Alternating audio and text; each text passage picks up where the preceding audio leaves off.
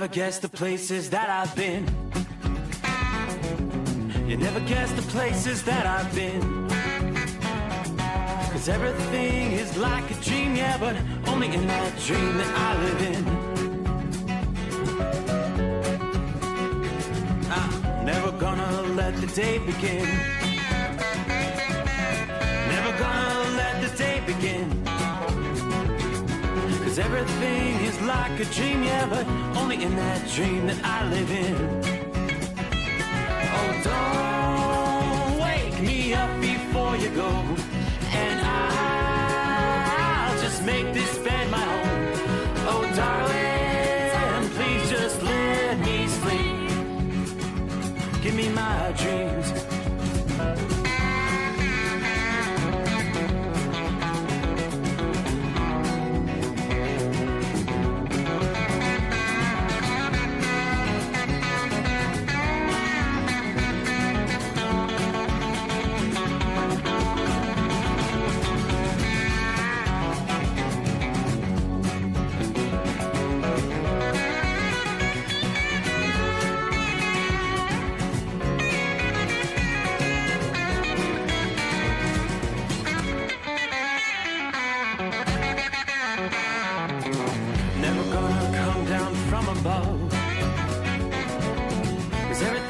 Better from above. Nothing's ever as it seems, yeah, except in that world that I dream of. Never gonna lose the ones I love. Never gonna lose the ones I love. 'Cause everything is like a dream, yeah, but only in that world that I dream of. Oh, don't before you go, 'cause I can't face this day alone. Oh, darling, please just let me sleep. Give me my dreams. Give me my dreams. Give me my dreams.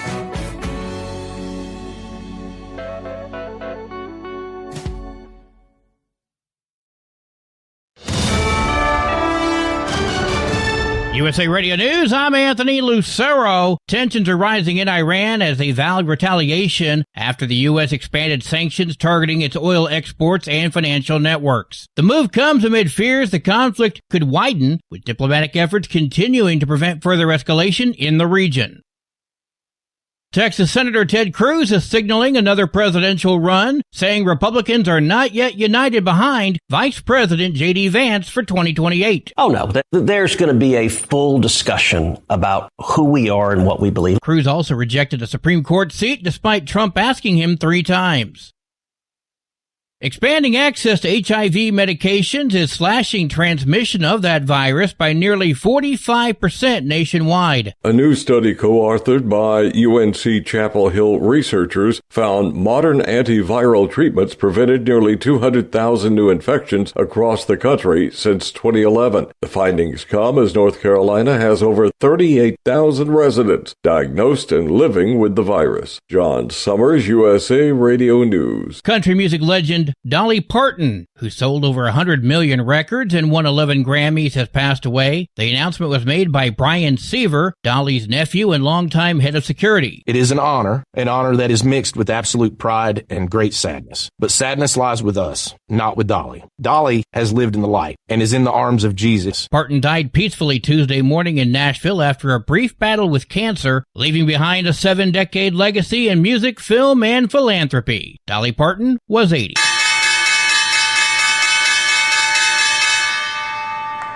Wall Street closed higher. At the closing bell, the Dow Jones added 160, the S&P gained 24, and the Nasdaq rose by 171 points. I'm Lizzie Radabali. From America's News Network, USA Radio News. Business owners, are you paying high phone bills for old school systems and lousy service? StrongTel cuts your phone bills in half and turns every phone you own into a feature-rich business system. Sean Roddy, CEO of Hennings Brothers Drilling, had this to say. We've been a StrongTel customer for over 10 years. It's great, and even includes an intercom with video to our equipment yard. I can watch live from anywhere with my smartphone. I'd recommend StrongTel to anyone. Never miss a customer call again with your StrongTel business system. StrongTel is a proud iTex partner and always welcomes your iTex dollars. You'll get award-winning StrongTel service, a business-class phone system, and cut your phone bill in half. Visit StrongTel.com. That's StrongTel, StrongTel.com. It's StrongTel. California Congresswoman Young Kim's campaign will donate $5,200 that they received from James Su after the FBI searched his home and office in a foreign influence investigation. Kim's office says the money will go to groups that help victims of human trafficking. Su owns a Chinese-language media company that registered as a foreign agent after being linked to Chinese state media. Su donated to Kim's campaign in 2018 and 2021. Last month, agents raided Su's properties, though he has not been charged with a crime. Kim's fellow Republican Representative Ken Calvert criticized her for not acting sooner on foreign influence concerns. The two are facing off in the November election. I'm Mark Mayfield. A South Florida woman and her 2-year-old daughter were killed by a lightning strike Sunday in Margate. Police say the 29-year-old woman and her daughter were walking with family when the lightning struck. Child's father witnessed the strike. A nearby man was also injured, but he survived.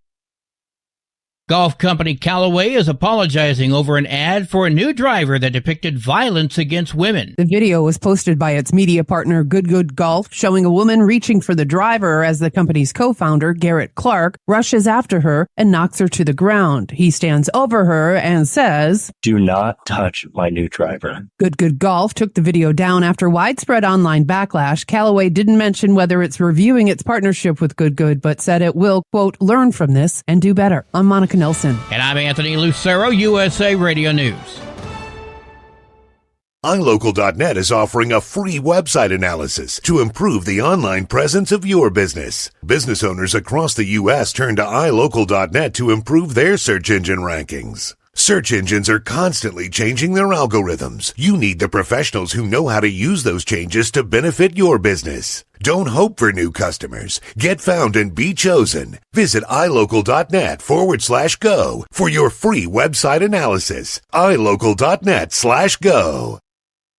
Truck downtime costs you money. One hidden killer on Cummins ISX-15 engines is weak injector cups. When they leak, coolant gets into the cylinders and suddenly you're facing a big repair bill. Industrial Injection has the fix. Our Torque Lock Injector Cup Kit with a threaded Torque Lock design. These cups stay sealed for good. No more coolant leaks. No more surprise downtime. Keep your truck on the road. Ask your shop for Industrial Injection Torque Lock Injector Cups today. At Hotshot Secret, we share the science behind common diesel problems and their solutions. For example, Hotshot Secret Diesel Extreme. Today's ultra-low sulfur fuels leave injector deposits causing frequent DPF regens and low throttle response. Diesel Extreme is a once every 6-month treatment that will clean your entire fuel system, including the tank, lines, pump, and the injectors. Hotshot Secret Diesel Extreme is available nationwide at truck stops, fine farm and auto stores, and online at hotshotsecret.com. Under the dark night on the interstate, under the 100 miles in the pouring rain, these are worth all the time I've spent away. Under the dark night on the interstate, I'm driving through the year, trying to make it right. My baby's at home, hope she's doing alright. Miss my dogs and I miss my girls. I'm 1,000 miles away from my old world.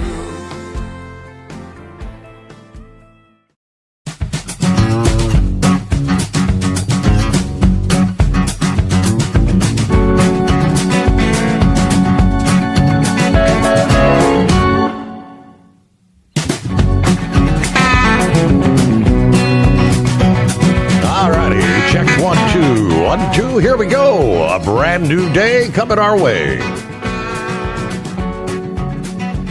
Welcome back.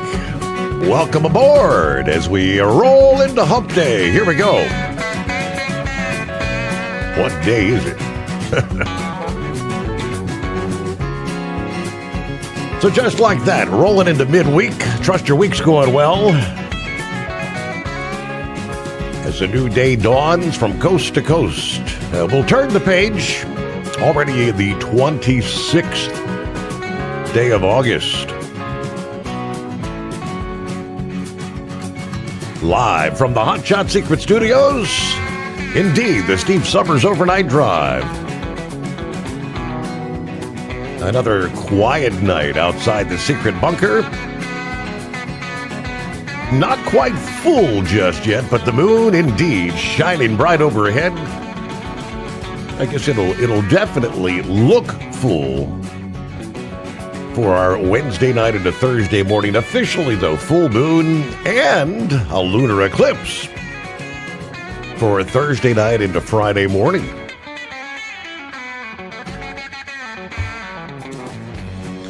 Alrighty, trust your week's going well. 24 hours ago, we were kind of following the Ross fire there in Texas that ignited about 1:30 there Monday afternoon and had been so rapidly expanding, unbelievable rate of speed. There were points during our program there Tuesday morning as the sun rose, that fire had exploded to close to 50,000 acres. Yeah, there were times through last evening where it was spreading at 100 acres a minute, according to forecasters. Folks, that translates to like 6,000 acres in an hour's time. We knew it was moving fast.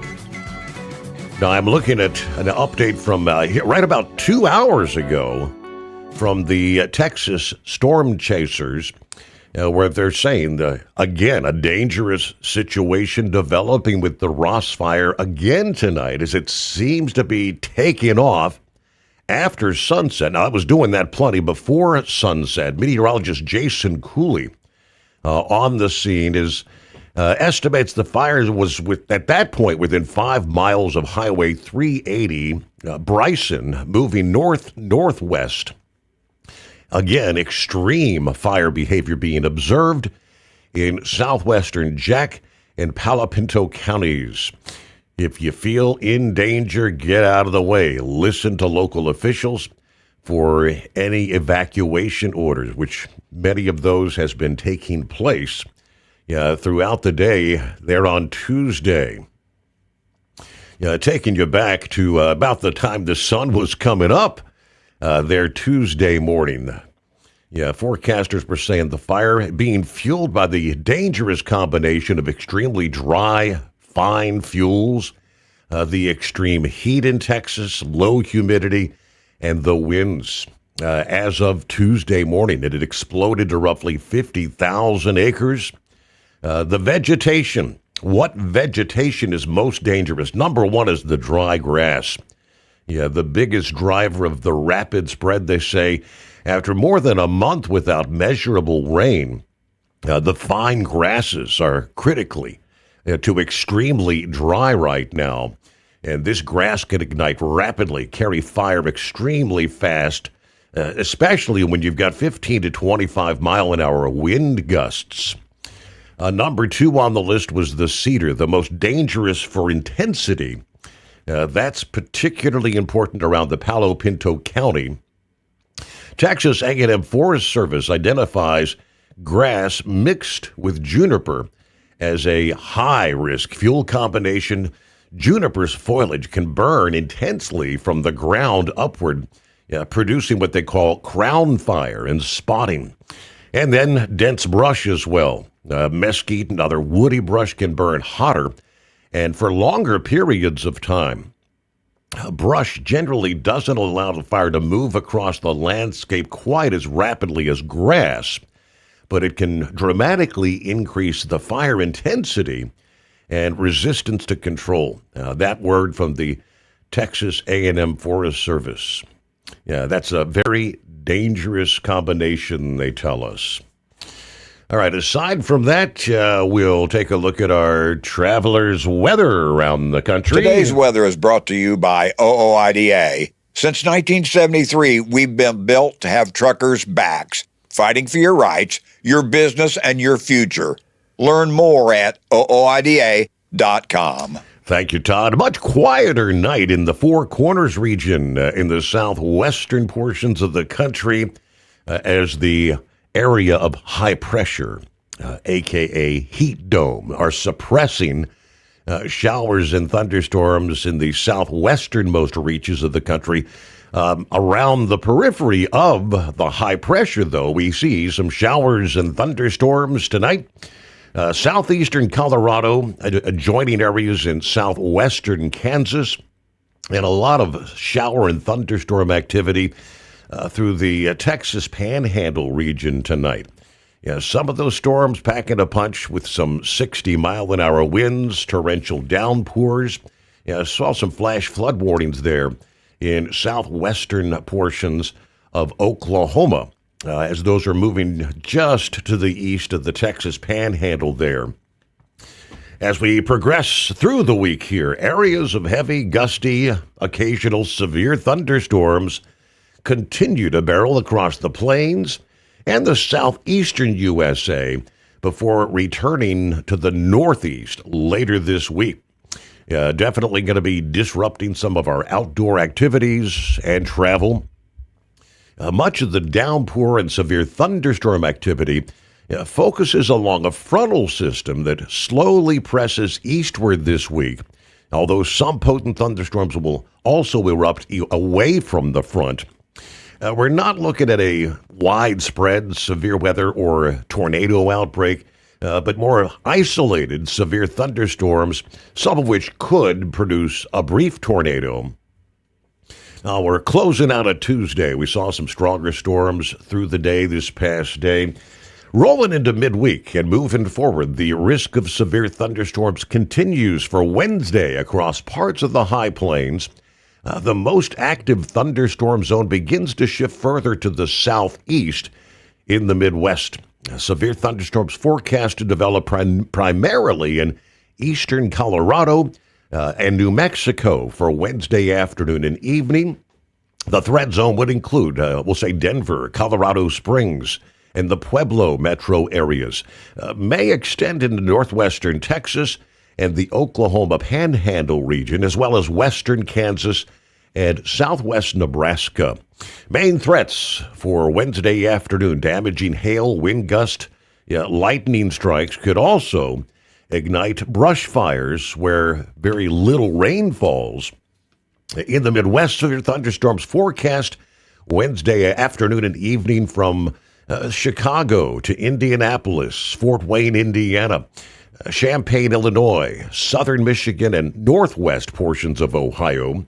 Those storms could bring the risk of damaging winds and localized flash flooding.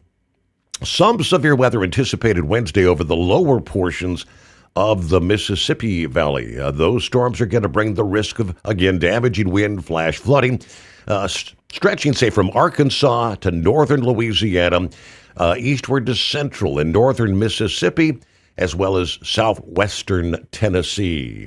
Memphis may be in the mix there later Wednesday afternoon.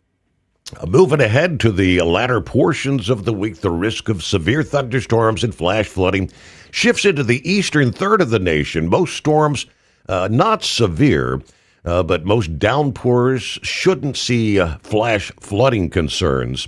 But some of the stronger storms could produce some damaging winds. Downpours from eastern New York southward to the central Carolinas and Georgia could be heavy enough to disrupt some travel and trigger some brief urban flooding there. AccuWeather forecasters have outlined an area in the northeast where severe thunderstorms are most likely Thursday afternoon into the evening hours. Risks would include the New York City, Philadelphia, Baltimore, and Washington, D.C. metro areas, as well as locations further west along the Interstate 81 corridor from Virginia to New York. Damaging winds, flash flooding, the biggest concerns. Friday, some gusty, locally severe thunderstorms, again focusing on the central and southern Atlantic seaboard.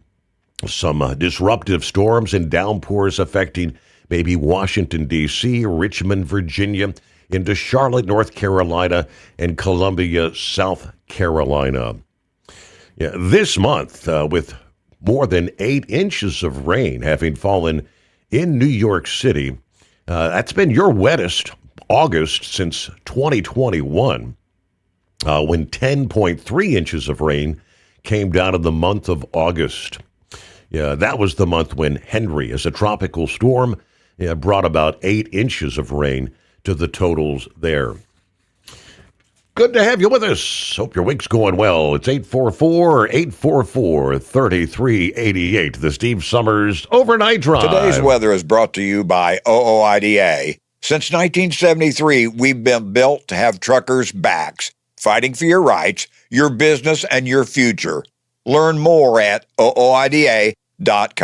Truck downtime costs you money. One hidden killer on Cummins ISX 15 engines is weak injector cups. When they leak, coolant gets into the cylinders and suddenly you're facing a big repair bill. Industrial Injection has the fix. Our Torque Lock Injector Cup Kit with a threaded Torque Lock design. These cups stay sealed for good. No more coolant leaks. No more surprise downtime. Keep your truck on the road. Ask your shop for Industrial Injection Torque Lock Injector Cups today. Truckers spend lots of hours on the road. So when it comes to staying connected, you need a headset that works just as hard as you do. Blue Parrot is the #1 headset brand for professional drivers, and we've taken the quality you've come to expect from us and made it even better. Check out our newest headsets, the Pro B350 and Pro B450, offering you more hours of talk time, better voice control, extreme comfort, and industry-leading AI voice isolation microphones. So you can spend more time talking about the important things and less time repeating yourself. To get yours, check out BlueParrot.com. Blue Parrot, hear and be heard. Dean Michael, the tax doctor, here with Tax Help MD.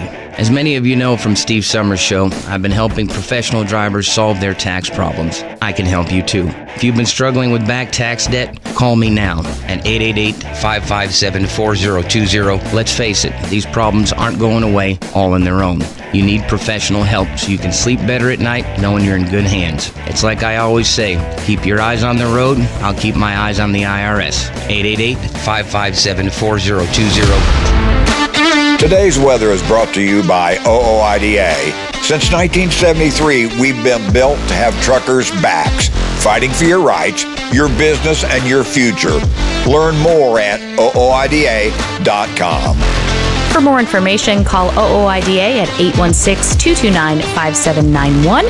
Our team would love to talk through your trucking needs. That's 816-229-5791.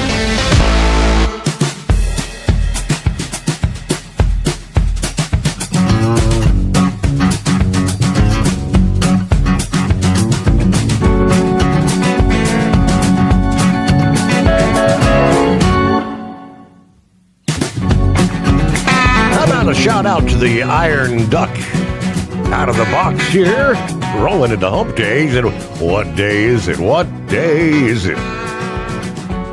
Peter Schwartz, good morning from the shores of Lake Ontario. This morning, going to be loading out of Buffalo. We'll be heading toward Little Rock. Saddle up, nocturnal listeners. There's Pappy. Yeah, what day is it?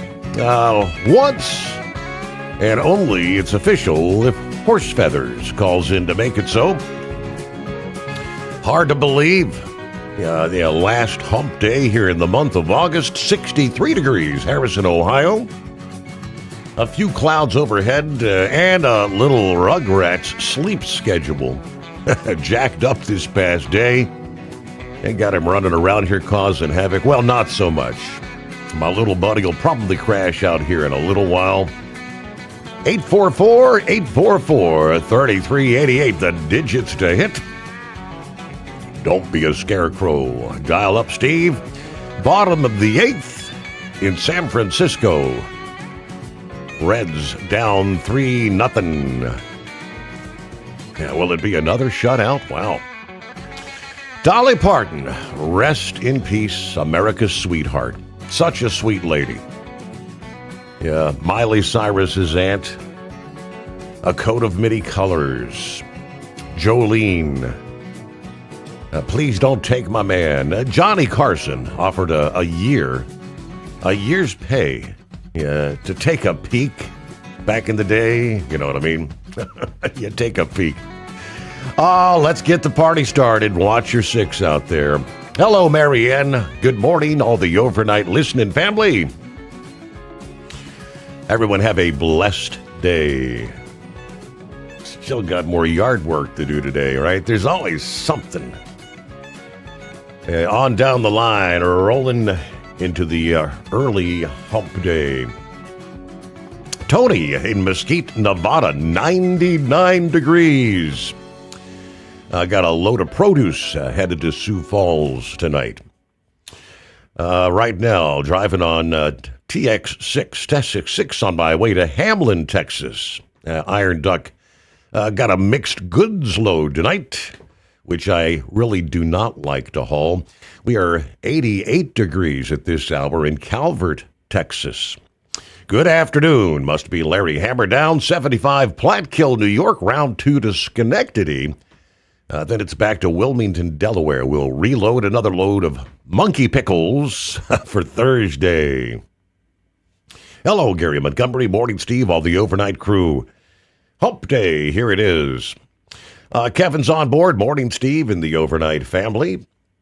Yeah, where's our friend Two-Time? He's in the mix there. Boss Man. He said, emailed asking, I'm getting 10.5 to 11 miles per gallon in a Kenworth T680. That's pretty impressive there, Peter. Meanwhile, Shorty, I-77 northbound, Mount Airy, North Carolina, 68 comfortable degrees at this hour.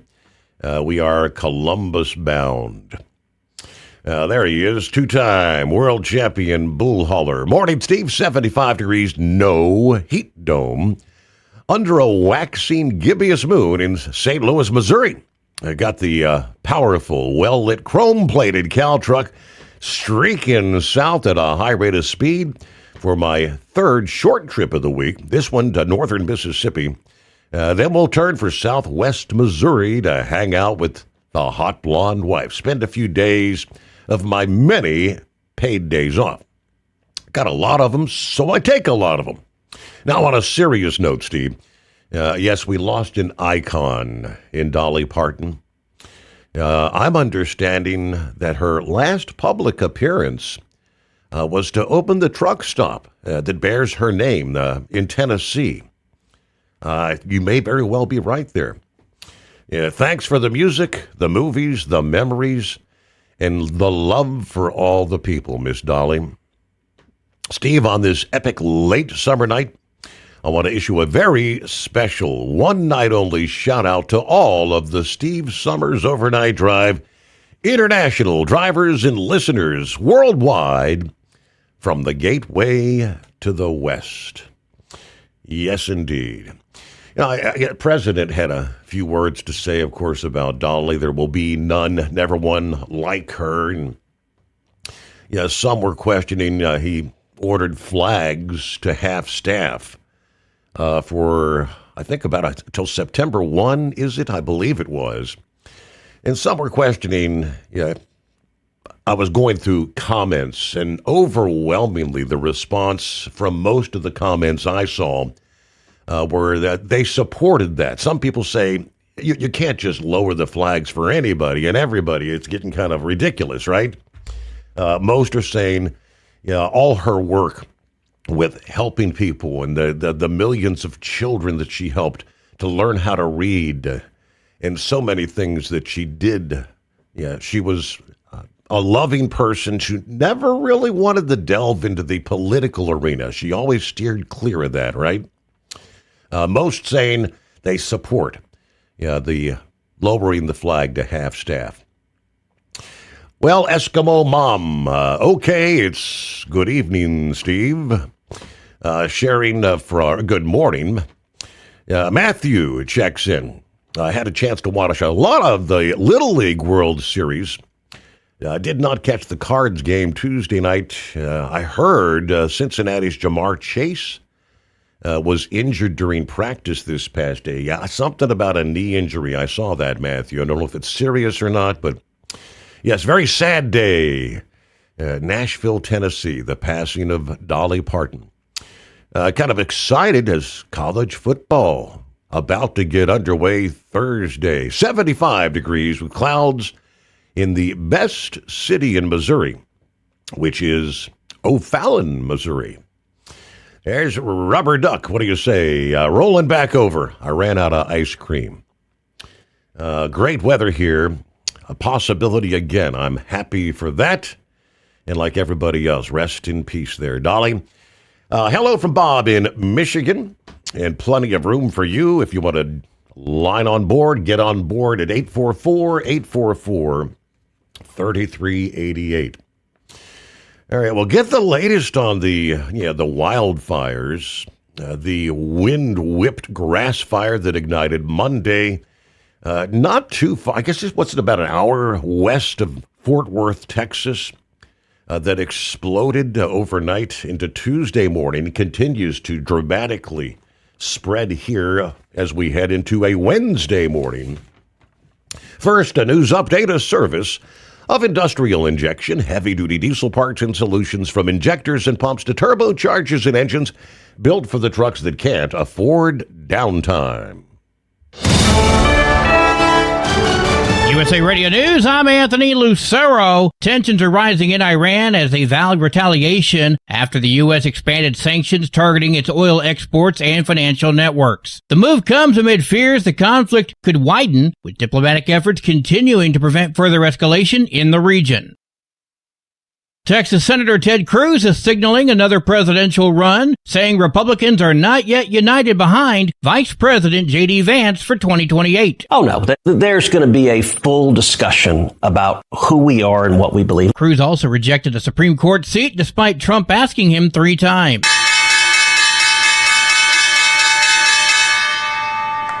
Wall Street closed higher. At the closing bell, the Dow Jones added 160, the S&P gained 24, and the Nasdaq rose by 171 points. I'm Lizzie Radabali. From America's News Network, USA Radio News. Business owners, are you paying high phone bills for old school systems and lousy service? StrongTel cuts your phone bills in half and turns every phone you own into a feature-rich business system.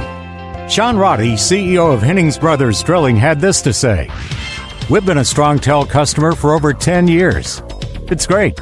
It even includes an intercom with video to our equipment yard. I can watch live from anywhere with my smartphone.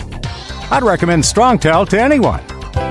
Never miss a customer call again with your StrongTel business system. StrongTel is a proud iTex partner and always welcomes your iTex dollars. You'll get award-winning StrongTel service, a business-class phone system, and cut your phone bill in half. Visit strongtel.com. That's StrongTel, StrongTel.com. It's StrongTel. Truck downtime costs you money. One hidden killer on Cummins ISX-15 engines is weak injector cups. When they leak, coolant gets into the cylinders and suddenly you're facing a big repair bill. Industrial Injection has the fix. Our Torque Lock Injector Cup Kit with a threaded Torque Lock design. These cups stay sealed for good. No more coolant leaks. No more surprise downtime. Keep your truck on the road. Ask your shop for Industrial Injection Torque Lock Injector Cups today. Truckers spend lots of hours on the road. So when it comes to staying connected, you need a headset that works just as hard as you do. Blue Parrot is the #1 headset brand for professional drivers, and we've taken the quality you've come to expect from us and made it even better. Check out our newest headsets, the Pro B350 and Pro B450, offering you more hours of talk time, better voice control, extreme comfort, and industry-leading AI voice isolation microphones. So you can spend more time talking about the important things and less time repeating yourself. To get yours, check out BlueParrot.com. Blue Parrot, hear and be heard. Want to advertise your brand on the Steve Sommers Overnight Drive and help grow your business through one of the hottest radio shows and podcasts in America? We would love to hear from you. Rates have never been better to put your brand on our show, or maybe you just want to kick the tires. Email us at ssod@hotshotsecret.com and take the first steps towards taking your brand to the next level through advertising on the Steve Sommers Overnight Drive. Diesel owners know if you take care of your engine, it'll return the favor. Hot Shot Secret formulates additives that help you prevent problems and boost performance. Diesel Extreme cleans internal and external injector deposits, and EDT increases fuel economy by up to 7.3%, scientifically proven by third-party testing. Add Hot Shot Secret at your next fill-up to get the most out of your diesel. Available nationwide at truck stops, farm and automotive stores, and online at hotshotsecret.com. Hot Shot Secret, powered by science. Every mile matters, and so does having someone in your corner. Join OOIDA today for just $45. Advocacy, support, savings, and a team built to have your back. Visit OOIDA.com today. Call OOIDA at 816-229-5791 for more information. That's 816-229-5791. So you missed an episode of the Steve Sommers Overnight Drive, and now you're suffering night sweats and panic attacks. Well, don't worry, we've got the cure. Never miss a broadcast of the Steve Sommers Overnight Drive. Consistently ranked as one of the top podcasts and radio shows in America, we've made it easy for you to catch up on past shows. Find the Steve Sommers Overnight Drive wherever you get your podcasts or at overnightdriveradio.com. And never miss an episode of the Steve Sommers Overnight Drive. The Overnight Drive with Steve Sommers. Live from the Hot Shot Secret Studios. Call Steve now. 844-844-3388. That's 844-844-3388.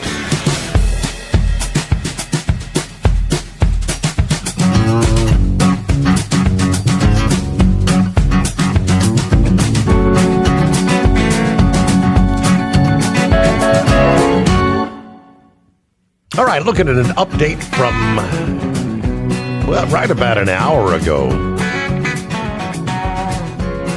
From, again, the Texas Storm Chasers. They're in Bryson, Texas. They state satellite hotspot data showing the Ross Fire pushing toward, again, Highway 380. Near or just east of Bryson. Highway 380 is closed between Bryson and west of Jacksboro. That's from the storm chasers on the scene there. Do not try to run that stretch. Turn around, find another route. Hotspot detections continue south into northern Palo Pinto County. So this is not a single point fire. It's a run of activity, active heat signatures along a north-south line between Bryson and the Grafford area. So if you're in or near Bryson, Barton's Chapel, northern Palo Pinto County tonight, have a way to get warnings while you sleep. Phone alerts on, volume up. Keep your vehicles pointed out with your keys and medications together and your pets accounted for. If local officials or law enforcement tell you go, do so immediately. Don't wait to see flames. And watch for smoke on roadways. Visibility can drop to nothing with little warning during especially at night in these fires.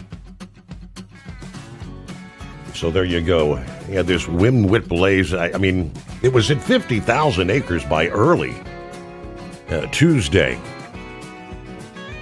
Listed as 5% contained Tuesday morning as it continued to spread north, where more people had been advised to evacuate.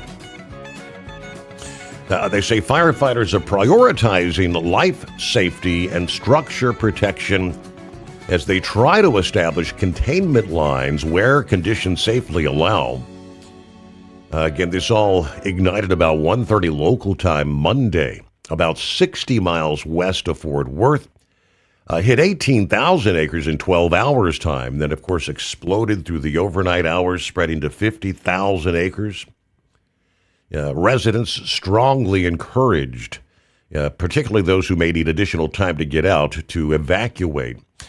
Meanwhile, firefighters are gaining the upper hand in a massive brush fire that ignited over the weekend in the hills in northern Nevada, of course, near Reno, which did destroy numerous homes, prompting the evacuation of some 42,000 people. At a press briefing Tuesday afternoon, Nevada fire officials said the fire has burned more than 15,000 acres, destroyed at least 47 homes, seriously damaged 8 others. Containment lines around the Hawk Fire Monday went from 0 to 27%, and crews appear to have stopped the blaze from reaching the community of Somerset in northwest Reno. Evacuation orders have been lifted in some areas. The number of people under evacuation reduced to 23,000 now. The Hawk Fire is, yes, suspected to be human-caused. Officials said investigators still trying to determine if it was intentional or accidentally set. We've got like 15 large wildfires burning in the state of Washington. The largest fires currently in Washington are the Little Giant Fire in Chelan County, which has consumed more than 142,000 acres, and the Sinlahican Fire, which has burned more than 155,000 acres. All right, updates. Rolling into a brand new day. It's 844-844-3388. Let me see. General Poncho, is that you? Yes, it is, Steve. How are you? Doing well. What's been happening? You were talking about the weather, but we've been having quite a few dust storms. I'm near the Grand Canyon by the West Rim, the Gold Basin area, and we've been getting those, they call them haboobs. Yes. So we've been having, once a week the last couple of months, we've been getting hit with them. And the funny thing is, all you hear on the news is all about Lake Mead and is going dry, and the Colorado River's, getting smaller and dwindling away. But, I see these storms. We had a storm in Arizona last week, and it's the worst I've ever seen in probably 15 years. I don't know. The people out there said it's the worst rain that they got in such a short time. It didn't make the news or nothing, but there was huge amounts of damage done. And I always have a problem with it. They always say we're always in drought conditions. Mm-hmm. And I'm from the Canada area, so I always say, why can't you drill a well? Come on, you build your own ecosystem, tap a well, you got all the water you need.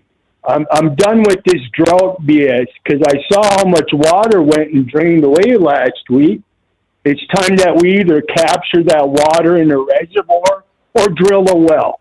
Come on, it's that simple. I mean, much of that rain, does it go to the aquifers, the underground, correct?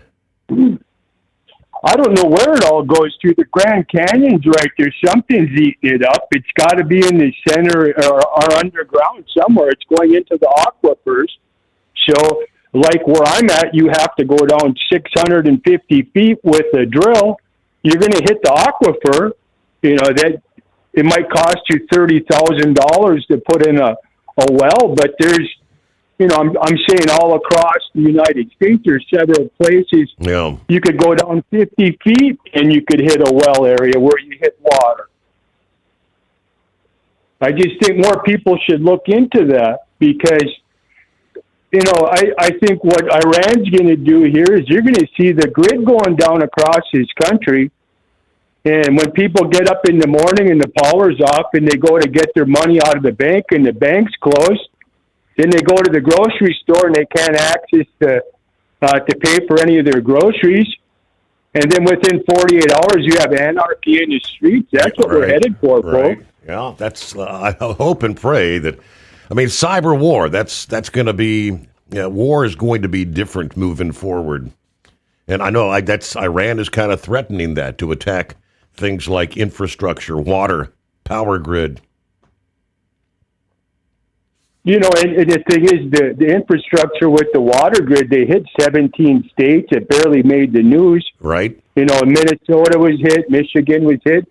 And the problem is, if Iran can go in and hit the water grids, they can go in and attack the electrical grids. It's the same system that they're getting into. Uh-huh. They're just showing us that, you know, we can get into your water grid. We can shut your electrical down. In fact, in Britain, there's a place in Britain. I'm not sure the name of the place, but they've been without power for four weeks now, like 400,000 people. Really? And they took it out there, and that's what's coming to this country. And you're seeing they're gearing up for a false flag, but all it takes is, you know, the grid to go down. They don't know how to turn it back on. How are you going to reset it once it goes down? Nobody really knows. It's never happened. So, right, and I know there are some that lose a little sleep, thinking about those sort of scenarios. It's kind of like never underestimate, right? Things that can happen. We got advisories. The government been telling. Even last week, anyone using the Siemens control systems. The water companies and others. Beef up security. Pay attention. Well, hello, John Ferguson. From what I heard, let's see. She was one of the victims of the fake vaccine scam that unalived many clueless people over the last 4 years. She was on record, let's see, given $1 million to Moderna for vaccines over those years. So that to me, that's two singers lost. Joe Diffie is one of those that passed away supposedly from the jab as well. You know, what the official word was, a brief bout with cancer. Having they haven't spelled it all out. Brief bout with cancer. They haven't said where the cancer was, but she was hospitalized last Thursday there in Nashville at the Vanderbilt University. Now, it didn't make the headlines, right? I hadn't heard anything about her being hospitalized, but whatever it was, I think it shut the kidneys down. All right. Hello, Eskimo Mom. Howdy, Overnight Drive Nation. Happy Hump Day. Wednesday, whatever day. So sad for all the fans of Dolly. Hey, we're already down to 12 days to Labor Day. 27 days. Fall arrives. 69 days till Election Day. And many precincts, she points out, are still needing poll workers here. We're finishing up a drop and hook in my store. We'll head back to the yard, do it all again later today. Clear, moonlit skies, 71 degrees in Owensboro, Kentucky tonight. Be safe out there. Have a good night. All right. Brain Dead forwarded this my way this past day with the heading, "Here we go again." He was driving an 18-wheeler while wearing a GPS monitor issued by Immigration and Customs Enforcement when he fatally hit a man on a major interstate. Illegal immigrant Subay Singh, an Indian national, accused of fatally striking 36-year-old Dedrick Garrett while driving down Interstate 20 in Hinds County, Mississippi last Thursday. Singh, driving a 2021 Freightliner, allegedly struck Garrett as he exited his 2016 Honda CR-V, according to WLBT-3. First responders pronounced him deceased at the scene. Singh was not injured, but Border Patrol agents encountered Singh in November of 2017, nearly 10 years ago, according to a Department of Homeland Security spokesman that spoke to the Daily Wire. He was later placed into ICE custody before being released on bond May the 10th of 2018. Following Singh's release, ICE placed him in their Alternatives to Detention program, which allowed officers to monitor him with a GPS tracking device. According to the spokesman, ICE's GPS monitors include ankle bracelets and wrist-worn devices. In a post on X Monday, Representative Troy Nehls of Texas called Garrett's death and others caused by illegal immigrant truckers, these are all preventable, he says. If you're in our country illegally or can't speak and understand English, you have no business operating an 80,000-pound semi. Common sense. In response to which this continues, this string of recent collisions involving illegal immigrant truck drivers. As we've obviously been following closely, the administration introduced a series of new policies trying to take these unqualified drivers off the roads. They've also kickstarted an initiative to train American veterans to replace illegal immigrant truck drivers. As we know, of course, veterans with 2 years of experience safely operating heavy military vehicles would be allowed to bypass the traditional CDL training process, which takes roughly 3 to 8 weeks and often costs anywhere from $3,000 to $6,000. Homeland Security says they're aggressively working with their interagency partners to get those illegal commercial drivers off the road. As part of the crackdown, ICE officers, and one of our listening friends, who was that last evening that brought that up? ICE officers have made arrests at trucking weigh stations around the country in recent months. There was a 3-day operation in July. Federal authorities detained 21 illegal immigrant drivers with non-domiciled CDLs issued by California and New York. It's incredibly dangerous for illegal aliens who often don't know our traffic laws or even English to be operating on our roads. Yes, we follow it day after day, but yet another American life lost. Truck downtime costs you money. One hidden killer on Cummins ISX 15 engines is weak injector cups. When they leak, coolant gets into the cylinders and suddenly you're facing a big repair bill. Industrial Injection has the fix. Our Torque Lock Injector Cup Kit with a threaded Torque Lock design. These cups stay sealed for good. No more coolant leaks. No more surprise downtime. Keep your truck on the road. Ask your shop for Industrial Injection Torque Lock Injector Cups today. At Hot Shot Secret, we share the science behind common diesel problems. For example, fuel additives.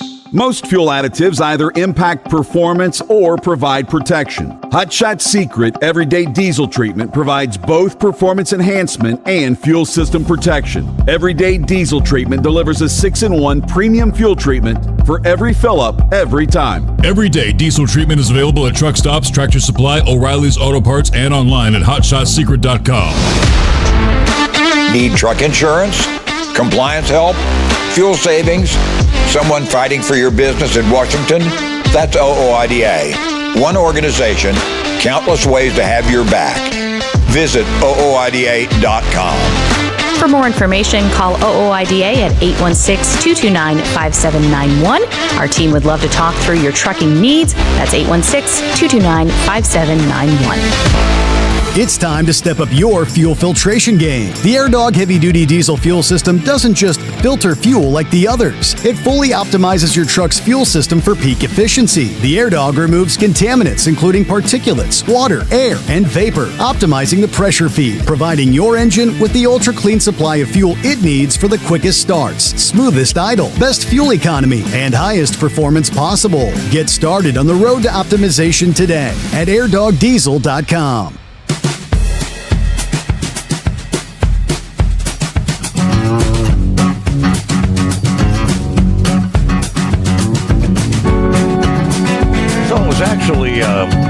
kind of a video announcement from Brian Seaver, who was the son of Casey Parton, that spoke on behalf of the family, confirming his aunt, that was Dolly, had passed away.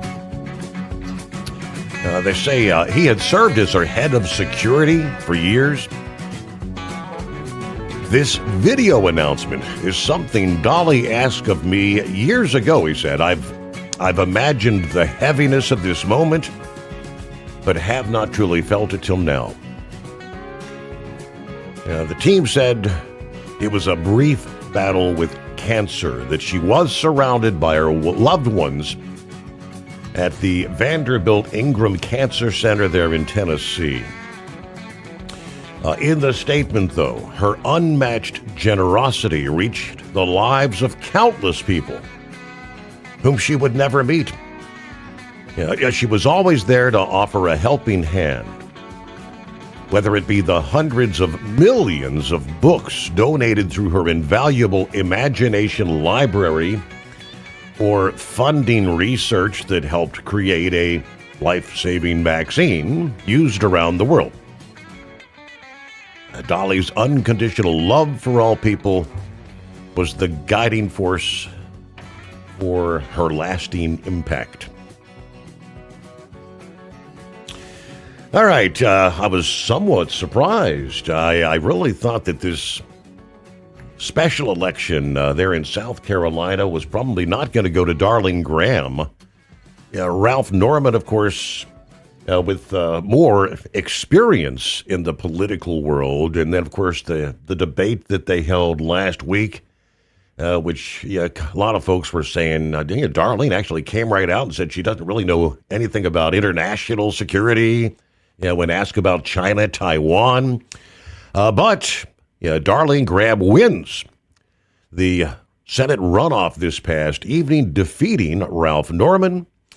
After the President Trump, mounted a late push to help the newcomers secure the Republican nomination for a full 6-year term, a month after she was appointed to fill the remainder of her late brother, Lindsey Graham's, preserved Trump's perfect record in U.S. Senate Republican primaries this year.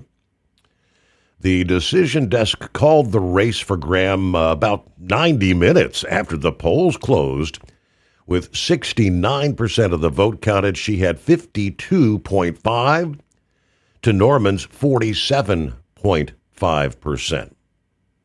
So Darlene would now face Democrat Annie Andrews, who is a physician from Charleston, come November. South Carolina has not elected a Democrat to the Senate since 1998. Darlene entered the 2-week runoff as the favorite after finishing first in the August 11 special primary with about 33% of the vote. Norman, the 5-time congressman and member of the conservative House Freedom Caucus, finished second with about 25% of the vote there.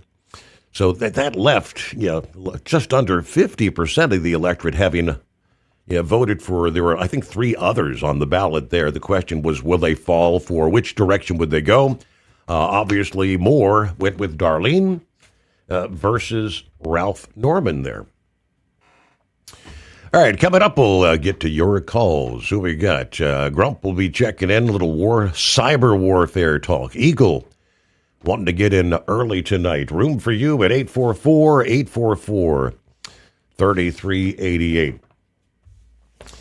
All right, real quick before we wrap up hour number 1. Colorado said we ain't messing around.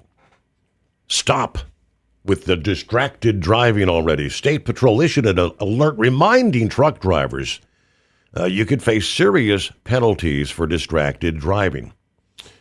Distracted driving crash statistics from last year warning truckers of the penalties they could face if they're caught texting behind the wheel, for instance.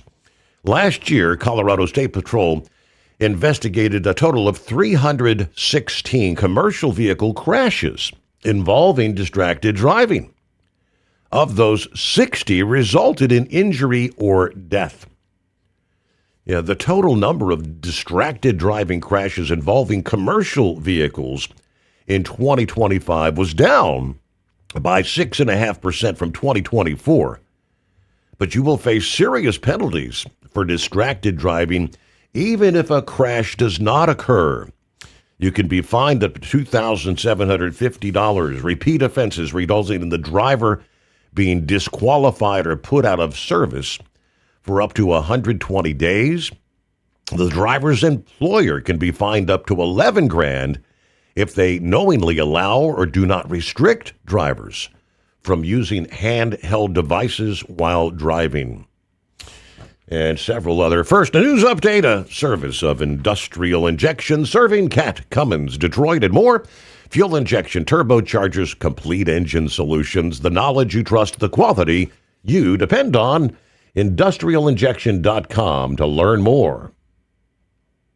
Truck downtime costs you money. One hidden killer on Cummins ISX 15 engines is weak injector cups. When they leak, coolant gets into the cylinders and suddenly you're facing a big repair bill. Industrial Injection has the fix. Our Torque Lock Injector Cup Kit. With a threaded Torque Lock design, these cups stay sealed for good. No more coolant leaks. No more surprise downtime. Keep your truck on the road. Ask your shop for Industrial Injection Torque Lock Injector Cups today. Dean Michael, the tax doctor here. Are you tired of those tax problems following you around like a dark cloud? Always in the back of your mind, losing sleep at night? Call me now and get your life back. 888-557-4020 or go to mytaxhelpmd.com. Pretending they're not there won't make them go away. The IRS isn't going to forget. They will levy your bank account and garnish your wages. Don't wait for that to happen. I'm not telling you these things to scare you. I'm telling you so you can benefit from my years of experience. Now is the time to act. 888-557-4020. It's time to step up your fuel filtration game. The AirDog heavy-duty diesel fuel system doesn't just filter fuel like the others. It fully optimizes your truck's fuel system for peak efficiency. The AirDog removes contaminants, including particulates, water, air, and vapor, optimizing the pressure feed, providing your engine with the ultra-clean supply of fuel it needs for the quickest starts, smoothest idle, best fuel economy, and highest performance possible. Get started on the road to optimization today at airdogdiesel.com. Want to advertise your brand on the Steve Sommers Overnight Drive and help grow your business through one of the hottest radio shows and podcasts in America? We would love to hear from you. Rates have never been better to put your brand on our show, or maybe you just want to kick the tires. Email us at ssod@hotshotsecret.com and take the first steps towards taking your brand to the next level through advertising on the Steve Sommers Overnight Drive.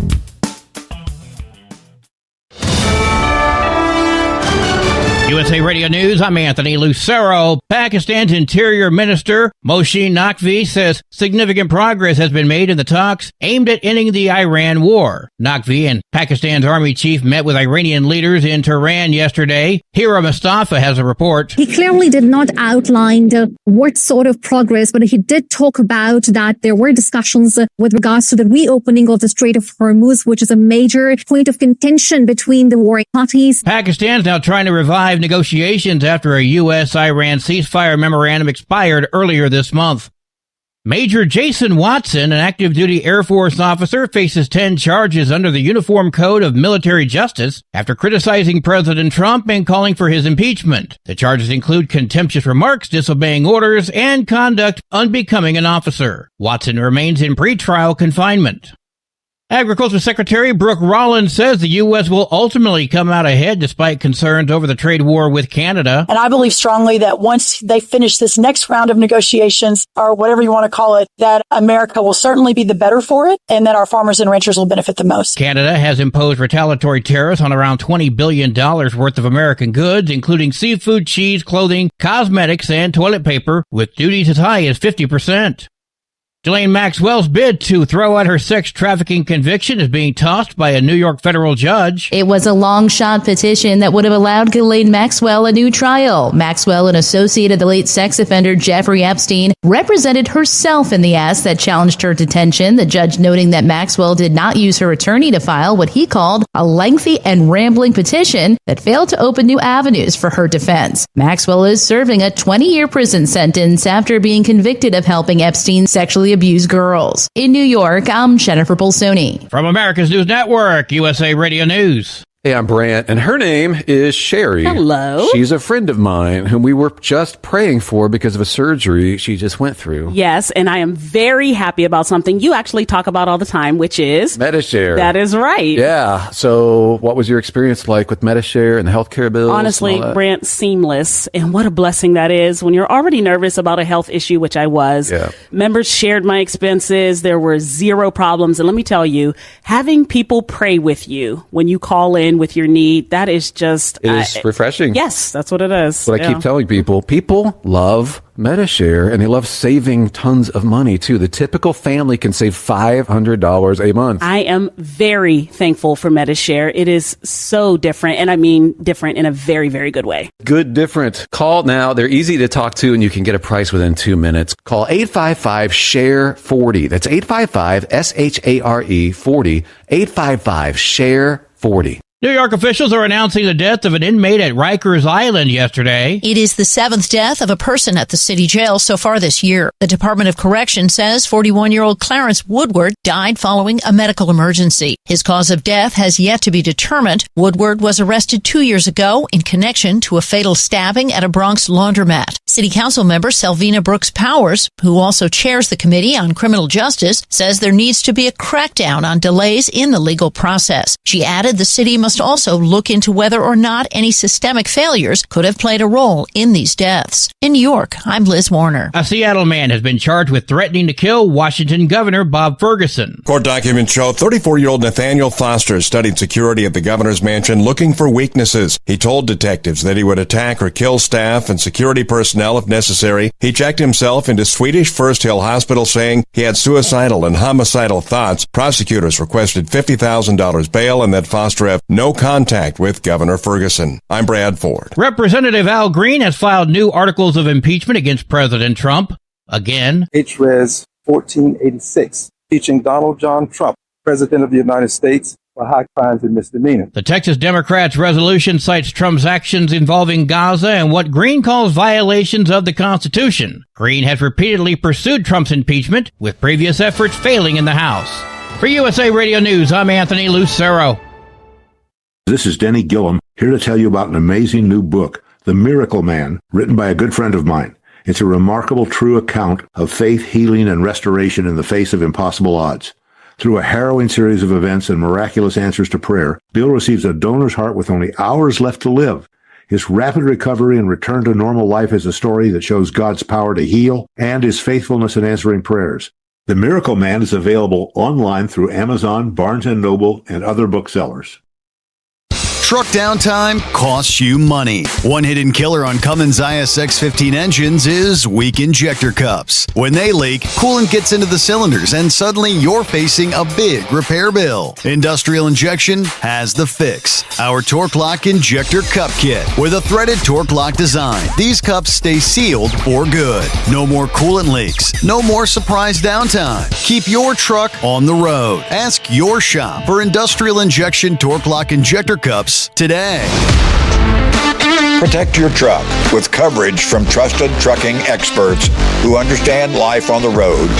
When you choose OOIDA truck insurance, you're doing more than protecting your business. You're supporting the organization that fights for the rights of truckers every day. Your participation in our insurance program helps strengthen our mission to make life better on the road and at home for you. Keep the bugs off your glass and the smokies off your ass. This is the Overnight Drive with Steve Sommers.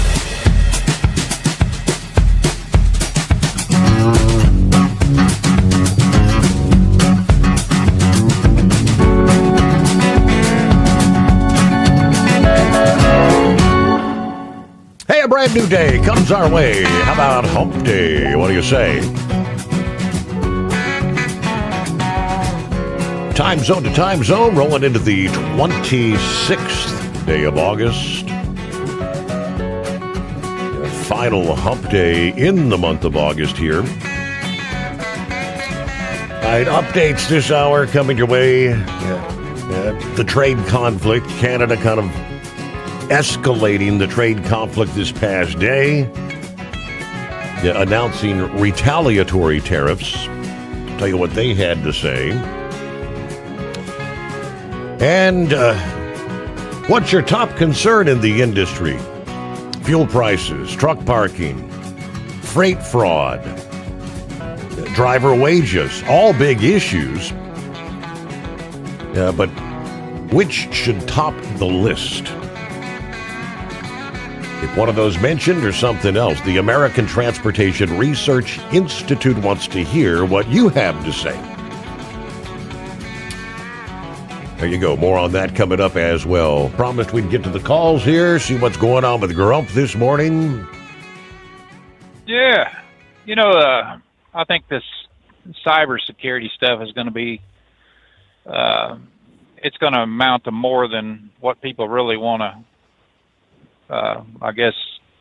realize, especially with these rogue nations right now, that's the only form of offense or defense that they think that they have is the simple fact to attack someone's infrastructure through their cyber capabilities.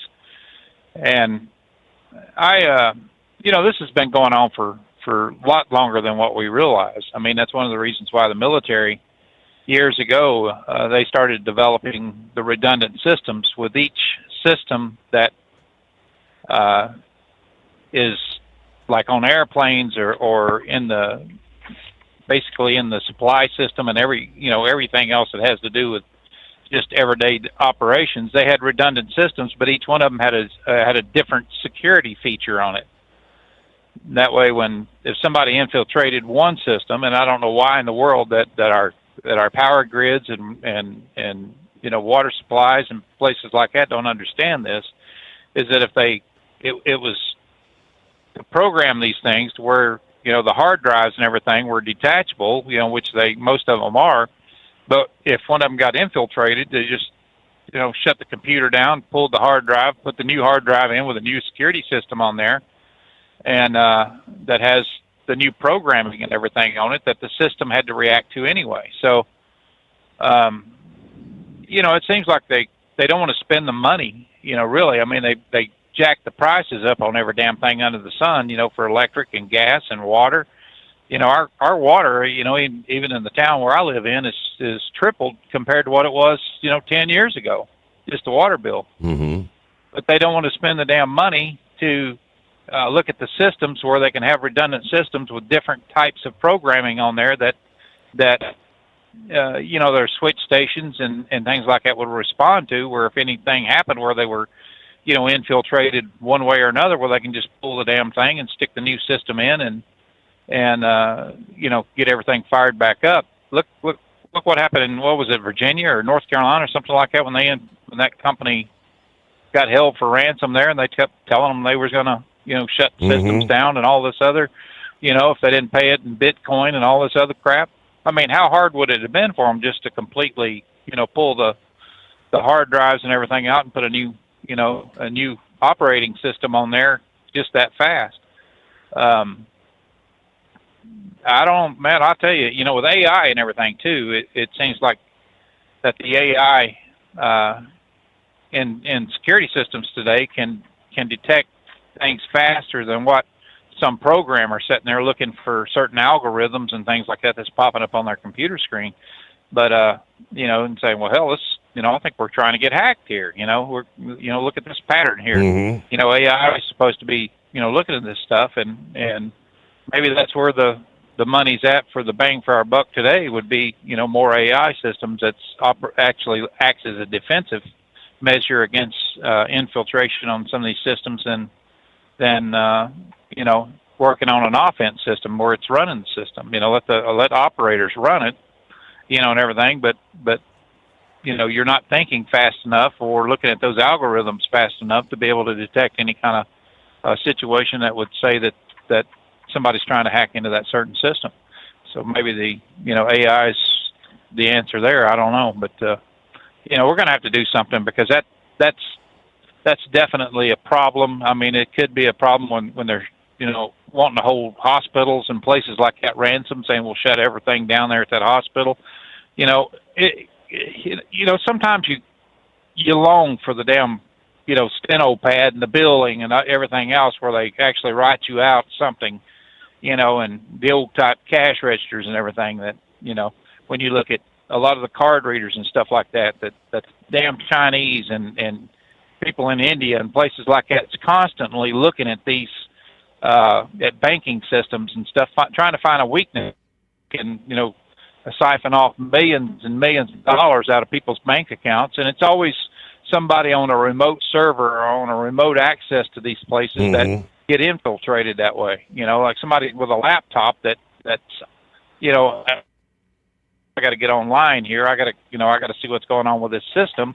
And, it's their home system, their home servers, one's been infiltrated. People are smart enough to figure that out now, that you go after these remote servers, and as soon as they log into their account there at the main server at whatever business they're at, well, boom, they're in, And I don't know, man. I tell you what, it's just it's just a scary world that we live in today. I mean, with all the electronics and everything that we're involved in. Remember that truck?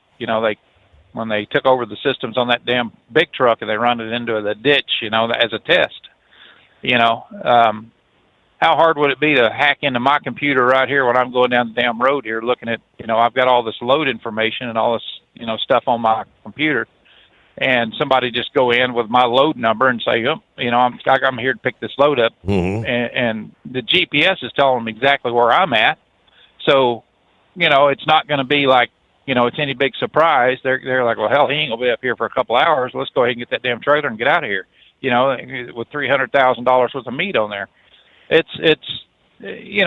We've come to that. I mean, we've actually come to that. There was a company a while back here that they took a couple of trailers right off our facility because the drivers was pissed off at their company, gave the information out to some thug or whatever. And they went in and actually stole the damn trailer and had it staged up where they could back them trailer to trailer and move it on to their trailer, the product, and be gone with it. Well, they, of course they got caught with it, but we've had it happen. Every company that I've been with, we've had something like that happen. I remember a guy that had 2 trailer loads, 2 months apart, of Budweiser beer that he was, hauling, got stolen. And come to find out, he was working with another individual, and his ass is still in prison over it. But, I mean, it's crazy, man. That where everything we do today, that we got to just back up and take a good look and say, damn, is my security system up, or is it operational where I'm not going to get hacked and all my banking information taken, or whatever, is the bank's security system. I told you that I got a notice from the IRS. I have to use a PIN number now, a 6-digit PIN number on everything that I do with the IRS, because the IRS got hacked and my information was compromised and stolen, along with 250 million other people or whatever, they said. But, so, I got to constantly, watch my credit references and, and everything else, and see, who's looking at my credit or whatever, because, just being hacked, and they, at the time, they didn't really release a lot on it, but as I read more into it and read more articles about it, they decided that it was, it had to be the Russians that were doing it, but Russian hackers are being paid by Chinese, individuals, by Chinese government or the CCP or whoever to, hack into these systems. So it kind of leaves them out of the picture. But they know there's, it's happening with third parties. How many people right here in the United States, Steve, is sitting here at their computers, saying, I'm trying to hack into this system, and I'll get to it eventually, but, as soon as they drop a firewall or whatever, or somebody logs onto a remote computer, and they study people like this. So it's just these systems.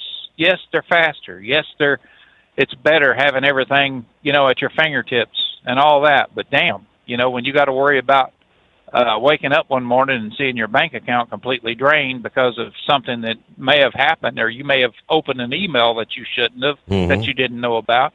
It's absolutely crazy, buddy. But that's what we live in today. And I don't know, man. You was talking about what about the trucking situation. I think that's one of the things that bothers me most about the trucking situation right now. You look at all these illegals and stuff that driving a truck, like an idiot Singh. How many Singhs are there in this damn country? Apparently a bunch, and many of them are killing people. Oh yeah, and it's nuts that the federal government has to fight with the state governments in order to get control of this, and the state governments are like, no, these people need they need to work. Really, they need to work in their own damn country, not here. I've been open about that. Damn, you fix your country before you come here starting wanting to screw up ours. I mean, that's just to me, that's just the way it should be. But quit giving out all these damn visas and every damn thing else. And what happened to the pre-screening on all this trucking? Everything for employment. If they would turn this into something and actually pass a damn law that tells these employers that if your guy is here illegally, has an accident, or you give them access to a vehicle and they have an accident, you are going to share a jail cell. You're going to be just as guilty, as charged as whatever that person. If it's manslaughter, then you got a manslaughter charge stuck on your ass. But they don't seem to do this. It's taken Sean Duffy. We never heard about much of this until Sean Duffy, started raising hell about it. I mean, we knew about all the illegals that were driving trucks or suspected it, but you never knew that the footprint was as big as it is until it got exposed. And then, more people are looking at it going, well, damn, really? This many people is driving a truck? Mm-hmm. Yeah. When it's considered unskilled labor, number one, they just bring in anybody and everybody to fill a position, and no high school diploma, no problem. No birth certificate, no problem. We can still get you a license. That seems to be what's going on. And there's so much fraud involved in this damn system and in this industry right here. I mean, I'd never a million years dreamed that they could have been 800,000 people that should not have had a driver's license. I mean, even out here on the road, I mean, you see all these guys that are acting like idiots and driving like fools and things like that. But you kind of say, well, how legal are they? Today it's one of these situations now, Steve, where you honestly, when somebody passes you, you're looking at them going, who is this person and where'd they come from? Because they damn sure don't look like they should belong in a truck. Especially when when you got the speed limit that's 70 miles an hour and you can see them coming up on you flashing their damn lights like they're in Europe to get you out of the way or get somebody out of the way because they want to go by you. It happens every day. So it's, we're going to have a massive cleanup of this industry. And I think that's one of the things that really bothers me the most about it is when when they create this environment where, a longevity here in the trucking industry is 3 years to 5 years. I mean, that's the way it is now. Nobody cares. People are, they just want a warm body in the damn seat for as long as they can keep them there. And then, if they quit, no big deal. If they want to go to another trucking company, no big deal. Let them go. That's why you see these trucking companies with damn 130% turnover rates. It's because of how they treat drivers and all the rest of the ridiculous stuff. But they're making money off that driver for as long as he's there, and they don't really care. I was looking at all our trailers. We have a quite a extensive trailer pool, and I was going around today. I was starting reefers and checking trailers and stuff, and I'm looking at them and getting people in there to work on trailers and get them fixed and get them back on the road is it's getting to be a problem. You go to any shop or anywhere like that. You got more people that's wanting to drive a damn truck right now that, for that short period of time, and none of them wants this skilled labor where they can go in there and actually learn a really good trade where, of course you're going to have grease under your fingernails and stuff like that, which I've done for many, many, many years. But I'm looking at these trailers and I'm thinking, when you look at the net profits that your trailer makes on a daily basis, or that trailer makes on a daily basis out here hauling meat, that reefer right there when it's running, you're looking at, $116 to $120. And it's a rough estimate of net profit 365 days out of the year. That's, per trailer. And then you look at trailers will sit there for a month and a half, waiting to get fixed. How much revenue is that lost in an annual time there, just off that damn trailer? It's absolutely nuts. It seems to me like, more of these companies, instead of, going just saying the hell with it, we'll take them to, some, mom and pop shop and see if they got somebody in there to work on it. It seems to me like they would be wanting to train more people to work on trailers, put them in trucks that goes around to facilities that, house so many of these trailers, that we got so many parked trailers there, that, and work on them on site and pay them a damn good salary, because it's going to come back. Hell, when if you get somebody who can fix 4 trailers in one day, wheel seals, things like that, well, hell, look at that. It's $500 a day or more in revenue that's coming back to that company just in those 4 trailers. What they pay that driver to do that, for one day, he might make $500, but these trailers are fixed and back on the road and earning money. But we can't find people really to work on stuff right now. And it's getting crazy. Hell, I started on a weekend, needing a tire on a trailer, had a flat spot on a tire and picked one up and had a chunk out of it and stuff. And it just, I started calling around saying, yeah, can I get in and get this tire fixed? Nope. Tech's not here. Can I get a tire fixed? Nope. We don't have anybody changing tires today. And I went from pretty much O'Fallon, Missouri, all the way up to Omaha before I got in and got that damn trailer fixed, that tire fixed.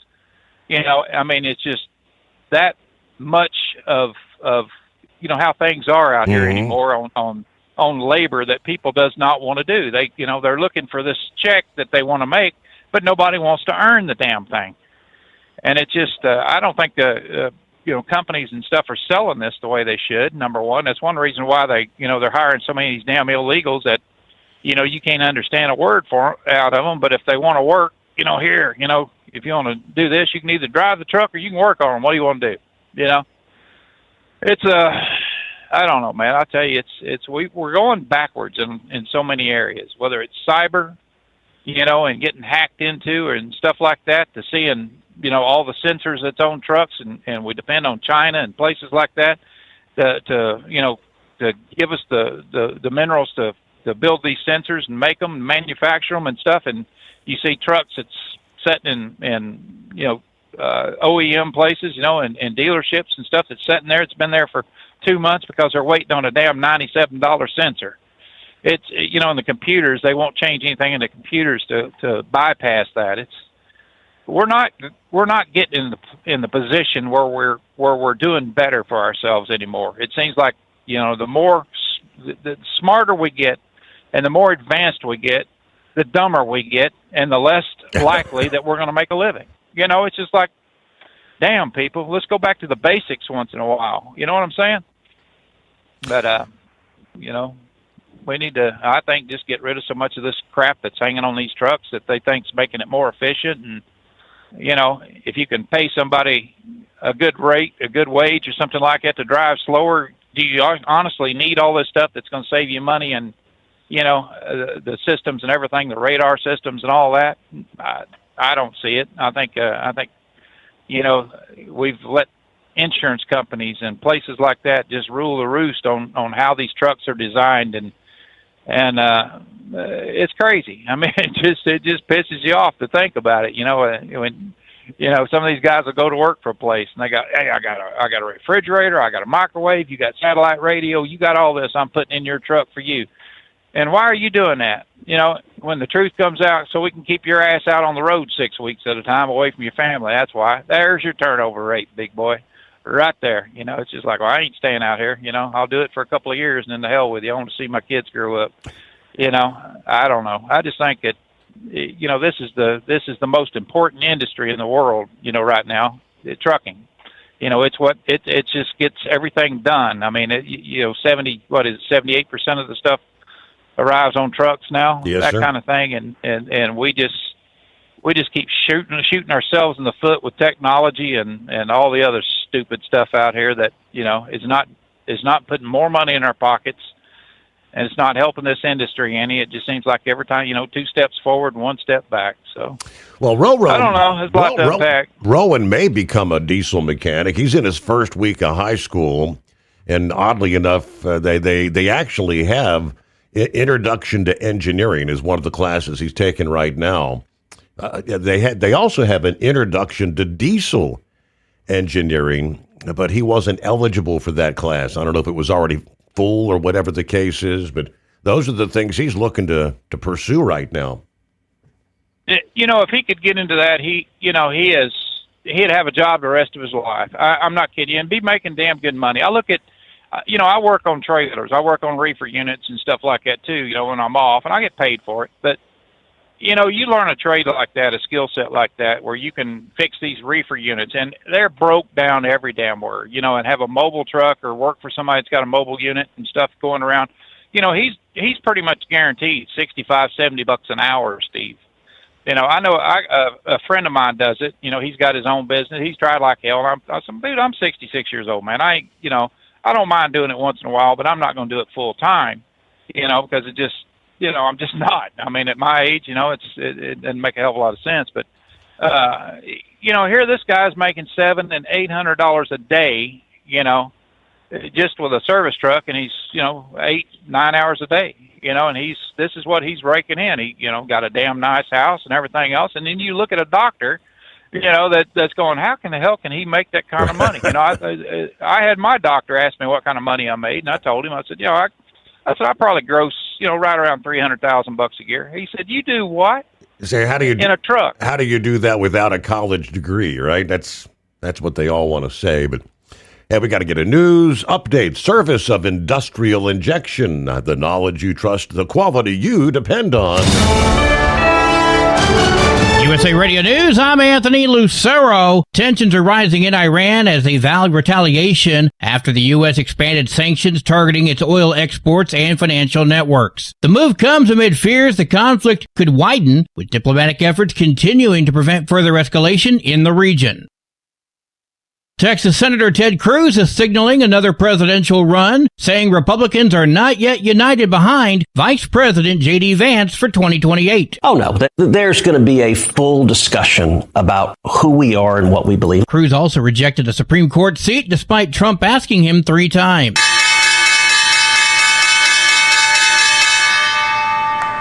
Wall Street closed higher. At the closing bell, the Dow Jones added 160, the S&P gained 24, and the Nasdaq rose by 171 points. I'm Lizzie Radabali. From America's News Network, USA Radio News.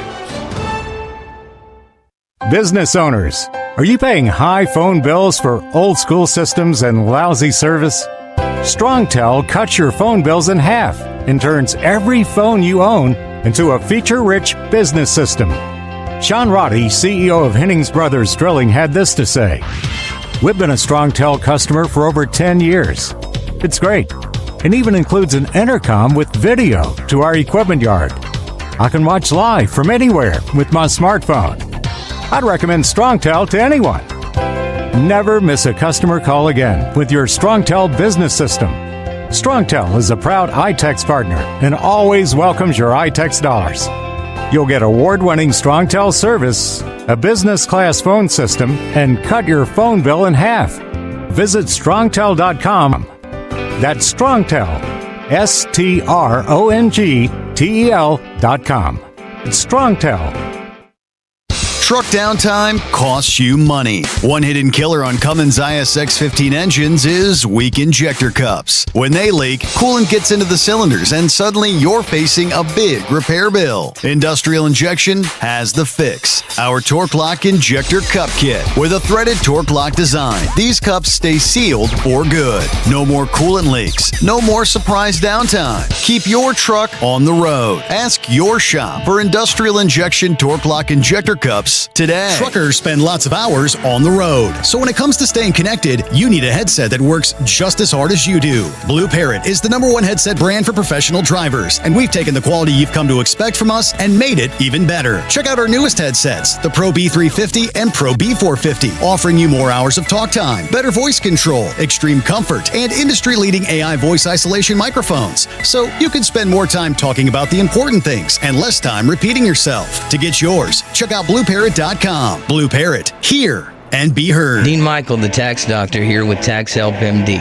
As many of you know from Steve Sommers' show, I've been helping professional drivers solve their tax problems. I can help you too. If you've been struggling with back tax debt, call me now at 888-557-4020. Let's face it, these problems aren't going away all on their own. You need professional help so you can sleep better at night knowing you're in good hands. It's like I always say, keep your eyes on the road, I'll keep my eyes on the IRS. 888-557-4020. It's time to step up your fuel filtration game. The AirDog heavy-duty diesel fuel system doesn't just filter fuel like the others. It fully optimizes your truck's fuel system for peak efficiency. The AirDog removes contaminants, including particulates, water, air, and vapor, optimizing the pressure feed, providing your engine with the ultra-clean supply of fuel it needs for the quickest starts, smoothest idle, best fuel economy, and highest performance possible. Get started on the road to optimization today at airdogdiesel.com. Did you know most trafficking victims know their traffickers prior to their exploitation? They can be family members, love interests, friends, bosses, co-workers, and respected adults in the community and the victim's life, offering gifts or money, introducing drugs or alcohol, or threatening potential victims' loved ones if they don't comply. TAT trains members of the trucking, bus, and energy industries to recognize and report this crime. To learn more about human trafficking, visit tatnonprofit.org.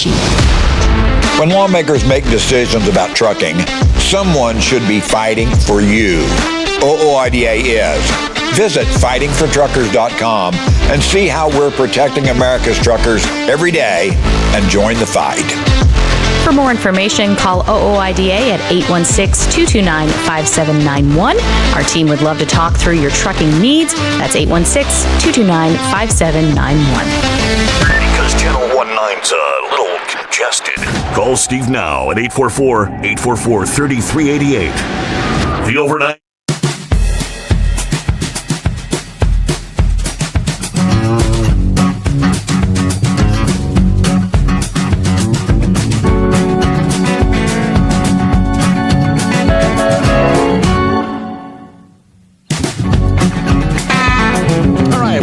Shout out to some of our other listening friends. How about Santa Claus? Top of the morning, Steve. 82 at this hour, Elk Grove, California. Rest in peace, Dolly. Well, hello to Bill. Morning, Steve. All the listeners, 64 here in Beaver Dam, Wisconsin. On the Pizza Shuttle Express. It's been a while, so I thought I'd check in real quick. I've been busy doing 12-hour shifts. They let another guy go, so I've been running hard for the time. I punch in till I punch out. All right, have a great night, drivers. Be safe out there. So you're kind of doing double duty, I guess, as they say right now. All right, real quick, I want to get back and touched on the trade conflict. Wanted to get your thoughts. Where's it going to go? Canada, striking back, raising tariffs on a bunch of products yesterday. Yeah, how do we resolve this? I think they're going to have a press conference here in a few days, and it's going to be from that's going to be kind of and he may come down here and sit with Trump, and there'll be they'll say for the sake of each country, we're going to both lower these tariffs in these areas and blah, blah, blah, and do like they normally do. I was kind of surprised that Canada really wanted to strike back the way they did, but I was even more surprised that that Trump just went the way he went. When they were in negotiations on stuff, and all of a sudden, they said to hell with it. We're just going to put 50% tariffs on everything. We're not going to negotiate on it and stuff. I mean, that's, I got kind of a mixed emotions about that. I mean, it's yeah, we don't need to be hit with any big damn tariffs, but it seems like that seems to be the way things are going these days is, and what are we doing with all that money and everything else? Because I don't care who says what. When you start raising the price of products and the manufacturer or the wholesalers or whoever has to pay those tariffs when they import stuff, it's going to be passed on to the consumer. You know that, and I know that. Mm-hmm. So how is it helping us? I mean, I think they're both just going to have to take a deep breath and like I said, they'll probably have a joint press conference, here, a week or so saying, well, that we've decided to go ahead and lower these tariffs in these areas. We've agreed on this and X, Y, and Z, and, we're buddies again. So that's the way it's going to go. But I don't know, isn't that what we've done in a couple other places there with the tariffs? And back and forth, yeah. Yep. So it's, it serves no purpose when countries or whoever is going to hold back certain products that we need or us holding back certain products that they need. Who ultimately suffers is the businesses that owns those products that is having to figure out how the hell they're going to, stay afloat when they got all these tariffs and stuff going on. So, I think it's going to end here before long, and it's going to end faster, sooner than later. And it's going to be a joint press conference on, hey, for the good of both countries, we're just going to, knock this down and do this and do that, and where it should have been in the very beginning. But yeah, that's kind of exciting. If Roe, if he was really he really got interested in stuff, and he would damn sure do himself a favor. I mean, he would, being a skilled technician, going through school and stuff on that, and learning the ins and outs about stuff. He's a smart kid anyway. I mean, he's a good, he'd be damn good at it. But just tell him, he's got my phone number, or him and Beth both. Just tell him, any questions he's got, give me a call. And I guarantee if he wanted to go that route, I'd load up about $30,000 worth of tools that's in my storage unit, and guess where they'd be in Papa's garage. There you go. All right. So yeah, here, buddy. Yeah, take these on, man. Good luck with them. Have to build another shed, in other words, right? All right, Girl Pay, thank you very much. All right, so where do we stand? Canada escalating the conflict, the trade conflict, issuing retaliatory tariffs, matching America dollar for dollar, they say. Also, raising rates on steel products. Minister of National Revenue of Canada announcing the tariffs, saying, quote, Canada must respond, and today we are, in a proportionate, targeted, and strategic way. Today I'm announcing that Canada will match the United States tariffs dollar for dollar, rate for rate. Effective September 8. Canada will impose counter tariffs of up to 15, 25, or 50% on $27.5 billion in imports from the United States of America. Canada's Department of Finance said on their website the tariffs will focus on sectors such as steel, dairy, appliances, agricultural equipment, pulp and paper, and electronics. Goods subject to 50% counter tariffs include steel and aluminum products that were previously only subject to a 25% counter tariff, furniture, clothing, and apparel. Dairy, household appliances, fish, and cheeses will carry 25% duties. Other products, including machinery parts, will incur a 15% rate. Of course, this just hours after President Trump issued 2 scathing social media posts directed at Canada. Fallout from the failed trade deal that has now put both sides on the offensive. Via Truth Social, Trump said the United States is giving serious consideration to changing the name of Lake Ontario to Lake America, in that we don't expect to be doing much business with Ontario any longer. In response to a claim that the agreement was sunk by U.S. objections to French language and packaging requirements, he followed up with another post reading, "I would never interfere with Canadians speaking French. In fact, I've never even thought of doing such a stupid thing. This lie was made up by a weak, ineffective prime minister in an attempt to gain political support, which he's totally lost from the people of Quebec." Those comments just one day after he accused Canada of profiting from unfair trade deals, promising to enact punitive tariffs to restore equality. I said, Canada's been ripping off the United States for years. Their ridiculously high tariffs on our farmers and farm products have made life impossible for these great American patriots and has long created a $60 billion deficit between our two countries. That is not sustainable, and not anymore. That's when he announced the 50% tariff hike to encourage manufacturing in the U.S., adding Canada will not receive any special treatment. That's when he said on January 1 of 2027, tariffs on all cars, trucks, both large and small, automotive parts and steel will be increased to 50%. Build in the U.S., and there's zero tariffs. Canada will be treated like a state no longer. On trade or in other ways, also, they're among the worst nations in the world to deal with. They feel entitled, and yet we don't need Canada. They need us. They do 95% of their business with the U.S. With us, it's the exact opposite. So tariffs will cover $20 billion in Canadian goods, including wine, hockey sticks, cement, other products as well. All right, let me see. Somebody said, ask Eagle what his thoughts are about changing the name of Lake Ontario to Lake America. I don't know. What do you say, Eagle? What's happening? Hey, listen, Steve.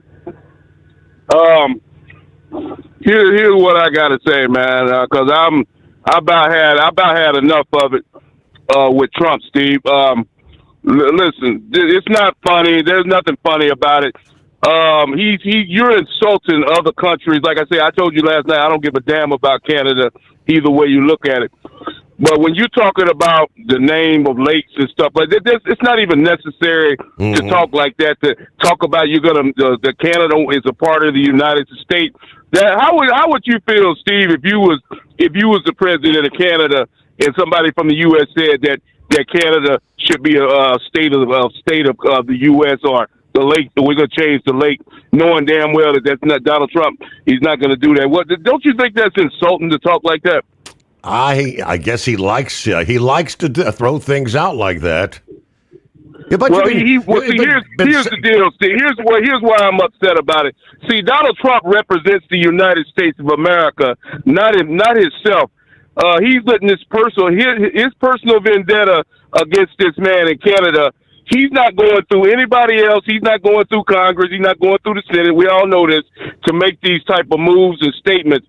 How about instead of turning it into a personal vendetta against Canada, how about once you get some approval for some people before you start doing these things? Because see, Canada and Mexico have been working with the United States for a long time. Yeah, we know that it's not on equal basis, but that's not the way that you make a deal, by insulting people, Steve. You don't make deals by insulting people. And by the way, that that guy from Canada told, and I don't have no problem with him saying that, because I know a lot of other people would like to tell Donald Trump the same thing. The president of Canada told Donald Trump to kiss his ass today, I don't blame him for saying that. Because see, Steve, you can't start a grudge with the whole world. How many fights are we gonna have, Steve, with Donald Trump? Are we gonna fight every nation in the world? Is every nation in the world screwing the United States, ripping us off? If you listen to Donald Trump, that's what's happening. Am I right or am I wrong? If you look at the numbers and they talk about trade deficits, yeah, I mean, a $60 billion deficit with Canada, that's more than just a little off. I mean, that's he's trying to equal the playing field. I get that. But I agree with insulting Carney. That's not really going to get you anywhere. It's just going to piss him off and embolden him, right? Yeah, that's what I'm saying. What I'm saying is, Steve, why can't we fight one war at a time? We need to be concerned. Trump instead of worried about Canada, and by the way, I don't know if you noticed the words that are in between, and that shows you that Donald Trump is not going to do a damn thing. As a matter of fact, you notice that he said that the tariffs are not going to take effect until January 2027. Last time I checked, that was about 4 months from now. So he has no intentions of doing anything. But you notice that the president of Canada said that his tariffs are going to take effect next week. Yes. That sounds like a man who's going to make something happen. You figure it out. When I'm going to say that one more time. Donald Trump's deal doesn't take effect until next year. Canada's takes effect next week. So which man is more serious? Now, let me say this about that, because like I told you, Steve, I support the U.S. for everything, but some things you can't support, and Donald Trump is going a little bit too far. Like I said before, you can only fight one war at a time. We got a situation going on in Iran that needs to be solved, and it needs to be solved immediately. And the hell with Canada and what they got going on. I'm more concerned with these $6 and $7 fuel prices that I'm seeing when I'm driving this truck down the interstate. That's what I'm concerned with. And Donald Trump needs to be concerned with it too, because the things are getting worse and worse. Food prices, everything is sky high in America, and you're seeing, and it needs to come to a stop. Like I said before, these sanctions that's going on, I like what he did yesterday. Because something, like I say, Iran has got to be brought to their knees. And by the way, another statement that I heard that a lot of people that are not listening to, I clearly heard, and all they're trying to do is buy some time. You notice all of a sudden Iran said today that, yeah, we might want to come back to the table if Donald Trump will lower some of these sanctions. Well, what a surprise. If they wanted to make a deal, Steve, they'd have made a deal a long time ago. They have no intentions of making no deal. All they're trying to do is buy more time, and hopefully Donald Trump will be smart enough not to reduce the sanctions. He needs to increase the sanctions, not reduce them, increase them until they fold up and eventually just give in. Because every time he gives in to them losers, they just buy more time to the midterm elections like they want to do, and hopefully Trump will lose like they think, and the Republicans will lose, and they'll get another Democrat in there, and they'll be able to do whatever the hell they want to do. Because you and I both know the Democrats not gonna do a damn thing to stop them. Well, Hakeem Jeffries, if he becomes the House Speaker, he might as well be in Iran, the military, because sounds like he supports them more than he supports the United States military, Hakeem Jeffries. So it's obvious what his agenda is if he gets to be Speaker of the House, and it won't be America. I promise you that.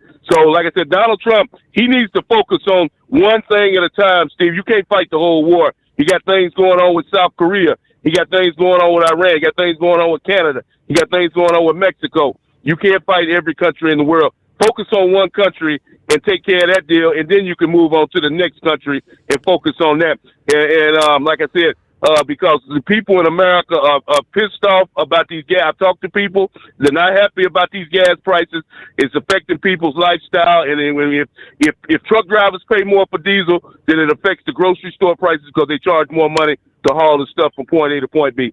And like I said, as far as I'm concerned, the midterms are lost. It's a lost cause at this point because you see what's going on around. I don't know what happened in South Carolina today with Graham's sister, how that deal went down. But hopefully she was able to do something so we can keep that position of Bill. What'd you say? She did win in the primary. She'll be facing the Democrat there come November. Well, that's a good deal because they definitely don't need to lose the state of South Carolina There's a lot of Republicans in South Carolina, and we definitely don't want them to go to the Democrat team. So that's good that she's still in competition for that, to keep that seat open and keep a Republican voice out there. But like I said before, I understand what Trump is doing. Yeah, nobody likes to be screwed. But the only thing I got to say, let's just do one country at a time. And the number one country we need to be focusing on right now is Iran, and getting this damn war over with, and getting this Strait of Hormuz open, and get this oil flowing again, and get these gas prices down. This is what Donald Trump needs to be focusing on 100% right now. And I thank you for taking my call. All righty. And I do see in Iran, they're saying long lines are forming at the gas stations in Tehran this past day as the U.S. announced their fresh sanctions to pressure Iran into submission. We've turned to pulling the economic levers 6 months into the war to pretty much Iran is ground to a stalemate. Although Iran's leaders kind of shrugging things off with their tough talk, as they've already endured sanctions for decades. There are some residents of the capital fear that they're going to be feeling the pinch very soon. People are being hurt, both those who are financially well off and those who are financially weak. One Iranian realtor who urged authorities to get control of prices. These sanctions are having an effect, but naturally our people are resilient. Of course, they were already grappling with sky-high inflation before the war, fueled the anti-government protest movement that peaked back in January. One English teacher there says, well, we could see more unrest here in the future. I personally am not afraid of war because this is our land, but I think this war will be more economic and will cause people to feel a lot of pressure. And now maybe there's going to be protests again. Of course, that's exactly, I think, what the U.S. is trying to accomplish. Truck downtime costs you money. One hidden killer on Cummins ISX-15 engines is weak injector cups. When they leak, coolant gets into the cylinders and suddenly you're facing a big repair bill. Industrial Injection has the fix. Our Torque Lock Injector Cup Kit with a threaded Torque Lock design. These cups stay sealed for good. No more coolant leaks. No more surprise downtime. Keep your truck on the road. Ask your shop for Industrial Injection Torque Lock Injector Cups today. Paperwork doesn't make money, but it's an important part of trucking. Hauling freight makes money. Let OOIDA help with permits, licensing, drug and alcohol testing, and compliance, so you can stay focused on the road. Learn more at OOIDA.com. Call OOIDA at 816-229-5791 for more information. That's 816-229-5791. Truckers spend lots of hours on the road. So when it comes to staying connected, you need a headset that works just as hard as you do. Blue Parrot is the #1 headset brand for professional drivers, and we've taken the quality you've come to expect from us and made it even better. Check out our newest headsets, the Pro B350 and Pro B450, offering you more hours of talk time, better voice control, extreme comfort, and industry-leading AI voice isolation microphones, so you can spend more time talking about the important things and less time repeating yourself. To get yours, check out BlueParrot.com. Blue Parrot, hear and be heard. It's time to step up your fuel filtration game. The AirDog heavy-duty diesel fuel system doesn't just filter fuel like the others. It fully optimizes your truck's fuel system for peak efficiency. The AirDog removes contaminants, including particulates, water, air, and vapor, optimizing the pressure feed, providing your engine with the ultra-clean supply of fuel it needs for the quickest starts, smoothest idle, best fuel economy, and highest performance possible. Get started on the road to optimization today at airdogdiesel.com.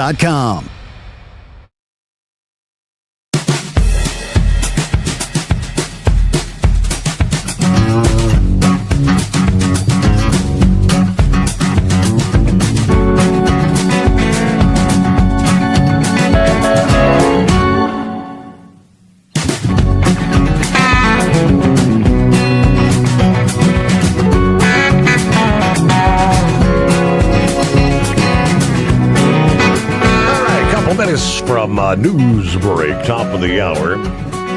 Back to the American Transportation Research Institute. This week, launching their 22nd annual Top Industry Issues Survey. Every year, they like to ask industry stakeholders to rank the top issues of concern, along with maybe potential strategies to address them. For more than 2 decades, the Top Industry Issues list has been essential reading for any professional seeking to gain deeper insight into the state of the trucking industry. This report provides a crucial snapshot that identifies trucking's biggest challenges, sets priorities, and focuses the ATA Federation's advocacy to develop common sense solutions. Okay, the survey's given to both motor carriers and drivers so they can separately see how each group views the industry and its biggest problems. This gives all truck drivers a collective voice. Bob Bramwell is a truck driver for ABF Freight, captain of American's road team. He said, if your top concern is the lack of truck parking, driver compensation, detention at customer facilities, whatever it might be, or something else, this is your chance to bring those issues to light. I encourage you, please take a few minutes to complete the online survey and encourage your peers to do so. Next, we'll take a look at what were the top issues 2025. What might be changing here? All right, news the service of industrial injection. Since 1985, diesel owners have counted on us. Fuel injection, turbochargers, and engine solutions from light-duty pickups to heavy-duty equipment. Truck downtime costs you money. One hidden killer on Cummins ISX 15 engines is weak injector cups. When they leak, coolant gets into the cylinders and suddenly you're facing a big repair bill. Industrial Injection has the fix. Our Torque Lock Injector Cup Kit with a threaded Torque Lock design. These cups stay sealed for good. No more coolant leaks. No more surprise downtime. Keep your truck on the road. Ask your shop for Industrial Injection Torque Lock Injector Cups today. Dean Michael, the tax doctor here. Are you tired of those tax problems following you around like a dark cloud, always in the back of your mind, losing sleep at night? Call me now and get your life back. 888-557-4020 or go to mytaxhelpmd.com. Pretending they're not there won't make them go away. The IRS isn't going to forget. They will levy your bank account and garnish your wages. Don't wait for that to happen. I'm not telling you these things to scare you. I'm telling you so you can benefit from my years of experience. Now is the time to act. 888-557-4020.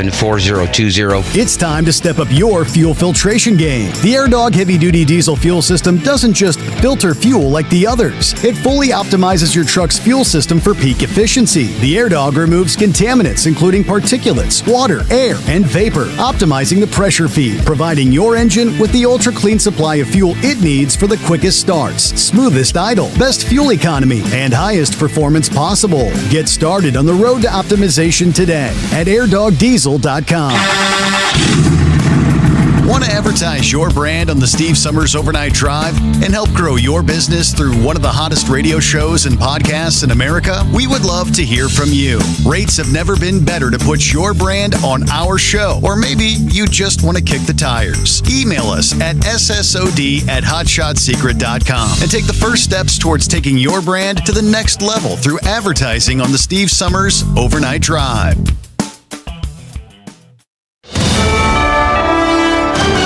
USA Radio News, I'm Anthony Lucero. Pakistan's Interior Minister Mohsin Naqvi says significant progress has been made in the talks aimed at ending the Iran war. Naqvi and Pakistan's army chief met with Iranian leaders in Tehran yesterday. Hira Mustafa has a report. He clearly did not outline what sort of progress, but he did talk about that there were discussions with regards to the reopening of the Strait of Hormuz, which is a major point of contention between the warring parties. Pakistan's now trying to revive negotiations after a U.S.-Iran ceasefire memorandum expired earlier this month.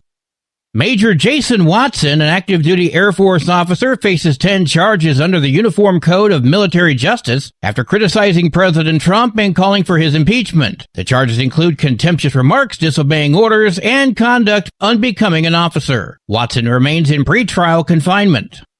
Agriculture Secretary Brooke Rollins says the U.S. will ultimately come out ahead despite concerns over the trade war with Canada. And I believe strongly that once they finish this next round of negotiations, or whatever you want to call it, that America will certainly be the better for it, and that our farmers and ranchers will benefit the most. Canada has imposed retaliatory tariffs on around $20 billion worth of American goods, including seafood, cheese, clothing, cosmetics, and toilet paper, with duties as high as 50%. Ghislaine Maxwell's bid to throw out her sex trafficking conviction is being tossed by a New York federal judge. It was a long-shot petition that would have allowed Ghislaine Maxwell a new trial. Maxwell, an associate of the late sex offender Jeffrey Epstein, represented herself in the ask that challenged her detention, the judge noting that Maxwell did not use her attorney to file what he called a lengthy and rambling petition that failed to open new avenues for her defense. Maxwell is serving a 20-year prison sentence after being convicted of helping Epstein sexually abuse girls. In New York, I'm Jennifer Bolsoni. From America's News Network, USA Radio News. Hey, I'm Brant, and her name is Sherry. Hello. She's a friend of mine whom we were just praying for because of a surgery she just went through. Yes, and I am very happy about something you actually talk about all the time, which is Medishare. That is right. Yeah. So what was your experience like with Medishare and the healthcare bills? Honestly, Brant, seamless. And what a blessing that is when you're already nervous about a health issue, which I was. Yeah. Members shared my expenses. There were zero problems. And let me tell you, having people pray with you when you call in with your need, that is just... It is refreshing. Yes, that's what it is. What I keep telling people. People love Medishare, and they love saving tons of money, too. The typical family can save $500 a month. I am very thankful for Medishare. It is so different, and I mean different in a very, very good way. Good different. Call now. They're easy to talk to, and you can get a price within 2 minutes. Call 855-SHARE-40. That's 855-SHARE-40. 855-SHARE-40. New York officials are announcing the death of an inmate at Rikers Island yesterday. It is the 7th death of a person at the city jail so far this year. The Department of Correction says 41-year-old Clarence Woodward died following a medical emergency. His cause of death has yet to be determined. Woodward was arrested 2 years ago in connection to a fatal stabbing at a Bronx laundromat. City Council member Selvina Brooks Powers, who also chairs the Committee on Criminal Justice, says there needs to be a crackdown on delays in the legal process. She added the city must also look into whether or not any systemic failures could have played a role in these deaths. In New York, I'm Liz Warner. A Seattle man has been charged with threatening to kill Washington Governor Bob Ferguson. Court documents show 34-year-old Nathaniel Foster studied security at the governor's mansion looking for weaknesses. He told detectives that he would attack or kill staff and security personnel if necessary. He checked himself into Swedish First Hill Hospital saying he had suicidal and homicidal thoughts. Prosecutors requested $50,000 bail and that Foster have no contact with Governor Ferguson. I'm Brad Ford. Representative Al Green has filed new articles of impeachment against President Trump. Again. H-Res 1486, impeaching Donald John Trump, President of the United States, for high crimes and misdemeanors. The Texas Democrats' resolution cites Trump's actions involving Gaza and what Green calls violations of the Constitution. Green has repeatedly pursued Trump's impeachment, with previous efforts failing in the House. For USA Radio News, I'm Anthony Lucero. This is Denny Gillum, here to tell you about an amazing new book, The Miracle Man, written by a good friend of mine. It's a remarkable true account of faith, healing, and restoration in the face of impossible odds. Through a harrowing series of events and miraculous answers to prayer, Bill receives a donor's heart with only hours left to live.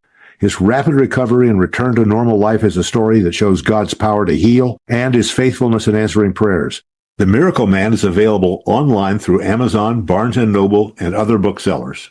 Truck downtime costs you money. One hidden killer on Cummins ISX-15 engines is weak injector cups. When they leak, coolant gets into the cylinders and suddenly you're facing a big repair bill. Industrial Injection has the fix. Our Torque Lock Injector Cup Kit with a threaded Torque Lock design. These cups stay sealed for good. No more coolant leaks. No more surprise downtime. Keep your truck on the road. Ask your shop for Industrial Injection Torque Lock Injector Cups us today. Dean Michael, the tax doctor here. Are you tired of those tax problems following you around like a dark cloud, always in the back of your mind, losing sleep at night? Call me now and get your life back. 888-557-4020 or go to mytaxhelpmd.com. Pretending they're not there won't make them go away. The IRS isn't going to forget. They will levy your bank account and garnish your wages. Don't wait for that to happen. I'm not telling you these things to scare you. I'm telling you so you can benefit from my years of experience. Now is the time to act. 888-557-4020. And now, back to the Steve Sommers Overnight Drive, live from the Hot Shot Secret Studios.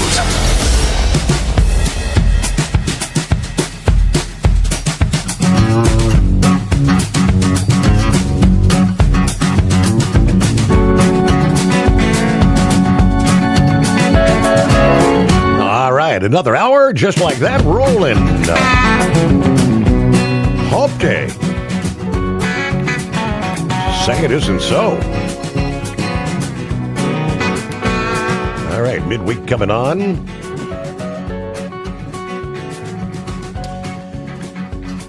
Round the country, 844-844-3388. Back to the American Transportation Research Institute. Going back to last year's survey. What did we see? The overall top 10 critical issues. Of course, last year, 2025, trucking was still trying to come out of the economic slump, right? So the economy was number one, followed by lawsuit abuse reform. Insurance cost and availability came in third. Truck parking fourth, driver compensation number 5. CSA at number 6, English proficiency at number 7. Diesel emissions regulations at number 8. Driver training standards, and rounding out the top 10 was artificial intelligence in trucking. Now that was the overall. When it comes to truck driver top 10 concerns, number 1 was driver compensation, followed by truck parking. English proficiency was at number 3. Broker issues, detention time, artificial intelligence in trucks at number 6. Driver training standards, autonomous trucks at number 8. The ELD mandate 9. And lastly, diesel emission regulations. All right, industry stakeholders encouraged to complete the 2026 survey, which I guess is open now, will remain open through October 2nd. 2nd of October. Says the results of this year's survey will be released on October 18th. So there you go. The American Transportation Research Institute would like your input. What's going on, Pappy? What's happening, Steven? Man, it was funny last night. I was talking about these ops, I guess, against Trump, and it was funny. I'm usually a day behind on Bongino, but after I listen to your show, I listen to his podcast, and he brought it up. But Steve, I want to talk about two things: that and this whole AI thing. And I know we kind of talked about it before, but Bongino laid this out, man. I suggest, if you don't listen to his podcast, really recommend it. But this AI technology, Steve, it is here. It's not going anywhere, right? Mm-hmm. It is used, or going to be used, and is, but really in the future for our infrastructure. Listen, if we don't stay ahead on this AI thing, if we let enemies of the United States outdo us and get ahead on this, Right now, supposedly, we are ahead. But if we let China, Russia, any actors, enemies of the United States, pull ahead, and the technology is going by leaps and bounds every day, this could be detrimental to the United States. Steve, if they're able to hack into our water supplies, our electric grids, and shut everything down because their AI is so more advanced than ours, we could be in trouble. And you are seeing an up, right? Mm-hmm. When you're seeing these people come out against it, right? There's a reason for this, Steve. China does not want us to be number one. They don't want us to be ahead of them. They are running ops on the American people. And the American people are buying into it. And in some cases, cashing the checks.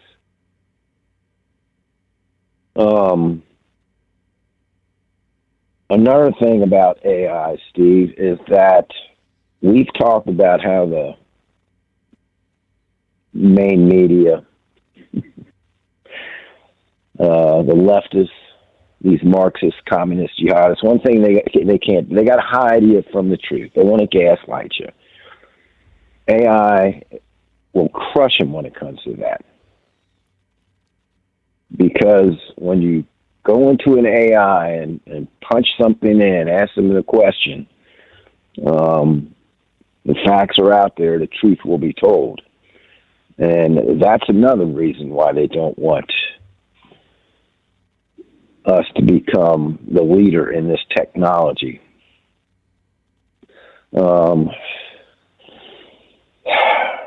I don't know, Steve. You're seeing these states like Texas, right?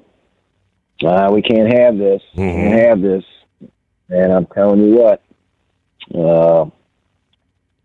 this could be our downfall. And listen, I get it, right? When we first started hearing about this AI technology, what it could do, how it could end the planet, end civilization as we know it, scary stuff. But the intel is out there that we need to stay ahead on this. We cannot slack up and let this fall behind. That's just a fact. We do, we're done. Steve, there's this op. I mean, Bongino really articulated it very well. Mm-hmm. Against Trump and the MAGA movement. Kind of started when you've seen everybody turn on Israel, right? That's kind of when it started. A few years ago, you started seeing all the protests of Palestinians in our country shutting down college campuses in protest of Israel, counter-reacting to the October 7th murderous jihadists that happened over there. Steve, there's a dude, I should write these names down. Dude from Michigan, flat out came out, and he was saying that he was fine with all the rapes and the murders on October 7th. No big deal. Talking about September 11th, right? Mm-hmm. Some of the things that this dude is just saying is just flat out Islamic extremism. But there's this op, man, to destroy MAGA. They do not want MAGA to continue. And they're seizing their chance knowing Trump's going to be out of office in a couple of years. And then they are really attacking him now. And they're using this war, Steve, right, to make the divide.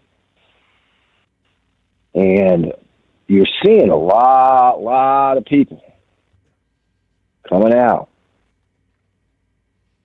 bashing Trump about this daggone war. And it's all by design, man. Alex Jones, I know he was one of the first ones. Tuned him out. Stop listening to him. I might catch some of his little clips here and there, right? But as far as, and I'm not on X, you know, just don't. And Tucker Carlson, the same thing. That Joe Kent, that whistleblower, Steve.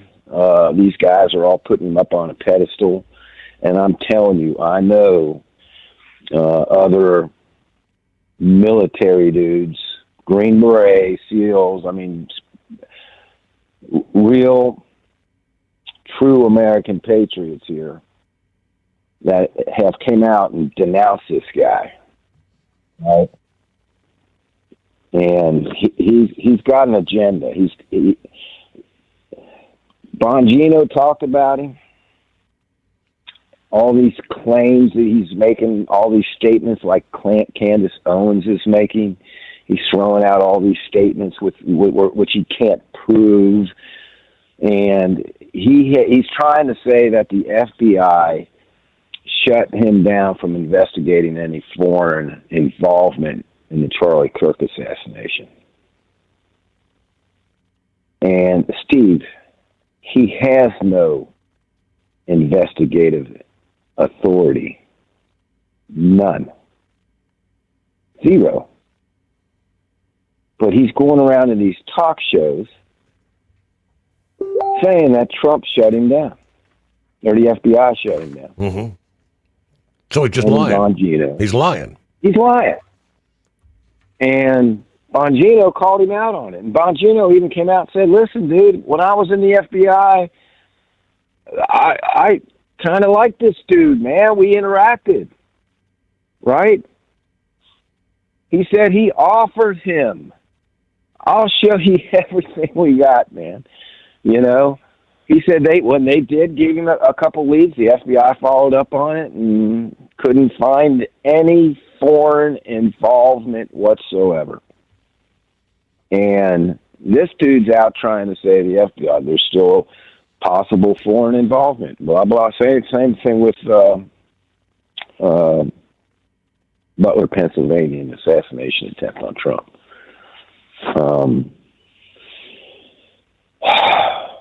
They're trying to destroy this country. And it just blows my mind. Alex Jones, okay, you know, we all know how some of the stuff he's done, you know. I mean, I'll be honest, the government and the way the media, the way they did him was not right. But, Steve, he was calling Sandy Hook, right? When Sandy Hook came out, he was saying that was a conspiracy, that this never happened, and the government was involved. Just crazy BS, right? And he admits that. However, they were also making claims that he was making statements bashing the family members of the dead kids, and supposedly made a statement that he's going to go up there and take a leak on their grave, which that never happened. But the media was running with it, and that's how he managed to get this multi-billion-dollar lawsuit against it. Right. But Steve, they are trying to hide when you hear nothing's happening. Right? Trump got in office, nothing's happening. You know, that's BS. There was a guy on Hannity the other night that said the same thing. And while he was talking, they just ran a constant clip of all of Trump's accomplishments, and the communist jihadist media, along with the leftists and along with the Republicans and along with this walk away group now, are trying to hide from us, are trying to hide from the American people. They're playing us.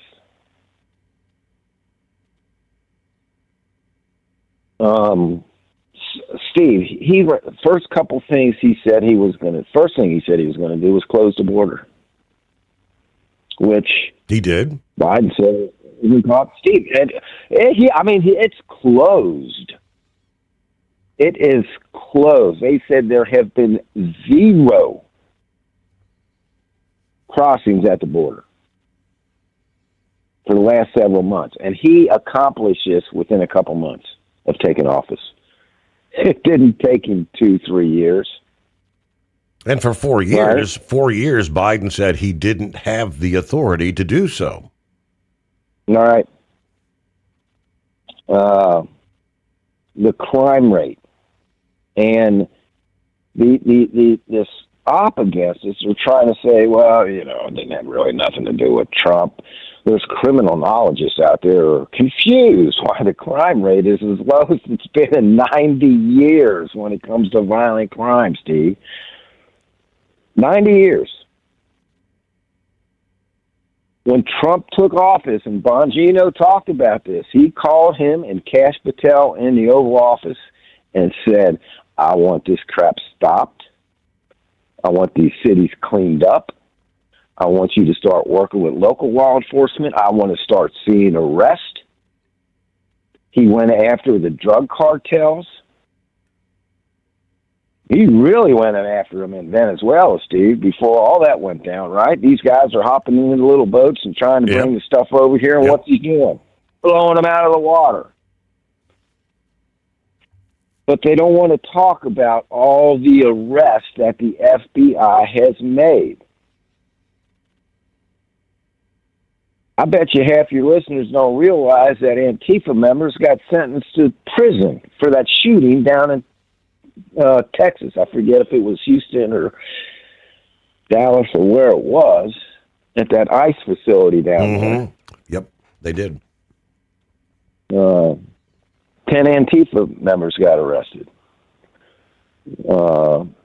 Steve, I heard something the other day that, hell with the J.D. Vance.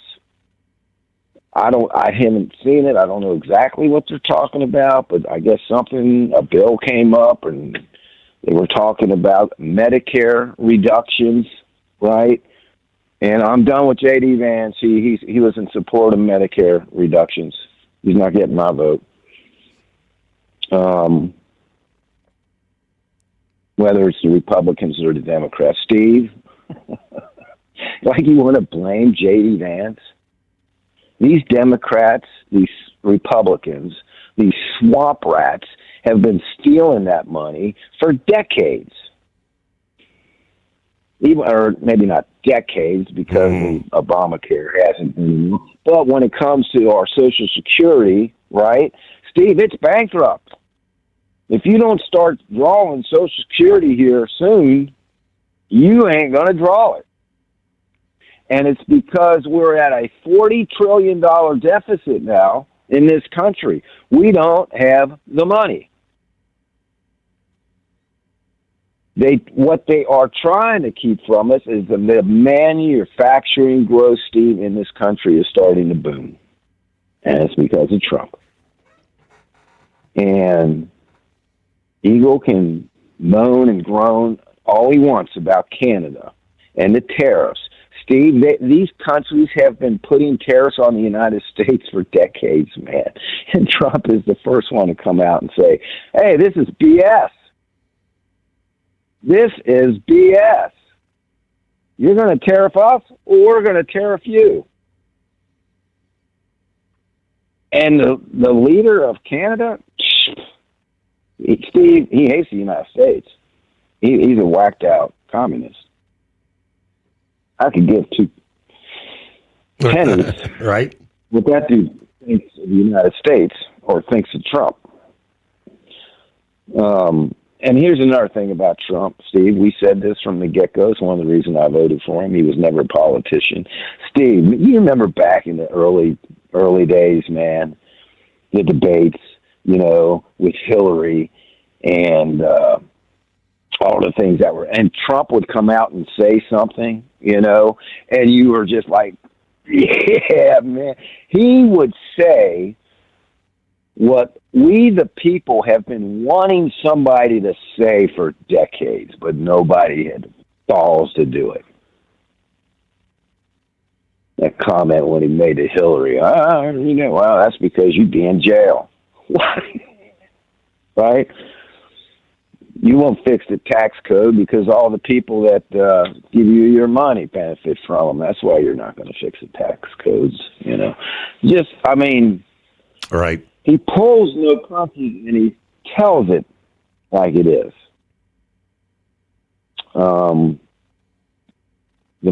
Steve, the only way to get Social Security, these Medicare, to save Medicare, prescription drugs are going down, Steve. If I hear another comment from somebody saying my prescription drugs are going up, Steve, they're going down.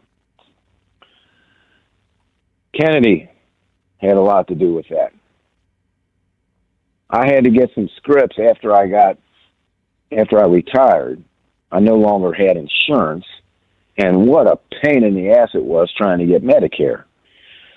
So I finally got Medicare A and B, but I did not have D, any prescriptions. I go to Walgreens to get some scripts, Steve, and one of them was $113.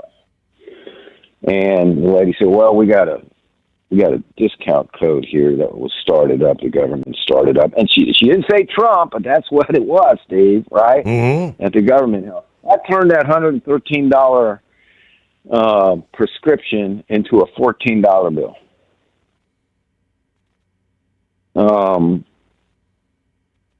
We're being psyoped. That's the Trump RX, right? Yes. Yep. I sent you an email. I know you're getting the bottom of the hour. I'll get off here. I sent you an email about what's going on here with these foreign actors. Nobody would love to see MAGA disappear more than China. Right? All this stuff going on, all of Trump's accomplishments, they don't want the people to know. If you want to read that, I think it was from Politico. And they ain't no real fan of Donald J. Trump. Hey, did you hear he's going to run, Steve? He's going to be Donna Trump.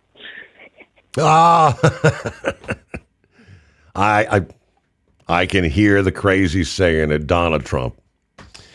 All right, hey, news break, as he said. Back after this, the Steve Sommers Overnight Drive. USA Radio News, I'm Anthony Lucero. Tensions are rising in Iran as they vowed retaliation after the U.S. expanded sanctions targeting its oil exports and financial networks. The move comes amid fears the conflict could widen, with diplomatic efforts continuing to prevent further escalation in the region. Texas Senator Ted Cruz is signaling another presidential run, saying Republicans are not yet united behind Vice President J.D. Vance for 2028. Oh, no. There's going to be a full discussion about who we are and what we believe. Cruz also rejected a Supreme Court seat despite Trump asking him 3 times.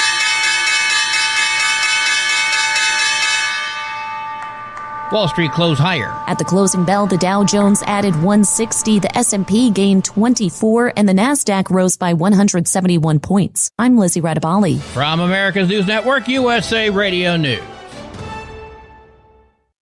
Commerce moves fast. Your business should too. If you're not on the first page of search results, you're losing customers. Out of sight, out of mind is true. Don't let that be you. iLocal.net has helped local businesses dominate search results since 2009. For a limited time, iLocal.net is offering a free website analysis to improve the online presence of your business. Local business owners across the U.S. turn to iLocal.net to improve their search engine rankings. Search engines are constantly changing their algorithms. You need the professionals who know how to use those changes to benefit your business. Don't hope for new customers. Get found and be chosen. Call 888-699-2407 for your free website analysis. Don't wait. Call 888-699-2407. That's 888-699-2407. For your free website analysis, call 888-699-2407. Truck downtime costs you money. One hidden killer on Cummins ISX-15 engines is weak injector cups. When they leak, coolant gets into the cylinders and suddenly you're facing a big repair bill. Industrial Injection has the fix. Our Torque Lock Injector Cup Kit. With a threaded Torque Lock design, these cups stay sealed for good. No more coolant leaks. No more surprise downtime. Keep your truck on the road. Ask your shop for Industrial Injection Torque Lock Injector Cups today. Every mile matters, and so does having someone in your corner. Join OOIDA today for just $45. Advocacy, support, savings, and a team built to have your back. Visit OOIDA.com today. Call OOIDA at 816-229-5791 for more information. That's 816-229-5791. It's time to step up your fuel filtration game. The AirDog heavy-duty diesel fuel system doesn't just filter fuel like the others. It fully optimizes your truck's fuel system for peak efficiency. The AirDog removes contaminants, including particulates, water, air, and vapor, optimizing the pressure feed, providing your engine with the ultra-clean supply of fuel it needs for the quickest starts, smoothest idle, best fuel economy, and highest performance possible. Get started on the road to optimization today at airdogdiesel.com. Truckers spend lots of hours on the road. So when it comes to staying connected, you need a headset that works just as hard as you do. Blue Parrot is the #1 headset brand for professional drivers, and we've taken the quality you've come to expect from us and made it even better. Check out our newest headsets, the Pro B350 and Pro B450, offering you more hours of talk time, better voice control, extreme comfort, and industry-leading AI voice isolation microphones. So you can spend more time talking about the important things and less time repeating yourself. To get yours, check out BlueParrot.com. Blue Parrot, hear and be heard. Dean Michael, the tax doctor here. Are you tired of those tax problems following you around like a dark cloud, always in the back of your mind, losing sleep at night? Call me now and get your life back. 888-557-4020 or go to mytaxhelpmd.com. Pretending they're not there won't make them go away. The IRS isn't going to forget. They will levy your bank account and garnish your wages. Don't wait for that to happen. I'm not telling you these things to scare you. I'm telling you so you can benefit from my years of experience. Now is the time to act. 888-557-4020. So you missed an episode of the Steve Sommers Overnight Drive, and now you're suffering night sweats and panic attacks. Well, don't worry, we've got the cure. Never miss a broadcast of the Steve Sommers Overnight Drive. Consistently ranked as one of the top podcasts and radio shows in America, we've made it easy for you to catch up on past shows. Find the Steve Sommers Overnight Drive wherever you get your podcasts or at overnightdriveradio.com. And never miss an episode of the Steve Sommers Overnight Drive. Keep the bugs off your glass and the smokies off your ass. This is the Overnight Drive with Steve Sommers.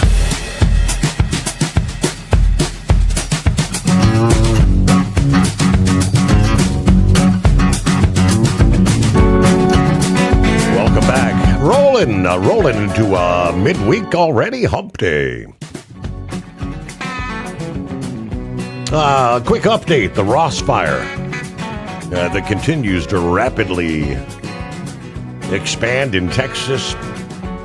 Shifting winds are going to be affecting the Ross fire. They're saying now through roughly 4 or 5 a.m., expect south winds to continue roughly 10 to 15 miles an hour, gusting to 20 at times. Somewhere between, say, 4 and 7 a.m., as a front approaches, the wind direction will be shifting to the west, averaging about 10 miles an hour. After 7 a.m., winds will then shift to the northwest as the front slowly moves through. Winds averaging about 10 miles per hour through the morning. I think they're going to pick up to 10 or 15 by midday, early afternoon. That means fire direction, fire spread is going to be changing directions with the winds. Now, they said there's going to be some spotty showers, maybe a few storms affecting Jack and Palo Pinto counties Wednesday morning and afternoon, with very limited moisture, though. These will likely be high-based showers and storms with rain falling through a large column of dry air, which can lead to very gusty winds as the rain evaporates and cools the air, making it heavier, increasing the potential of gusty downdraft winds. Sounds like the day ahead could be challenging for the firefighting efforts there, again in Texas. All right, shifting gears. I stayed up yesterday morning. We had just really wrapped up the show. I tuned into SpaceX's live feed to watch the launch of the Starship this past morning. That's the one that went up the eastern seaboard. A lot of folks had a chance to maybe get a glimpse of that a little after 5:30 this past morning. I did not realize, and I saw a post, if this be true, SpaceX's vice president of launch, Kiko Donchev, confirming that launch, Starlink Group 1049, was the last planned Falcon 9 Starlink launch from Florida. He says, from here on, Starlink missions out of Florida will fly on Starship.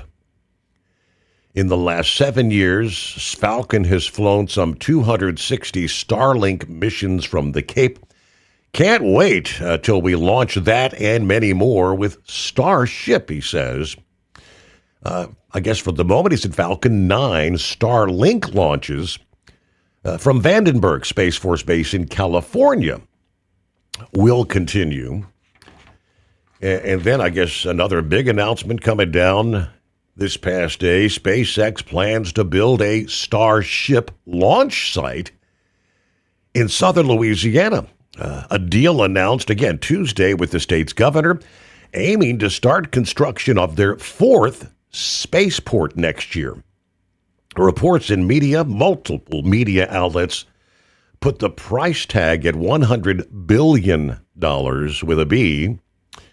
The site, named Starbase Louisiana, will expand the company's Starship launch operations beyond the southern Texas company town, designed to support thousands of Starship flights per year. This self-sustaining spaceport will have propellant production, power generation, deep water shipping capabilities, vehicle processing facilities, and an airport. According to the announcement, how big is that? Morning, Philip. I said it yesterday. They getting big, buddy. Thousands per year. I can't imagine that. Yeah, and it's this place is just a little bit east of Creo, and it's a big deal. I mean, I'd heard about it a couple months ago that they were looking at land in Louisiana, and the area they're looking at is it's close to a refuge, kind of like what they got going on in Boca Chica, and it's right at the Gulf. Everything is right at their call right there, Yeah. It's one of those deals, and they can transport starships right off. They can get stuff in with barges. They can bring it in over the land. It's coming. I mean, and as far as what you said about the Falcon 9, that's something else that's been coming down the pike anyway. I mean, they've actually got a jig now, and what a jig is a stand that they build things on, and they also got it now to where they've got a jig that they're going to take that booster and turn it horizontal, and they're going to put it on a barge, and they're going to ship it over to Florida because they don't have the vehicles here yet. They're working on the factory to make the vehicles here. And the Gigabay here is almost done. It's getting close. And but the first vehicles will be brought in by a barge to Cape Canaveral, and then they'll go from there. And we're going to see a launch of Starship from Cape Canaveral by the end of this year. It's going to happen. I mean, you can look at 39A, and you can see the pads almost completed. I mean, it's lining up, buddy. So what's your thoughts? Fascinating. I mean, I know that we've talked about these bold ambitions, but I mean, this seems to be moving ahead at warp speed. Absolutely. This is why they wanted the company to go public, Steve, because they have more cash flow income from investors. This is a totally different game now with SpaceX. Mm-hmm. I mean, SpaceX is going to another level. Now, is it going to make money right now? No, it's not. It takes a lot of money to do what they're doing out there and what they're doing at the Cape. And they're building more pads at the Cape. 37 is already under construction, and it's coming along good. I mean, they've got a lot of stuff going on over there, and it's going to be a lot to see. They're doing a lot, and the change though, since we talked about this ship coming back, there is a lot of rumblings right now that they're not going to bring the Starship back. What they're going to do on this flight is they're actually going to do actual satellite deployment, and they're going to focus on that more than they are about bringing the ship back. There's a lot of rumblings about it, so we'll just have to see what happens with it, if they actually bring the Starship back or they bring the booster back. The third generation boosters, they're still working on them. There's a lot of speculation they won't bring that back, but there is speculation that they will bring the Starship back. I don't know. We'll just have to see how it plays out. They're putting more emphasis right now on satellite deployment, and they want to put up those Starlinks and get them up there quickly. And this thing's going to give them a capability of, instead of doing just one Falcon 9 launch, they could do 3 or 4 launches of a Falcon 9 compared to what this Starship's going to do with the weight and everything and the amount of product it can carry up there to put it up. So it's a different deal. It's a big deal. And Steve, I know I'm going to talk about Dolly here in just a minute, but what do you think about that CIA guy going over to Russia? Did you hear about that? I didn't really delve into it. I saw a headline about a plane that landed, and it was a CIA director, but I didn't, like I said, I didn't really read more into it. What the hell's going on? Well, from what I understand, and I just seen the report last night on CBS, there was rumblings about a CIA director going over to Russia. Mm-hmm. And then there was footage from a cell phone of a Globemaster C-17, going over there, a C-17 over Russia.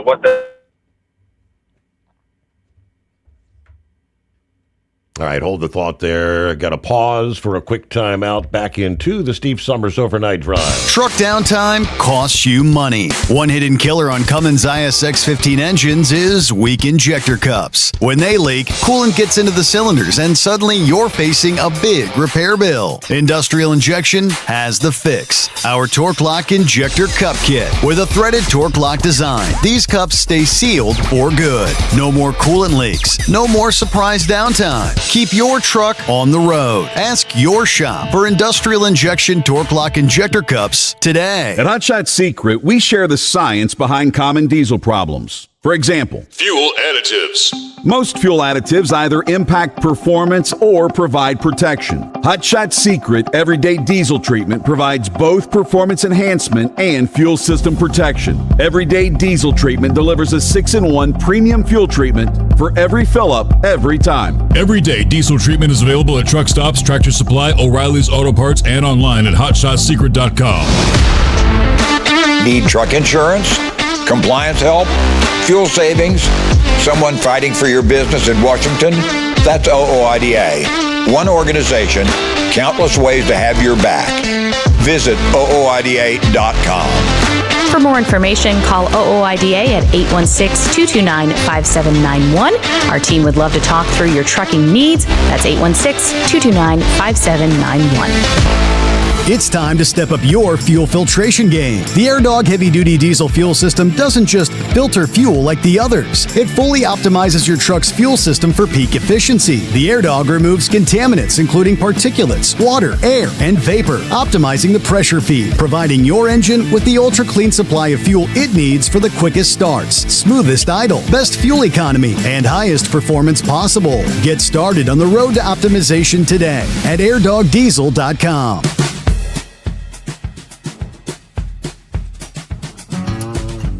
All right, back at it here. All right, we dropped off right about the time we were breaking into the what happened with the what was it, a C-130 Globemaster there, and supposedly the plane was on the ground for like 8 hours. What more do you know?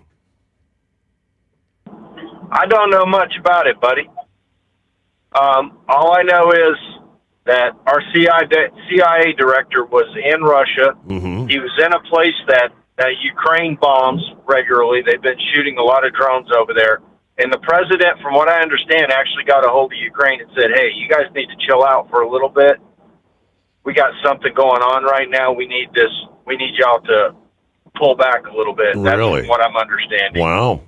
And that was what the report was. Now, maybe he was going over there on behalf of us to kind of jump things up with Russia. I don't know. Because, Steve, I don't think a lot of people understand this, but old Vladimir Putin, he was a KGB guy before he was where he is now. Yes.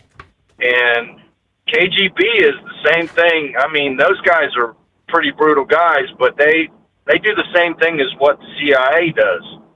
They do a lot of the intel stuff, and I don't know. What do you think? I mean, do you think that the president's trying to mend things with Ukraine and Russia? What do you think? I would have no idea. I'm going to see if I can maybe delve a little bit. I guess there's all kind of rumors and speculations swirling about what the visit was. Now, I do know that I've seen some of these drone attacks from Ukraine that have been targeting. I guess it would be something like akin to our Amazon warehouse facilities. I can't remember what they're called over there, but I mean destroying these massive facilities. And I guess they're running short on some of the everyday necessities and needs for Russian people. And then, of course, bombing some of the refining operations there. Supposedly there's, maybe some gas rationing going on because they're running short on supplies. I don't know. Have you heard any of that? Yes, I have. I've heard about that. Ukraine has been using drones and have been bombing retail establishments like malls and those type of things, like what we'd have over here. Yeah. That would be a mall. They have that over in Russia. They've been bombing that. And I don't know. I think the Ukrainians are really poking the bear pretty good. I mean, but when you send the CIA director over there, now you think about it, this is the guy that nobody really talks about in government because he's the guy getting all the intel on what's going on with things. They are the people that know what all the insight is on all these operations that all these other countries are doing. They are basically, the eyes and the ears of what we see before we go to war. So having a CIA director over there, that's a pretty big deal. And especially to bring a C-17 in there, that's a big plane. That's no little bitty plane. That's a pretty good size hunk of metal up there flying. I saw the actual, they got video of it, flying over, I guess, Moscow, but I guess, so you got the Globemaster, the monster, and then you've got, I don't know if it's a F-22 or what, there's a fighter plane right out in front of it, kind of leading it. I don't know. I just seen what they had on CBS News. Yeah. And it was a picture of it flying over Russia. Yeah. And so let's hope things are they're trying to turn things around, or maybe who knows what they're doing. It's kind of like what? Say what? One of those type of things. But getting to Dolly. Now, I'm sad that Dolly passed away. Dolly was an amazing person. But I don't think a lot of people looked at the amount of stuff that Dolly did in her lifetime. She did a lot of things in those 50 years plus in what, the business. And she inspired a lot of people to work harder. And I think that's a lot of what Dolly was about, was her work ethic. And I think that's what America needs to look at more now, because we don't have work ethic like we used to have. And she had that ethic. She worked all up until she passed. She didn't buck up any. She did some retirement type things when her husband was alive. Yeah, they went out and got an RV and did some traveling in an RV a little bit, that kind of thing when he was alive. But she focused on her work ethic, and I think that's why a lot of people respected her. What do you think, Steve? 100%. And I don't know if you were the first hour. I did mention where the president said put the flags at half staff till like September 1, I think it was. But some were questioning. I mean, does Dolly deserve something of that magnitude? And most of the comments that I was seeing online were saying absolutely, for all that she had done for the people in this country and the kids. The books that millions of kids she taught how to read, that she's deserving of it, I guess. Well, you think about it. Dolly Parton was one of the first people to take a single name entity and make it progress into something huge that nobody even envisioned that it would get to. So think about that. She used one word, Dolly, in her whole thing. And everybody, Steve, if I said Dolly to you, who do you think about? Dolly Parton. You think about Dolly Parton, right? That's right. She is one of the first people that learned that thing in marketing. Let me tell you what, Dolly Parton was a very good marketing agent. She knew how to promote herself, promote her brand, and that's something that she did. She promoted a brand. Dolly was a brand. Dollywood, the Dolly truck stop that she opened up in Tennessee there, or travel center, I should say. She was a great marketing agent, and she figured this out years ago. You think about it, Steve, back in the day, she was one of the first people with Loretta Lynn and people like that were going from radio station to radio station to promote their music. And she just took it to the next level. She's a very smart lady. Now, is she as rich as Taylor Swift? And by the way, Steve, I did the numbers. I'm sorry I had to use AI. But Dolly was worth $450 million. Taylor Swift is worth $2 billion. Wow. Okay? All right, so she wasn't up to the Taylor Swift style of that level, but I'll bet you what, if you went to Taylor Swift and asked her who was one of the people that inspired her and put her kind of where she was at in the way she does her business, I bet you she would say Dolly Parton. I imagine Miley Cyrus would say the same thing as well. Absolutely. Yeah, I know that. And a lot of female artists out there, like, say, Reba McEntire, if it wasn't for people like Dolly and Loretta Lynn, a lot of women that are in country music would not be up to that level that they are. Because those two ladies, they put it on the board, bro. Steve, she had an indirect influence on truck driving. You know that? How many times do you ever hear of a guy named Del Reeves, Steve? Oh, yeah, absolutely. The girl on the billboard. You know who the girl on the billboard was? It was Dolly Parton. Is that right? I did not realize that. No. You got it, buddy. If you know Del Reeves, you know the girl on the billboard. That song has probably been played in more trucks than somebody has little liver pills, as we've always said that over the days. But Del Reeves wrote that song on Interstate 55, going from Chicago to St. Louis. He got down close to Springfield, Illinois, and there was a picture of a lady on a billboard in a swimming suit, and that was Dolly Parton. So think about it, guys. Dolly Parton influenced a lot of truck drivers when they heard that song. Ain't that amazing, Steve? How about that? Yeah, I did not realize that Dolly was what that song was about. How about that? Absolutely. And Dale Reeves, God rest his soul, he's gone now too. But he always said, I owe that little lady a lot of money because she made me a lot of money. How about that? And that's the song he's known for. He was known for that song. Mm-hmm.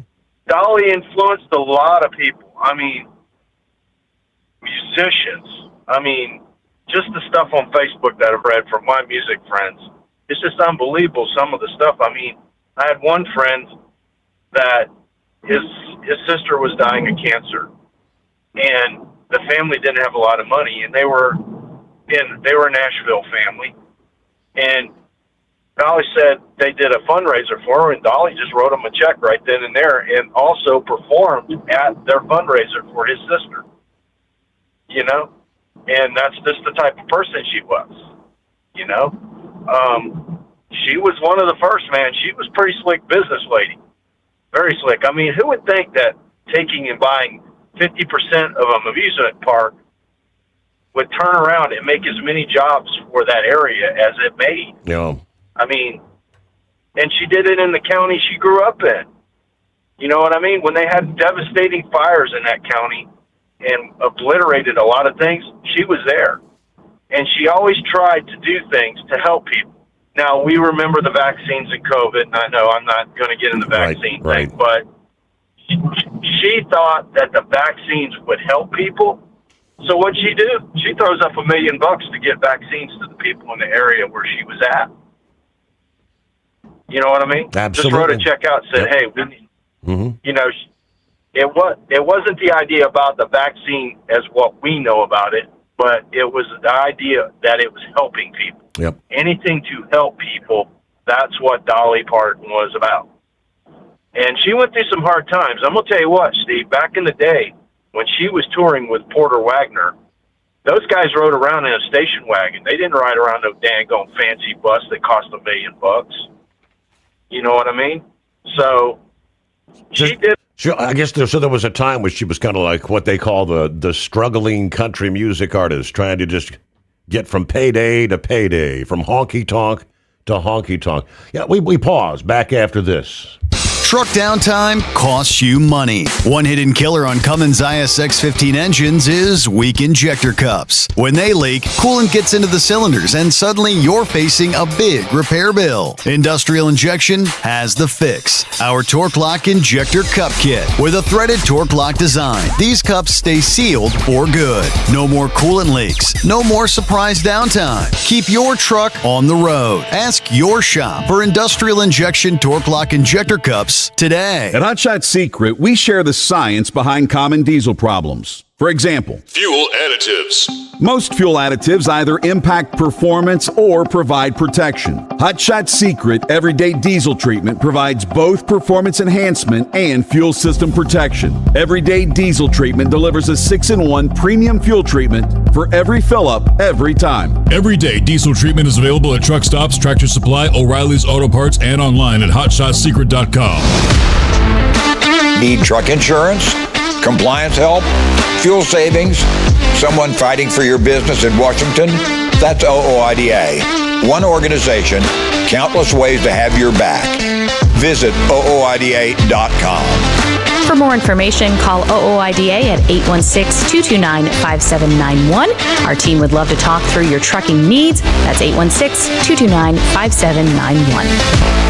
It's time to step up your fuel filtration game. The AirDog heavy-duty diesel fuel system doesn't just filter fuel like the others. It fully optimizes your truck's fuel system for peak efficiency. The AirDog removes contaminants, including particulates, water, air, and vapor, optimizing the pressure feed, providing your engine with the ultra-clean supply of fuel it needs for the quickest starts, smoothest idle, best fuel economy, and highest performance possible. Get started on the road to optimization today at airdogdiesel.com.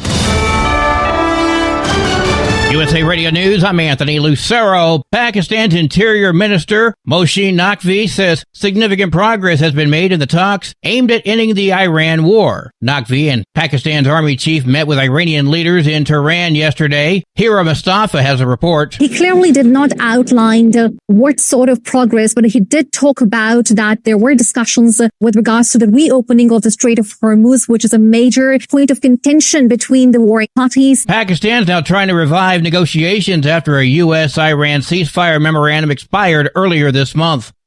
Major Jason Watson, an active duty Air Force officer, faces 10 charges under the Uniform Code of Military Justice after criticizing President Trump and calling for his impeachment. The charges include contemptuous remarks, disobeying orders, and conduct unbecoming an officer. Watson remains in pretrial confinement.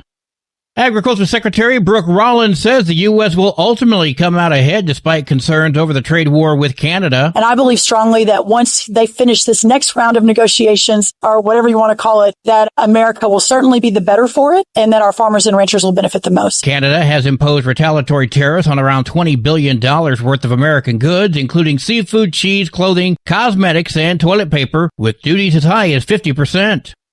Ghislaine Maxwell's bid to throw out her sex trafficking conviction is being tossed by a New York federal judge. It was a long-shot petition that would have allowed Ghislaine Maxwell a new trial. Maxwell, an associate of the late sex offender Jeffrey Epstein, represented herself in the ask that challenged her detention, the judge noting that Maxwell did not use her attorney to file what he called a lengthy and rambling petition that failed to open new avenues for her defense. Maxwell is serving a 20-year prison sentence after being convicted of helping Epstein sexually abuse girls. In New York, I'm Jennifer Bolsoni. From America's News Network, USA Radio News. Hey, I'm Brant, and her name is Sherry. Hello. She's a friend of mine whom we were just praying for because of a surgery she just went through. Yes, and I am very happy about something you actually talk about all the time, which is MediShare. That is right. Yeah. So what was your experience like with MediShare and the healthcare bills? Honestly, Brant, seamless. And what a blessing that is when you're already nervous about a health issue, which I was. Yeah. Members shared my expenses. There were zero problems. And let me tell you, having people pray with you when you call in with your need, that is just... It is refreshing. Yes, that's what it is. What I keep telling people, people love MediShare, and they love saving tons of money, too. The typical family can save $500 a month. I am very thankful for MediShare. It is so different, and I mean different in a very, very good way. Good different. Call now. They're easy to talk to, and you can get a price within 2 minutes. Call 855-SHARE-40. That's 855-SHARE-40. 855-SHARE-40. New York officials are announcing the death of an inmate at Rikers Island yesterday. It is the seventh death of a person at the city jail so far this year. The Department of Correction says 41-year-old Clarence Woodward died following a medical emergency. His cause of death has yet to be determined. Woodward was arrested 2 years ago in connection to a fatal stabbing at a Bronx laundromat. City Council member Selvina Brooks Powers, who also chairs the Committee on Criminal Justice, says there needs to be a crackdown on delays in the legal process. She added the city must also look into whether or not any systemic failures could have played a role in these deaths. In New York, I'm Liz Warner. A Seattle man has been charged with threatening to kill Washington Governor Bob Ferguson. Court documents show 34-year-old Nathaniel Foster studied security at the governor's mansion looking for weaknesses. He told detectives that he would attack or kill staff and security personnel if necessary. He checked himself into Swedish First Hill Hospital saying he had suicidal and homicidal thoughts. Prosecutors requested $50,000 bail and that Foster have no contact with Governor Ferguson. I'm Brad Ford. Representative Al Green has filed new articles of impeachment against President Trump. Again. H-Res 1486, impeaching Donald John Trump, President of the United States, for high crimes and misdemeanors. The Texas Democrats' resolution cites Trump's actions involving Gaza and what Green calls violations of the Constitution. Green has repeatedly pursued Trump's impeachment, with previous efforts failing in the House. For USA Radio News, I'm Anthony Lucero. This is Denny Gillum, here to tell you about an amazing new book, The Miracle Man, written by a good friend of mine.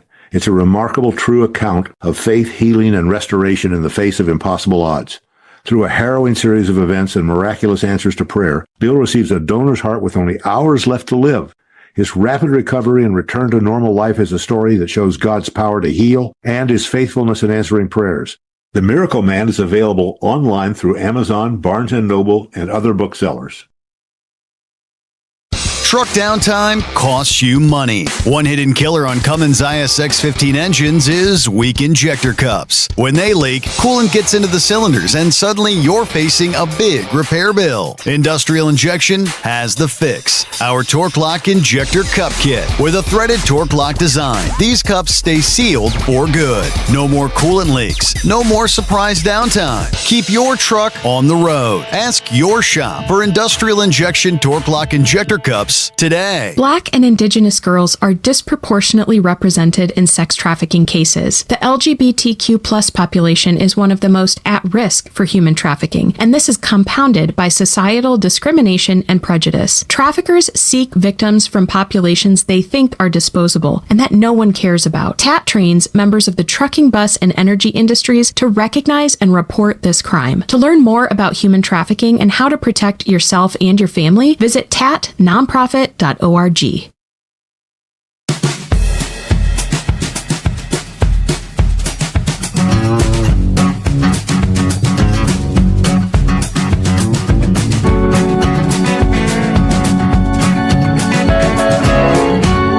There we go. For our friends on the West Coast, welcome. Welcome into a Wednesday, 26th day of August here. Final hump day in the month of August. All right, shout out Morning Steve and the Overnight Drive crew. Dave checking in from the Three Fat Truckers.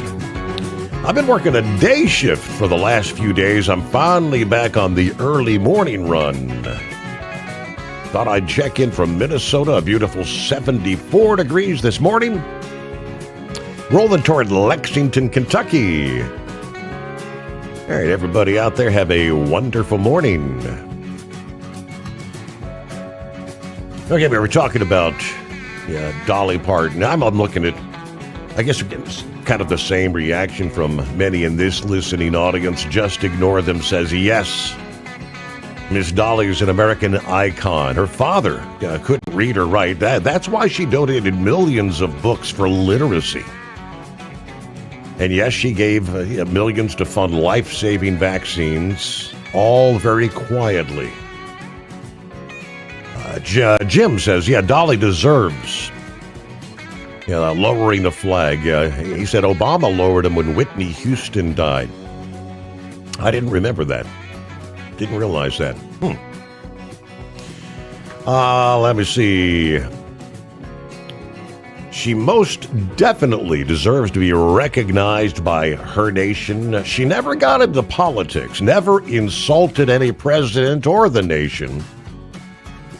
Now, I say she deserves to be honored and remembered. All right, flags half-staff. And that's pretty much what the president said this past day. All right, welcome back, Philip. Thanks for hanging in there. Yeah, I mean, just a lot of people just didn't know what all she did. I mean, she was involved with a lot of big corporate deals that made a lot of money. And she was also involved in she was always looking for other avenues to make money, and her philanthropy and her,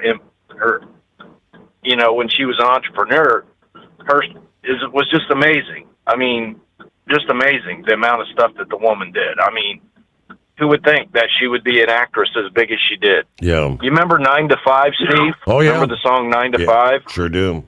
That was written when they were doing the show. And she was involved with the writing of that song. They wrote that song while they were shooting that show. And that's how much insight this lady had. I mean, she was keen. She was very clean. And everybody thought she was just this ignorant hick type person. She wasn't. She was absolutely not. She was the girl next door. And that's why I think everybody respected her, because she was just like going and seeing a neighbor, if you know what I mean. Mm-hmm. And that was amazing stuff. I mean, that's the side of stuff that people don't really look at, and I think that's why everybody respects her as highly as is. And I truthfully respect the president a little bit more about the flags at half staff. I mean, we did it for Jobs and a bunch of other folks, why not do it for Dolly? Yeah. You know what I mean? And there ain't too many people that could have one word as their name, and anybody in the world would say, "Do you know Dolly? Oh, you mean Dolly Parton?" Yeah. I mean, there's not too many people who can say that. And you think about that. You know, you think about companies like FedEx. You know, instead of saying Federal Express, we're going to say FedEx. Well, she did that before they did. You know, and it's just it's an interesting story about her. And I just had to say the stuff. I'm sorry if I went a little long on it and whatnot, but you know, we owe her that respect. We really do. But have you heard anything from Santa Claus, Steve, tonight? Yeah, he did. He did chime in a bit earlier. Said it was like 82 degrees there in Elk Grove. Okay. Because, you know, I was wondering, I was thinking about him last night when I were talking about Truckee. You know, some of them fires out in Reno are out there in Truckee, out in that area. And I was thinking about Santa Claus and that, and I hope everybody's okay out there.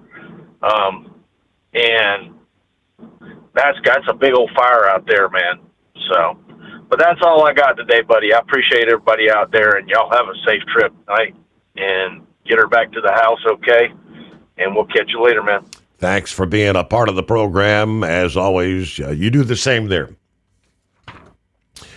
All right, so President Trump this past day, he said the Navy has pretty much cleared all the mines from international waters in the Strait of Hormuz and warned Iran any attempt to mine the shipping route again would draw an immediate military response. He said, I guess via Truth Social, I have just been informed by the United States Navy that all mines have been removed and or detonated from within the international waters of the Strait of Hormuz. He added that the U.S. Space Force is monitoring every square inch of the strait and said a zero-tolerance policy on mine placement is now in effect. The culmination of, I guess this has all been kind of quietly going on in the background, a months-long effort to clear those mines planted by the Islamic Revolutionary Guard. Central Command began a major mine-clearing operation in April after Iranian mines disrupted commercial traffic. The Navy deployed destroyers, underwater drones as part of that effort. There you go. Trump said last week the strait is open and operating. Mines have been removed or detonated. Even as, I guess, Iranian attacks on commercial shipping there continue. But, all right. Let's see. Is that Grump? Or is that Vic? That's Vic. Good morning, Vic. Yeah. I just kind of go to the show there, so if I'm repeating anything, but you were last night when we were talking about with Trump and everything, and he's talking about all these tariffs. He doesn't have the authority. The Supreme Court has told him to set those tariffs. There's a process he has to go through. So that's why I don't understand why he's even engaging in a tariff war, because they have to refund money. I think Target was the thing that I seen a day or two ago. So I'm not exactly sure what he's trying to accomplish with the tariffs. And the other thing is, there are the three branches of government, and there's a process that you have to go through with about everything. And you were mentioning that Air Force major that he was holding up a sign there and walking on, I think it was the Capitol steps or something. And you can't do that when you're in the military. But at the same token, you had, that Al Green, he was a congressman or something. See, he can do that. And that's kind of the way our government works. And I don't know, it just seems like that Trump can't get through his head, that there's a way to go about doing things in a representative type of government. And a lot of the things that he's doing, I agree with, but But that was where, when you talk about people kind of wanting to break away from Trump and everything, and that's what I was trying to point out, that he gets something in his head, and he's just going to do it, regardless. And that doesn't work too well over the long run. That's why I was a little bit concerned, because as they have that, the midterms coming up, I would just dread to think what would happen if the Republicans would lose the control of the House or anything of that nature, because it's going to be another 2 years of non-governance, and everything just kind of stalled over nothing. Just, I guess, whatever you'd say, some sort of political, spat, and that's what really concerned me. But and then the guy that, I don't know who it was, that said that I had that wrong about it wasn't white there, but I kind of had the two mixed up. But back at that time, I just remembered that Ann Richards. I still I'd have to go back and look all that stuff up. But at the time, there was something called the North American Farm Alliance, and Jim Hightower there, the Texas agricultural commissioner at the time, he was quite vocal in that organization, and I was kind of an armchair type thing. But Jim Hightower always wanted to go up there and protest the Board of Trade and all that stuff, because he thought all the different things that were happening was that the Board of Trade was manipulating all that, and he didn't really he didn't understand it or didn't want to understand it. But that was way back when, a long time ago. My memory's not that strong anymore. But anyway, he was right. I guess it was Ann Richards that George W. Bush defeated for the governorship. So, but I think I sent you a thing. Mark White, I think he came in there somewhere along the line. I'd have to go back and even read that. I just looked it up last night, but Mark White, I kind of mixed the two together. But yeah, Ann Richards, she used to talk about. She was talking about HW, but I can still remember her talking about poor old George. That he can't help it. He's born with a silver foot in his mouth and other things like that. And come to find out, she had a bit of a drinking problem. So, but anyway, now as we're looking at Trump, I don't know. I can't. It's just kind of. I don't know if he can't really accept things or whatever, or although you may not like things, but that's the reality of it. And I don't see how you're going to build much of a coalition or keep it together if you keep ignoring the laws of the country and talking about not the laws of the country. I don't know if you've seen where Newsom out there in California, he got a bill passed out there to where that they call it the Nick Shirley bill, that people can't investigate nonprofits. This has to be some sort of an official entity or something. But by and large, that's a direct violation of the First Amendment, because that's one of the foundation principles of this government, is that the citizens have the right to investigate their government and see where money's going and try to redress the government. So anyway, that's just kind of basically was the point that I was making, was if we're not going to obey the laws of this country, then we're going to destroy our own country. And I kind of had higher hopes for Trump, but Trump just can't make that transition from the business community to the government, and that's what a lot of people wondered about. But when you're operating a business and competing against somebody, and you're doing it all on your own, you can use those hardball tactics and everything else. But when you're in government, you have to follow the rules, things. The rules, the right. regulations. Yeah, absolutely. So that was the point I was trying to make. I guess I didn't do a good job of it. And one real quick Dolly story. I don't know exactly how they do, but there was a young musician or something trying to get started, and I can't recall that guy's name to save my soul. But he told this story on one of the, I don't know, like Kirk and Chase or one of those. And he said that he was either short somebody or something, and I don't know how that goes. But Dolly stepped in to fill in, and so whenever she was leaving and it was over, he said to Dolly, he said, "Dolly, you didn't sell my card." And she says, "Honey, you can't afford me." So that's just, I guess, my Dolly story for the night. But that was the type of person she was, and she was raised by a Pentecostal preacher, so maybe that had something to do with it. I don't know.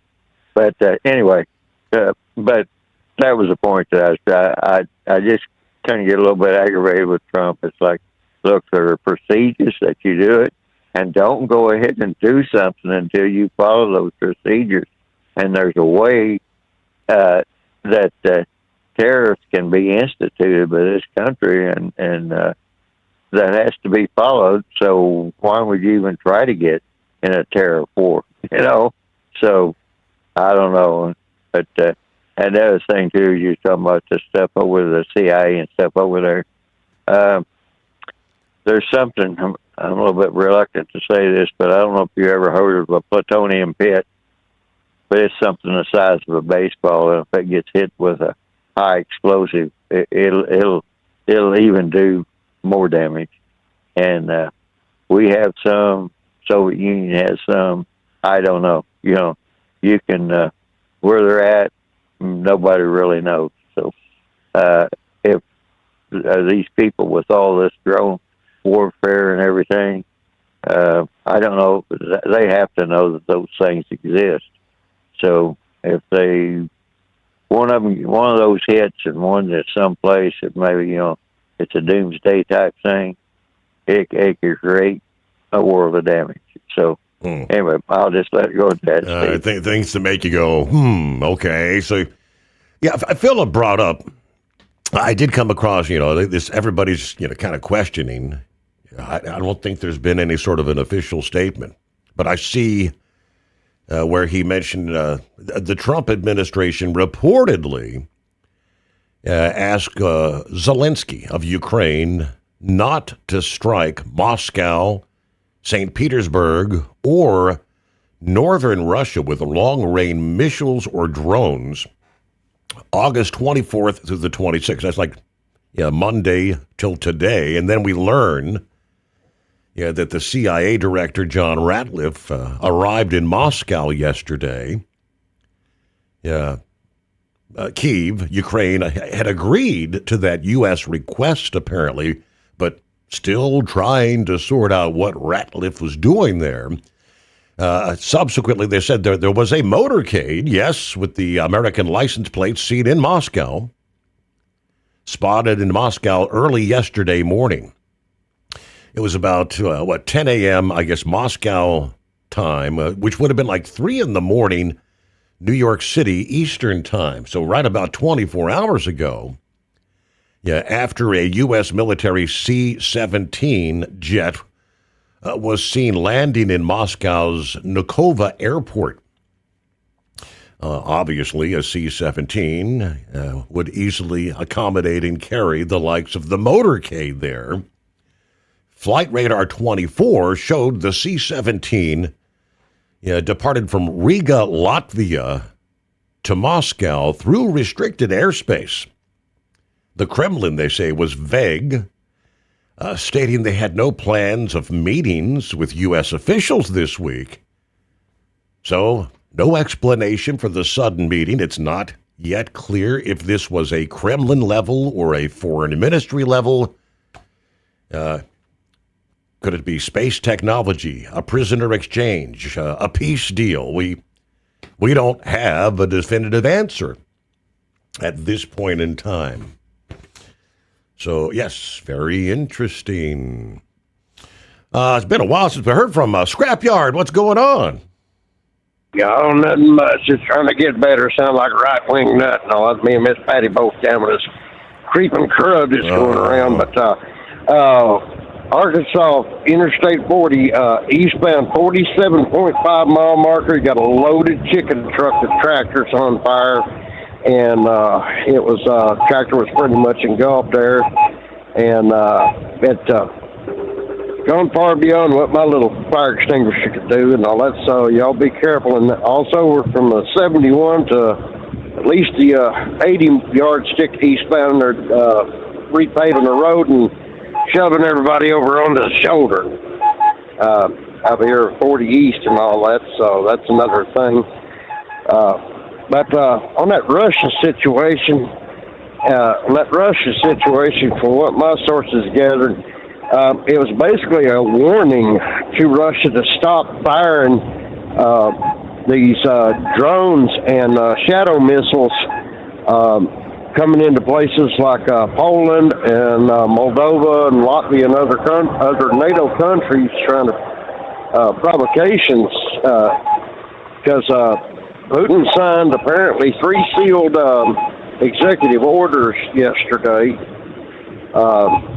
Hasn't made any disclosure, but been signs of a full countrywide mobilization and all that. Like, more than likely, he's fixing to attack NATO countries over there. Oh. And because they've been moving a lot of equipment over to their western borders with NATO. So it looks like, and after basically to get their attention, the other day over at the Kaliningrad Oblast and all that, which is an exclave, way off to their west. It's surrounded by NATO. The U.S. and NATO forces started flying rings around the Kaliningrad Oblast and all that, which is, basically the size of a small state.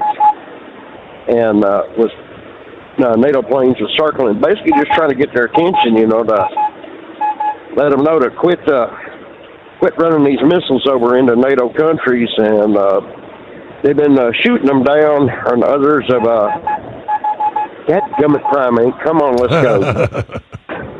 Oh, these damn castrated trucks, I tell you, hell, I need to hit the water so I can just quit. And so it's, it'll make them safer. No, it won't. But yeah, all this mess going on with Russia. They've been a lot of things have been going on through basically in the back channels, giving indications and all that Russia is under full economic collapse right now. And Putin's been snatching up a lot of these companies that have been getting hit by drones and missiles.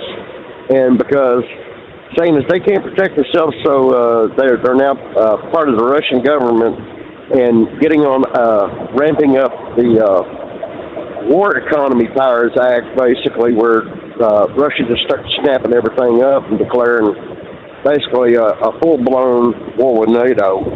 And that's the only thing, more than likely, that would save their country economically. Wow. Because, and that wouldn't be good. No. That's all right. Hey, Scrapyard, we're up against clock news. A service of industrial injection, serving Cat Cummins, Detroit, and more. Fuel injection, turbochargers, and complete engine solutions. Learn more at industrialinjection.com. USA Radio News, I'm Anthony Lucero. China is emerging as a key test of the new U.S. sanctions strategy because it remains Iran's largest oil customer, raising the possibility of yet another confrontation between the two nations. The U.S. and Canada are locked in a trade war. President Trump says tariffs on imports of cars, trucks, and auto parts from Canada will increase to 50% starting January 1st, 2027, after talks between the two countries broke down. Trump said Canada's been ripping off the United States of America for years. He added their ridiculously high tariffs on our farmers and farm products has made life impossible for these great American patriots. Meanwhile, Canada announced retaliatory tariffs on some U.S. goods will start September 8th. I'm Monica Nelson. At the closing bell, the Dow Jones added 160, the S&P gained 24, and the Nasdaq rose by 171 points. I'm Lizzie Radabali. From America's News Network, USA Radio News. This is Denny Gillum, host of Frontlines of Freedom, here to tell you about an amazing new book, The Miracle Man, written by a good friend of mine. It's a remarkable, true account of faith, healing, and restoration in the face of impossible odds. Through a harrowing series of events and miraculous answers to prayer, Bill receives a donor's heart with only hours left to live. His rapid recovery and return to normal life is a story that shows God's power to heal and his faithfulness in answering prayers. The Miracle Man is available online through Amazon, Barnes & Noble, and other booksellers. Lisa Wolf here to tell you about our newest website for old-time radio lovers. It's 100radioshows.com. At this site, there are 5 old-time radio shows waiting for you to download free as our gift to you. And be sure to browse the additional 700 old-time radio shows available to you for 70% off by using the promo code RADIO at checkout. This is a limited-time offer, so log on to 100radioshows.com. That's 100radioshows.com. Truck downtime costs you money. One hidden killer on Cummins ISX 15 engines is weak injector cups. When they leak, coolant gets into the cylinders and suddenly you're facing a big repair bill. Industrial Injection has the fix. Our Torque Lock Injector Cup Kit with a threaded Torque Lock design. These cups stay sealed for good. No more coolant leaks. No more surprise downtime. Keep your truck on the road. Ask your shop for Industrial Injection Torque Lock Injector Cups today. Every mile matters, and so does having someone in your corner. Join OOIDA today for just $45. Advocacy, support, savings, and a team built to have your back. Visit OOIDA.com today. Call OOIDA at 816-229-5791 for more information. That's 816-229-5791. It's time to step up your fuel filtration game. The AirDog heavy-duty diesel fuel system doesn't just filter fuel like the others. It fully optimizes your truck's fuel system for peak efficiency. The AirDog removes contaminants, including particulates, water, air, and vapor, optimizing the pressure feed, providing your engine with the ultra-clean supply of fuel it needs for the quickest starts, smoothest idle, best fuel economy, and highest performance possible. Get started on the road to optimization today at airdogdiesel.com. Truckers spend lots of hours on the road. So when it comes to staying connected, you need a headset that works just as hard as you do. Blue Parrot is the #1 headset brand for professional drivers, and we've taken the quality you've come to expect from us and made it even better. Check out our newest headsets, the Pro B350 and Pro B450, offering you more hours of talk time, better voice control, extreme comfort, and industry-leading AI voice isolation microphones. So you can spend more time talking about the important things and less time repeating yourself. To get yours, check out BlueParrot.com. Blue Parrot, hear and be heard. Dean Michael, the tax doctor here. Are you tired of those tax problems following you around like a dark cloud, always in the back of your mind, losing sleep at night? Call me now and get your life back. 888-557-4020 or go to mytaxhelpmd.com. Pretending they're not there won't make them go away. The IRS isn't going to forget. They will levy your bank account and garnish your wages. Don't wait for that to happen. I'm not telling you these things to scare you. I'm telling you so you can benefit from my years of experience. Now is the time to act. 888-557-4020. So you missed an episode of the Steve Sommers Overnight Drive, and now you're suffering night sweats and panic attacks. Well, don't worry, we've got the cure. Never miss a broadcast of the Steve Sommers Overnight Drive. Consistently ranked as one of the top podcasts and radio shows in America, we've made it easy for you to catch up on past shows. Find the Steve Sommers Overnight Drive wherever you get your podcasts or at overnightdriveradio.com. And never miss an episode of the Steve Sommers Overnight Drive. You're listening to the Overnight Drive with Steve Sommers. One word explained the world of truck and tractor pulling last week. Pull Town.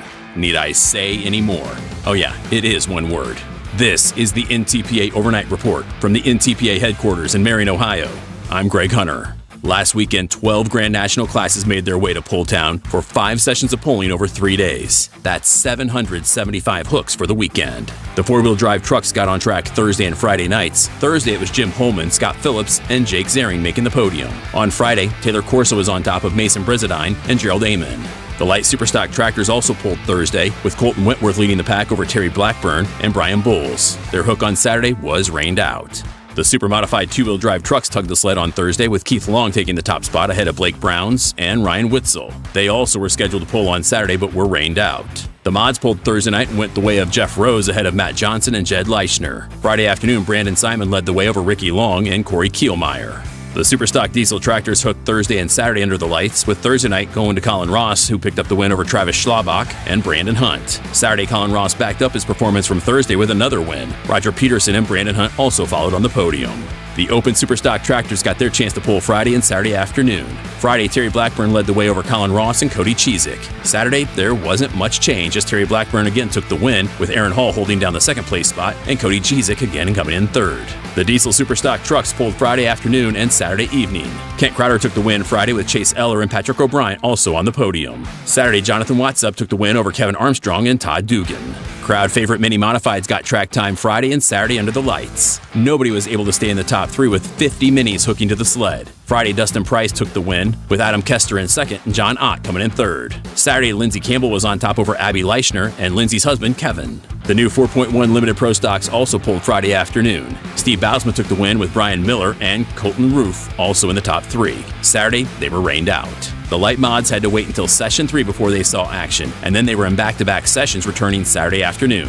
Friday night, Luke Kozik was on top of Les Corporal and Chase Smith. Saturday afternoon, Chase Richardson got ahead of Luke Kozik and Chase Smith.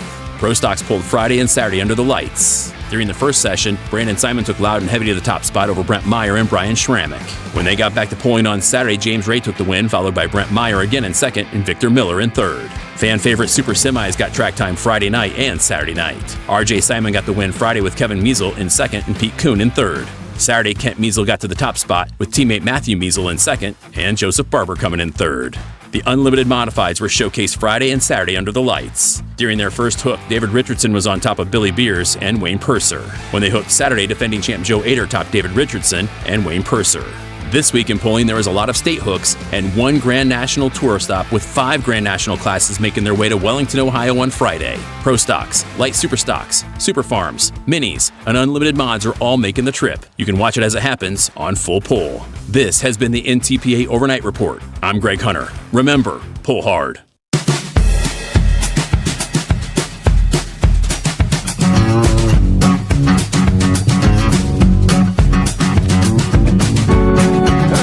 Appreciate the update.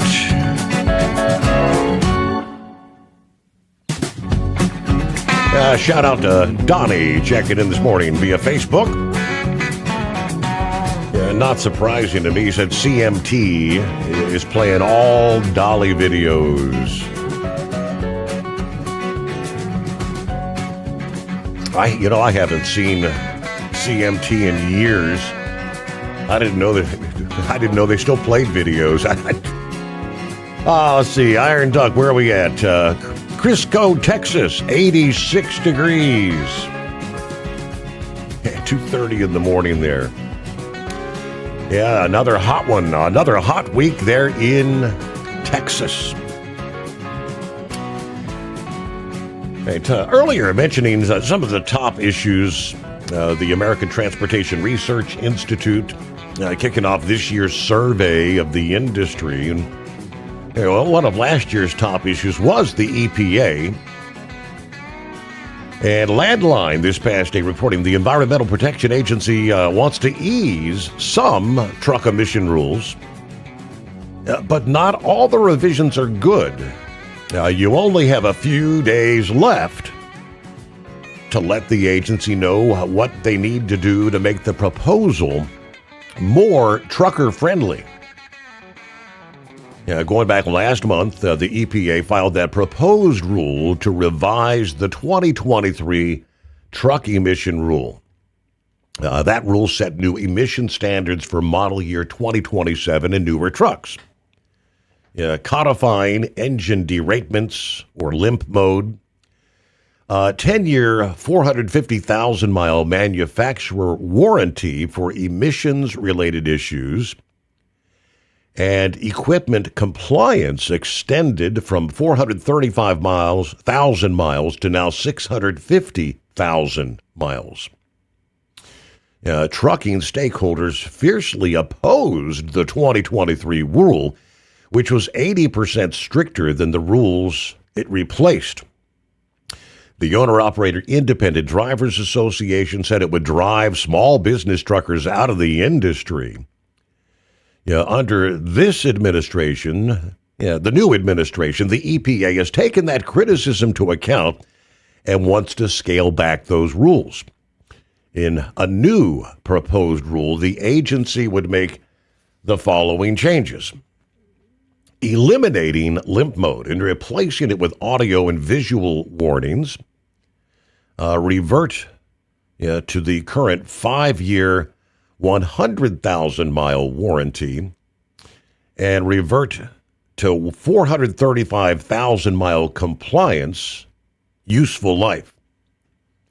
Now, while drivers welcomed the elimination of the deratement or limp mode schedules, they were not pleased with smaller warranties and smaller compliance timelines, although the EPA said a shorter useful life window would allow manufacturers to ensure new technologies perform reliably under real-world conditions rather than rushing unproven products to market. OOIDA said, but it comes at the expense of truck drivers. EPA should not make these accommodations for the manufacturers and at the same time restrict extended warranty periods for the small business customers. Executive Vice President Louis Pugh said, sensible warranty programs are critical for encouraging investment and implementation. Drivers need to weigh in. You have till August 29th. Now that's after today, 3 more days to convince the EPA to make the necessary changes to the proposed rule. Comments right now being accepted through the 29th again. OOIDA has provided a simple comment form at their website, fightingfortruckers.com. You could otherwise go to the regulations.gov website and enter the docket number. 18 before the hour. It's 844-844-3388. What's going on, Horse Feathers? Morning, Your Honor. Well, I guess it's that time of the week, isn't it? One last time here in the month of August. How did that happen? Where did August go? Yep. So, anyways, well, hey, Mike, what day is it? What day is it? Let's make it official. Yeah, there it is. Hump Day. How about it? Yeah, anyways, man, it looks like we've had a few good days in a row here. Decent weather and nice working the last couple days. And looks like today's going to be a good working day. The moon's out there. Apparently, SpaceX must have had a rocket go up yesterday morning there. Yes, they did. Before the 6 o'clock hour. Did you get a chance? Did you see it? I did not. I heard Maryland had a lot of good viewing, and even Southern Pennsylvania. One of the guys I work with up in Southern PA, he took a picture of it. He didn't have a clue what it was. He's like, "What is this? Something from the military?" And so, anyways, but yeah. So there was a lot of pictures around, and the news covered it a little bit, surprisingly. And yeah. So other than that, not a whole lot going on, and I'm sure you spent a good portion of your morning this morning talking about Dolly. Yes, that's true. Yeah. So what an icon to be missed, and a philanthropist, and just a person that most people should strive to be like, you know. Mm-hmm. But anyways, so yeah. So have we had any update from our folks there at Make-A-Wish about the convoy? They found a venue yet, or have you heard anything new? No, I haven't heard anything new, but this Saturday is the day that they have the whole meeting to discuss the top 30 and what happened from last year's convoy, and tell everybody how much money they raised. So So after this Saturday, I'm hoping they'll have a little bit more insight of what their plans are, what they're looking into. I did have a possibility. I thought of a thing here. There's a big polo field that doesn't start their operation actually until the beginning of June. So I thought May might be an open on their calendar, but apparently there's a whole big soccer thing that happens. Big tournament starts back in the end of March or April, and they play a whole bunch of soccer season and tournaments and stuff. And so all the field location there that would be open normally without the polo is filled up with soccer. Uh-huh. So the one real venue I knew of is that, and the only other thing would kind of revolve around the IHRA. I think I kind of half mentioned that before, is the Maple Grove Raceway out there east of Reading, and but I don't know what their schedule is and what events they would have going on, and the question is if they'll have events going on, because whatever this whole deal is with this IHRA there, it's turned into a terrible debacle over the last couple of years since that guy went around and bought up all those tracks, and I guess didn't end up with money to back them. So whether the tracks are going back to the original owners or just sitting or whatever, but a lot of people invested a lot of money in race cars to end up not having a season to actually compete in, and IHRA actually had different rules than the NHRA, so people that were coming out of NHRA racing to go over there actually had to modify their vehicles to fit the rule package of the IHRA. So it's a whole big thing there, and I don't know what's I see some bits and pieces that's real and what's AI and what somebody's just kind of made something to look like a little home studio, and whether they're getting real source information or whether they've just made something up and telling people what they want to tell people. You just don't know what's out there and what to believe until you actually find the real truth.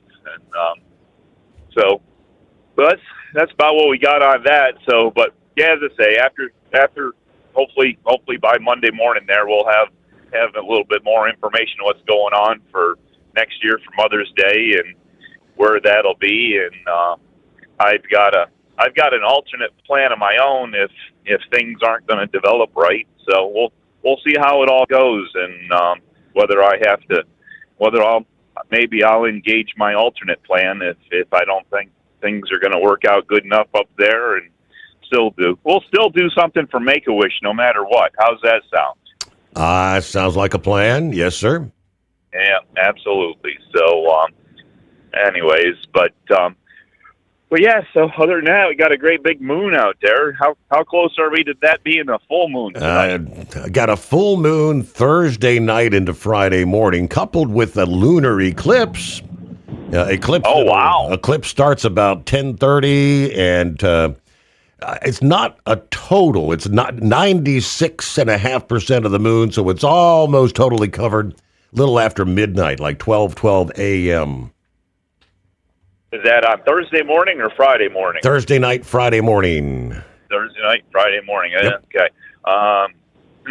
It might be able to see it, but they're talking rain showers. You guys with the AccuWeather, AccuGuides there. Yeah. They're talking rain showers out here Thursday for us, and supposed to clear out on Friday. So it might not be good viewing for that. Yes. But is there a specific space in the country that you're going to have better viewing of the maximum coverage? East Coast, like eastern third of the country, gets to see the whole thing. Okay. So you're right in the zone. You'll see from the beginning to the end, all the way through, from like 10:30 to 2 in the morning or something. Yeah, that's as I say. If the weather clears out, give us clear skies. So, other than that, I don't know. Not much more. Did the official thing, and I guess we'll wish everybody a good hump day and stay safe. And we'll chat at you soon. As always, thanks for making it official hump day. There you go. Horse feathers off to work we go. Got to pay the bills, right? Truck downtime costs you money. One hidden killer on Cummins ISX 15 engines is weak injector cups. When they leak, coolant gets into the cylinders and suddenly you're facing a big repair bill. Industrial Injection has the fix. Our Torque Lock Injector Cup Kit. With a threaded Torque Lock design, these cups stay sealed for good. No more coolant leaks. No more surprise downtime. Keep your truck on the road. Ask your shop for Industrial Injection Torque Lock Injector Cups today. Paperwork doesn't make money, but it's an important part of trucking. Hauling freight makes money. Let OOIDA help with permits, licensing, drug and alcohol testing, and compliance, so you can stay focused on the road. Learn more at OOIDA.com. Call OOIDA at 816-229-5791 for more information. That's 816-229-5791. Truckers spend lots of hours on the road. So when it comes to staying connected, you need a headset that works just as hard as you do. Blue Parrot is the #1 headset brand for professional drivers, and we've taken the quality you've come to expect from us and made it even better. Check out our newest headsets, the Pro B350 and Pro B450, offering you more hours of talk time, better voice control, extreme comfort, and industry-leading AI voice isolation microphones. So you can spend more time talking about the important things and less time repeating yourself. To get yours, check out BlueParrot.com. Blue Parrot, hear and be heard. It's time to step up your fuel filtration game. The AirDog heavy-duty diesel fuel system doesn't just filter fuel like the others. It fully optimizes your truck's fuel system for peak efficiency. The AirDog removes contaminants, including particulates, water, air, and vapor, optimizing the pressure feed, providing your engine with the ultra-clean supply of fuel it needs for the quickest starts, smoothest idle, best fuel economy, and highest performance possible. Get started on the road to optimization today at airdogdiesel.com. All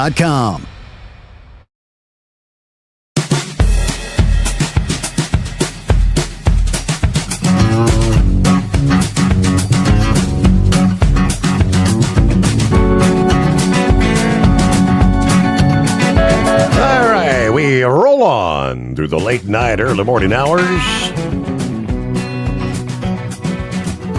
Got a new day coming our way. Let me see. We were talking earlier about concerns of cyber attacks on infrastructure, water systems, electric grid.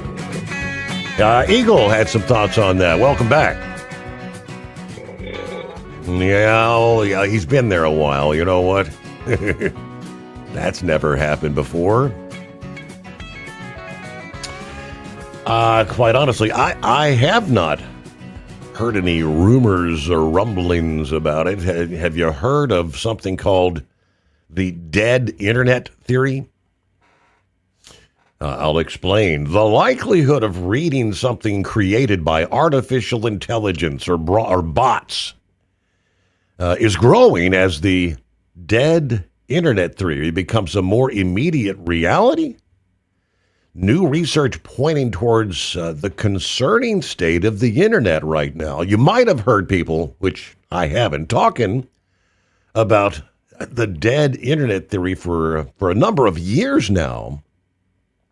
Anyone who even casually spends time on social media will find it hard to ignore quite how bot-ridden the web has become in recent years.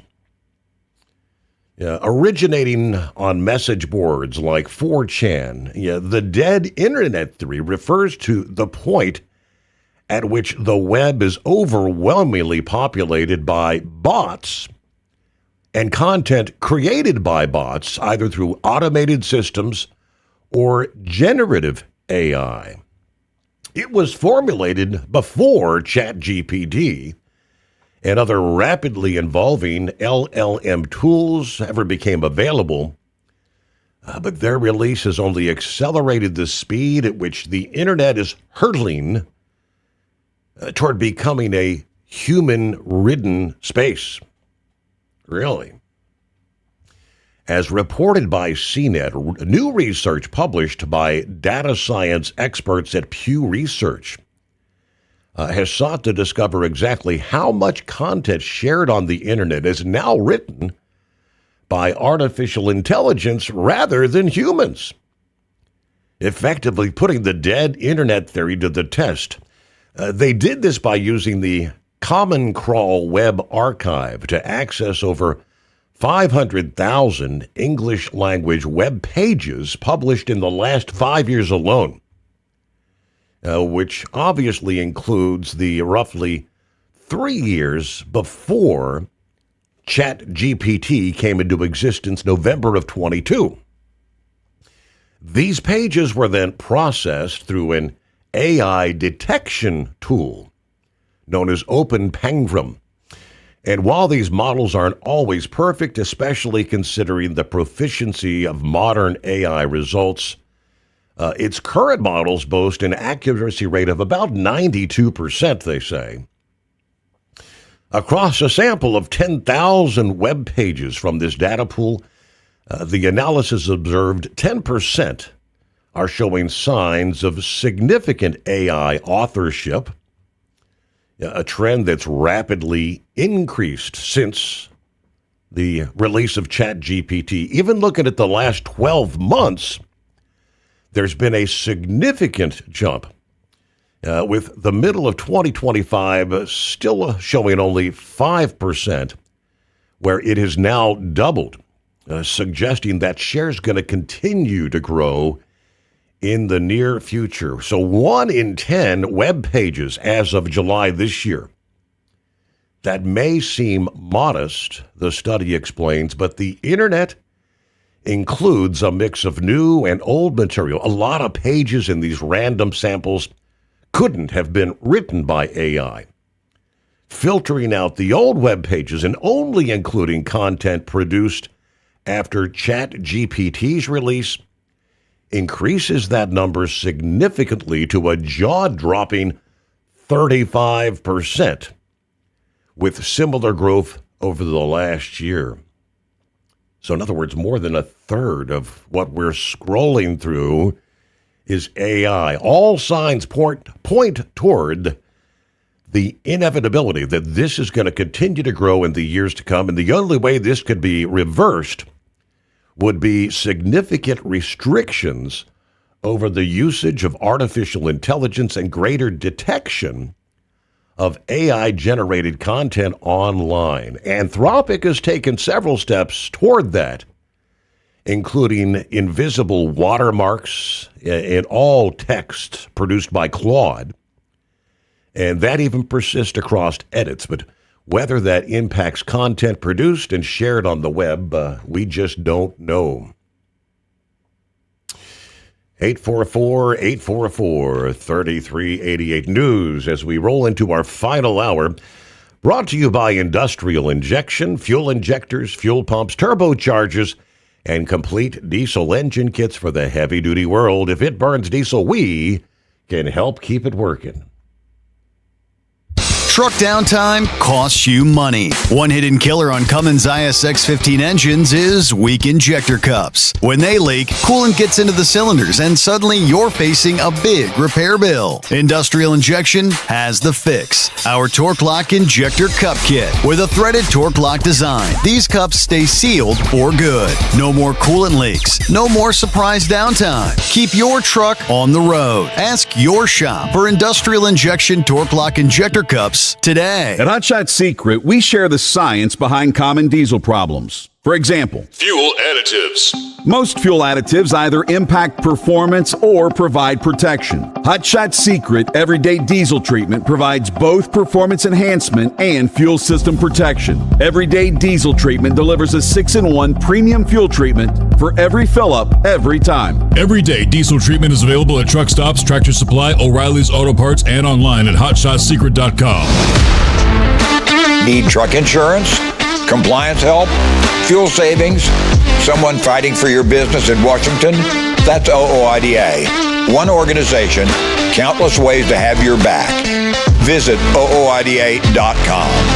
For more information, call OOIDA at 816-229-5791. Our team would love to talk through your trucking needs. That's 816-229-5791. It's time to step up your fuel filtration game. The AirDog heavy-duty diesel fuel system doesn't just filter fuel like the others. It fully optimizes your truck's fuel system for peak efficiency. The AirDog removes contaminants, including particulates, water, air, and vapor, optimizing the pressure feed, providing your engine with the ultra-clean supply of fuel it needs for the quickest starts, smoothest idle, best fuel economy, and highest performance possible. Get started on the road to optimization today at airdogdiesel.com.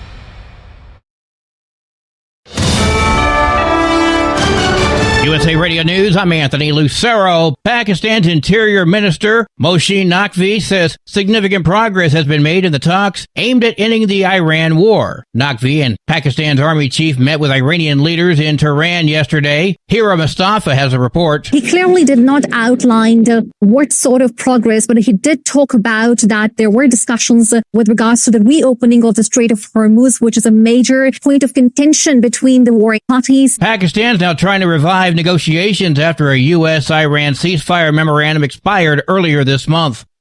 Major Jason Watson, an active duty Air Force officer, faces 10 charges under the Uniform Code of Military Justice after criticizing President Trump and calling for his impeachment. The charges include contemptuous remarks, disobeying orders, and conduct unbecoming an officer. Watson remains in pretrial confinement. Agriculture Secretary Brooke Rollins says the U.S. will ultimately come out ahead despite concerns over the trade war with Canada. And I believe strongly that once they finish this next round of negotiations, or whatever you want to call it, that America will certainly be the better for it and that our farmers and ranchers will benefit the most. Canada has imposed retaliatory tariffs on around $20 billion worth of American goods, including seafood, cheese, clothing, cosmetics, and toilet paper, with duties as high as 50%.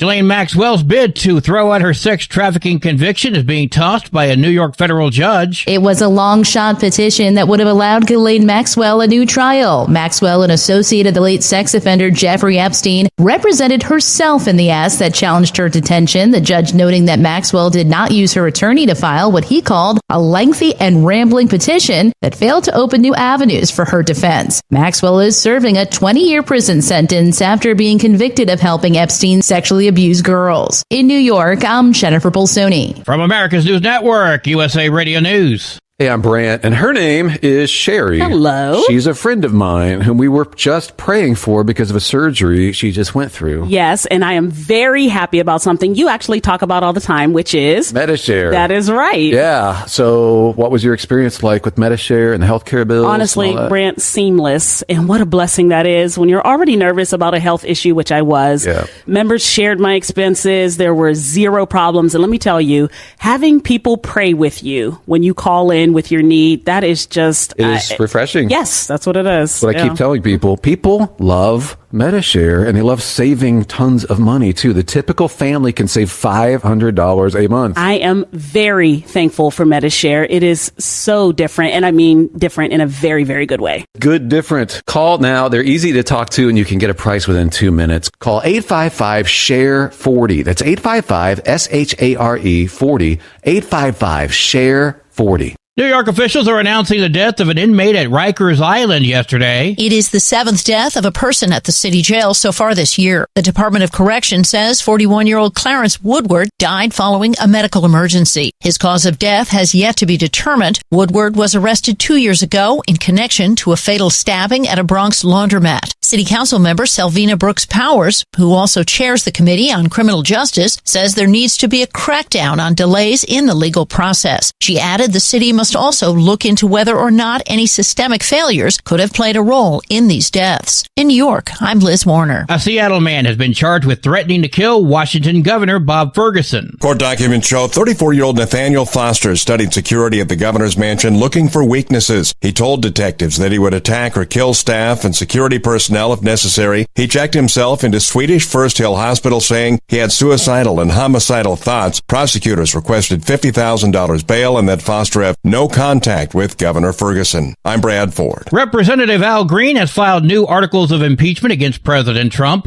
Again. H-Res 1486, impeaching Donald John Trump, President of the United States, for high crimes and misdemeanors. The Texas Democrats' resolution cites Trump's actions involving Gaza and what Green calls violations of the Constitution. Green has repeatedly pursued Trump's impeachment, with previous efforts failing in the House. For USA Radio News, I'm Anthony Lucero. This is Denny Gillum, here to tell you about an amazing new book, The Miracle Man, written by a good friend of mine. It's a remarkable, true account of faith, healing, and restoration in the face of impossible odds. Through a harrowing series of events and miraculous answers to prayer, Bill receives a donor's heart with only hours left to live. His rapid recovery and return to normal life is a story that shows God's power to heal and his faithfulness in answering prayers. The Miracle Man is available online through Amazon, Barnes & Noble, and other booksellers. Truck downtime costs you money. One hidden killer on Cummins ISX-15 engines is weak injector cups. When they leak, coolant gets into the cylinders and suddenly you're facing a big repair bill. Industrial Injection has the fix. Our Torque Lock Injector Cup Kit. With a threaded Torque Lock design, these cups stay sealed for good. No more coolant leaks. No more surprise downtime. Keep your truck on the road. Ask your shop for Industrial Injection Torque Lock Injector Cups today. At Hotshot Secret, we share the science behind common diesel problems and their solutions. For example, Hotshot Secret Diesel Extreme. Today's ultra-low sulfur fuels leave injector deposits causing frequent DPF regens and low throttle response. Diesel Extreme is a once every 6-month treatment that will clean your entire fuel system, including the tank, lines, pump, and the injectors. Hotshot Secret Diesel Extreme is available nationwide at truck stops, fine farm and auto stores, and online at hotshotsecret.com. Because Channel 19's a little congested. Call Steve now at 844-844-3388. The Overnight Drive.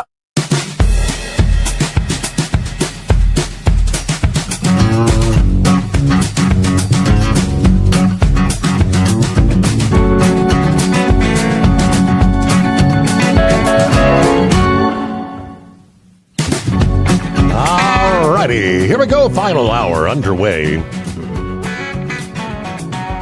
right, Pappy, I got your email there. You're right. As he was discussing earlier, some of these, what they call these ops, that people are, you're seeing this stuff online. And I just shared with you that right now, more than a third of what you're seeing and reading on these social media posts and anything on the internet is being written by artificial intelligence and generated. A lot of this is being generated overseas, and they call it propaganda campaigns. Trying to convince you. Just like the Democrats have been doing for years and years, that everything Trump does is looking to take money out of your pocket. He shared kind of a screenshot from our old friend, the Jolly Green Giant. I can tell you, Jolly Green has known to suck in some of the disinformation. I've had conversations where I've had to correct him over the years. He's in retirement now. I hope everything's going well. But just as an example, he's buying into some of this, totally false, fake narratives being shared out there. Let me share a little bit from this. I guess it was an online chat conversation he was having, Facebook maybe, and talking about this administration, where he said the Republican Party needs to lose the House and Senate. And I don't think Vance is going to win the presidency. Why? Because the bill they passed yesterday favors the rich. And they made cuts on Medicare. You're going to lose 22% of your Social Security. This was going kind of back and forth, basing my opinion on what the Republican Party is doing. You screw with my money, you're fired. I'm going to lose $1,200 a month out of my Social Security check. Plus, Trump promised as he was campaigning, Social Security will not be taxed. That didn't happen. It was a lie. He also said that he was going to call the big prescription companies to the White House to lower prices for seniors. That didn't happen. I'll pause right there and say that already, there's where are you getting these scenarios where that didn't happen? Yeah, this has happened. I just shared the other night, starting with the prescription drug prices. The fact of the matter is, and this was all mainstream media news. Hello, prescription drug prices have dropped 3.1% over the past year, marking, get a load, the steepest annual decline recorded by consumer data since 1963. Prescription prices fell 0.8% in a single recent month. The biggest savings, insulin, diabetes treatments, heart medications, and certain weight loss drugs, seeing the largest cuts. Some of the popular GLP-1 medications dropped from over $1,000 down to $50 a month for eligible patients. That is the fact. Social Security, and I'm trying to say they're going to cut my SS if the Republicans maintain the House and Senate. I'm going to, who's telling? The fact of the matter is, yes, we've been dealing with issues, Social Security, for decades. They've borrowed. And this is Republican and Democrat administration alike. There is no cuts right now. The trust fund is facing running out of money by 2032 at this point if Congress doesn't act before the reserves are depleted. That wasn't created by Trump. By law, once the trust is exhausted, ongoing payroll taxes will only cover about 76 to 78% of scheduled benefits. That would trigger automatic across-the-board cuts. This is all going to come down to Congress acting on this. I don't care. In 2032, by the way, Trump will have been out of office for 4 years. You very well, if you get your wish, see a Democrat back in the president's seat during those 4 years. Do you actually think they're going to do anything to help you save your SS? I wouldn't trust them as far as I can throw them.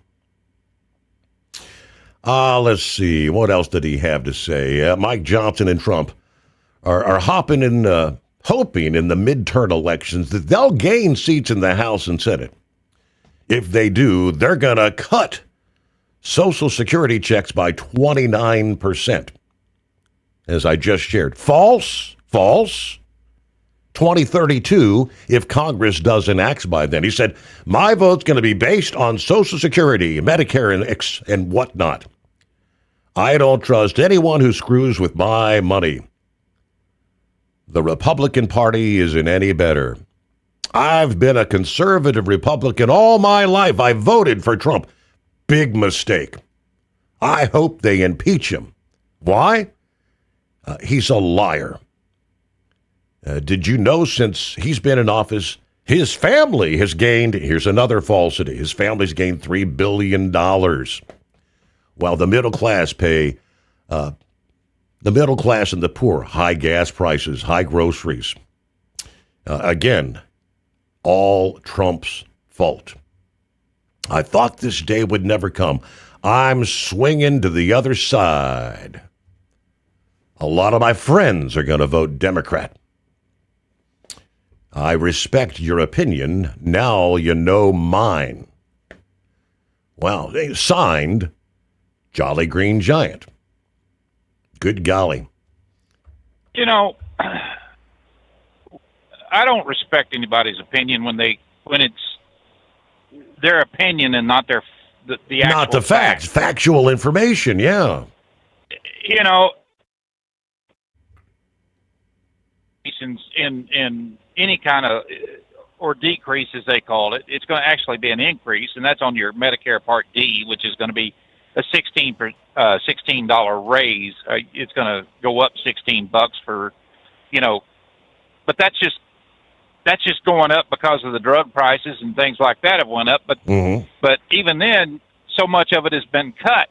I mean, when you look at all the benefits of Part D, you know, a 16 cent or $16 increase is nothing. It's absolutely nothing. You know, they raised the cost of living up 2.8%. You know, what part of stupid are these people not? You know, I can't believe that they just cherry pick crap that means absolutely nothing. You know, from just propaganda that's thrown out there without actually getting on the Social Security website and reading what all is happening with Social Security. Help refresh my memory. I know Trump's big, beautiful bill. It successfully eliminated tax on overtime. It eliminated tax on tips. Did it not eliminate tax on Social Security? Some of it. I mean, all of it on some of the Social Security up to a certain percentage. You know, it eliminated tax. And I know he had proposed the whole thing where no more property taxes for people over the age of 65 who own their home, who no longer have a mortgage. But that was stripped out of the bill. Trump wanted that, but that was stripped out by Congress. Right. And you got, you know, this guy, Jolly Green or whoever, he's talking about switching sides and everything else.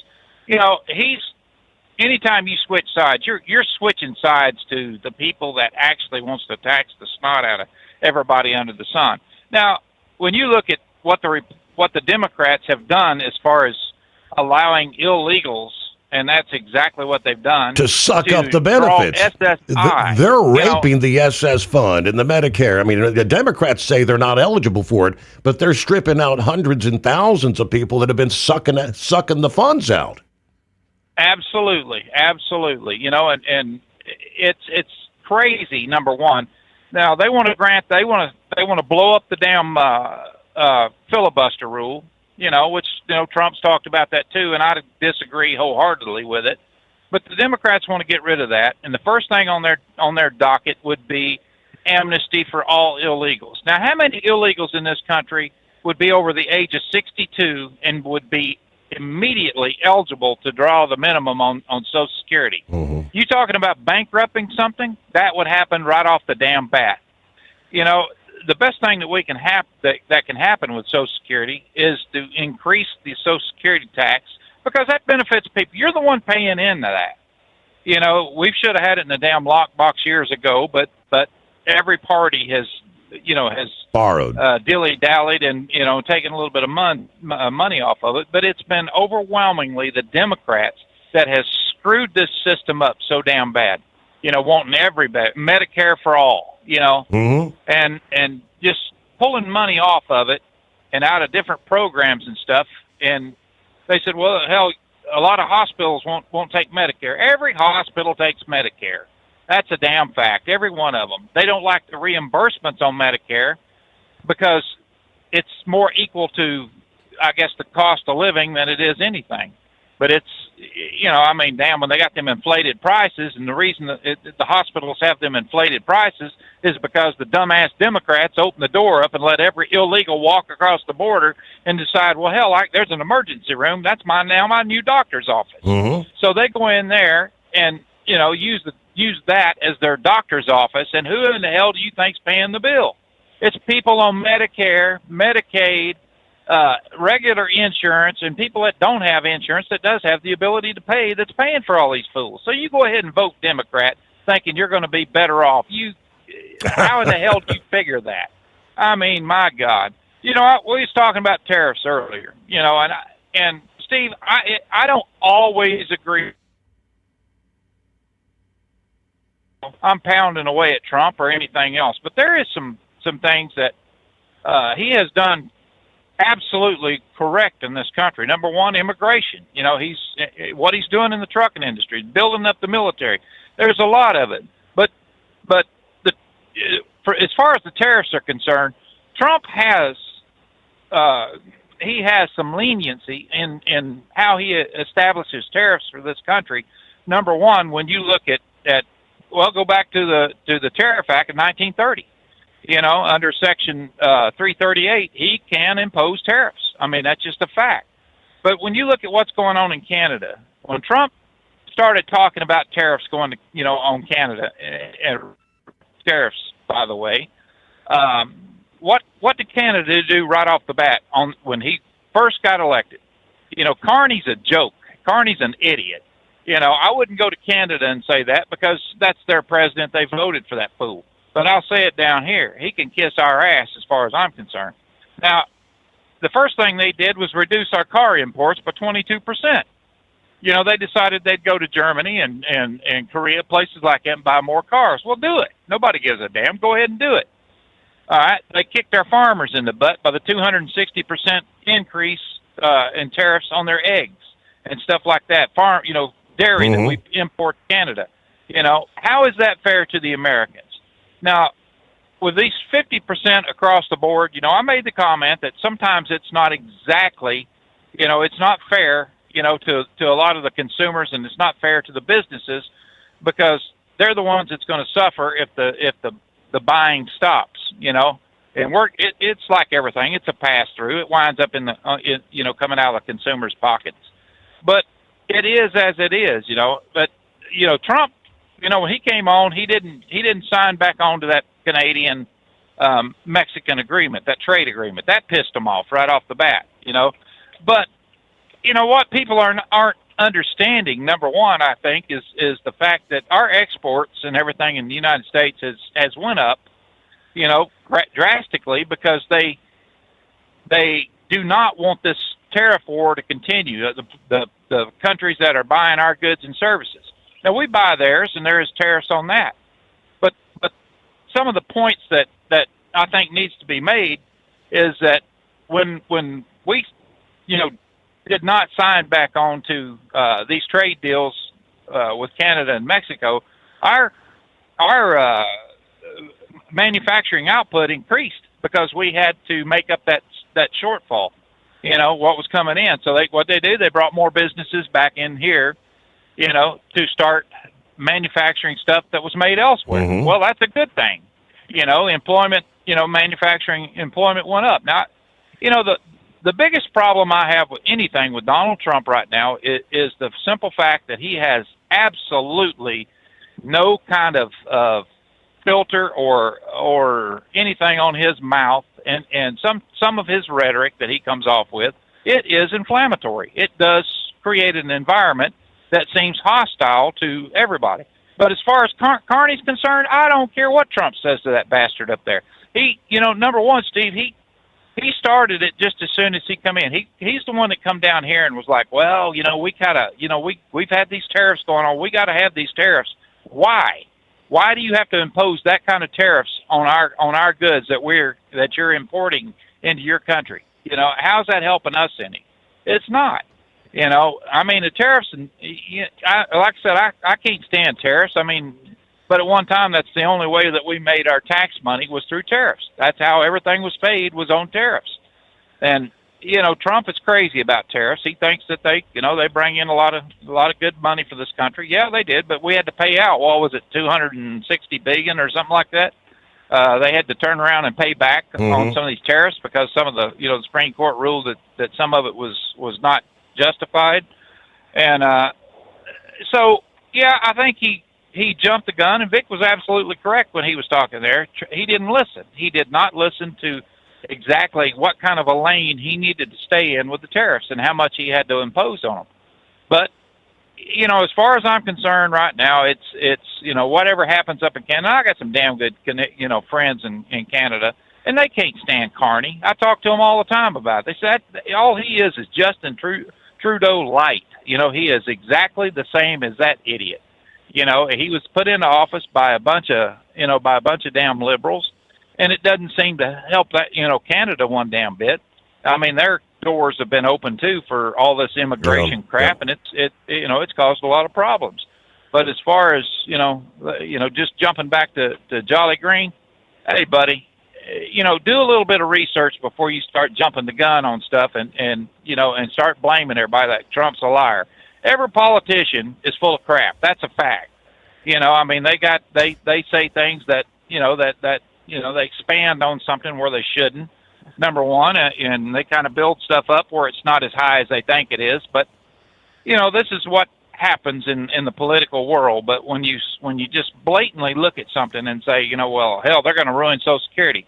It's not going to be ruined. Trump is the only one that even mentioned Social Security during the debates. He brought it up. How many times have you heard a Democrat to date say a damn thing about Social Security or the Social Security Trust Fund? Not one time, except for the fact that they believe that if amnesty, then illegals that are in this country, as they call them, the undocumented immigrants, should have a right to Social Security. They should not have a damn right to Social Security. They put $1 into it, so the hell with them. If they, starve, I don't care. It's just the way it is.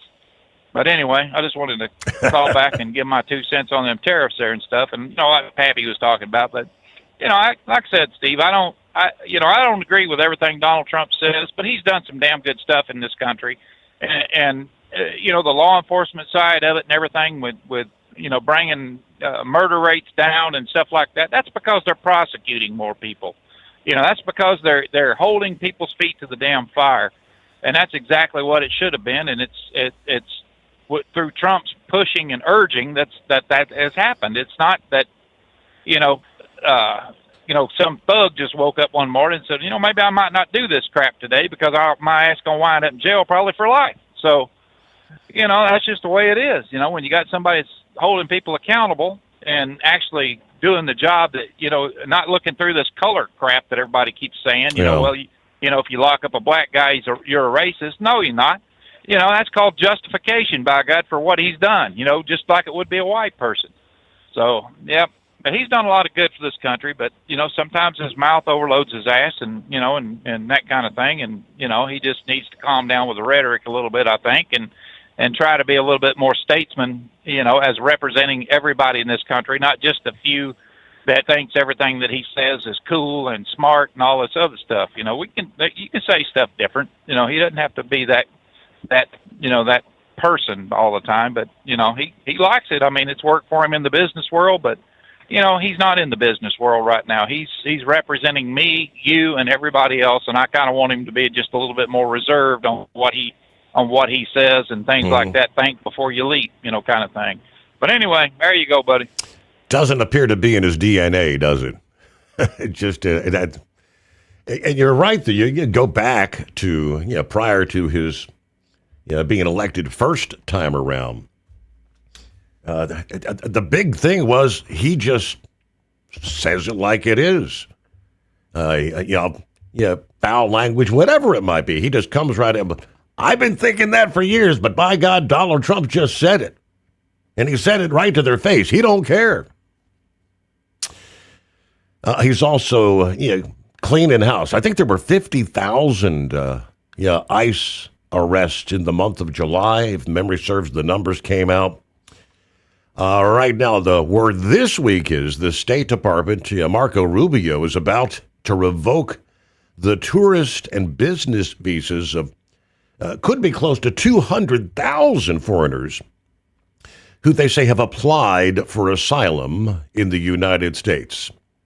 But these are bogus asylum claims. Expected to announce the action within a matter of weeks. It would cover B1 and B2 visas issued between 2016 and 2026 to those who later sought asylum, according to the documents obtained by the Associated Press. Any revocation would be carried out by the Department of Homeland Security. I'll give you more details on that as well. But quick news, a service of Industrial Injection. Heavy-duty diesel parts and solutions, from injectors and pumps to turbochargers and engines built for the trucks that can't afford downtime. As always, learn more at industrialinjection.com.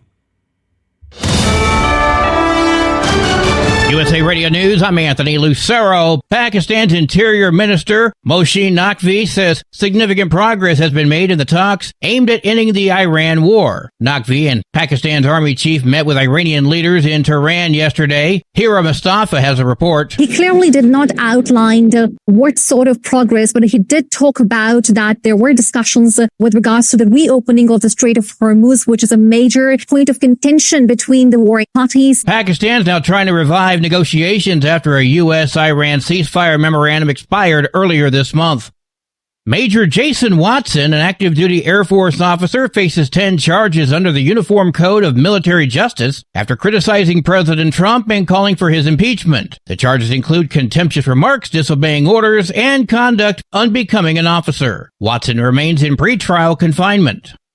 Agriculture Secretary Brooke Rollins says the U.S. will ultimately come out ahead despite concerns over the trade war with Canada. And I believe strongly that once they finish this next round of negotiations, or whatever you want to call it, that America will certainly be the better for it and that our farmers and ranchers will benefit the most. Canada has imposed retaliatory tariffs on around $20 billion worth of American goods, including seafood, cheese, clothing, cosmetics, and toilet paper, with duties as high as 50%.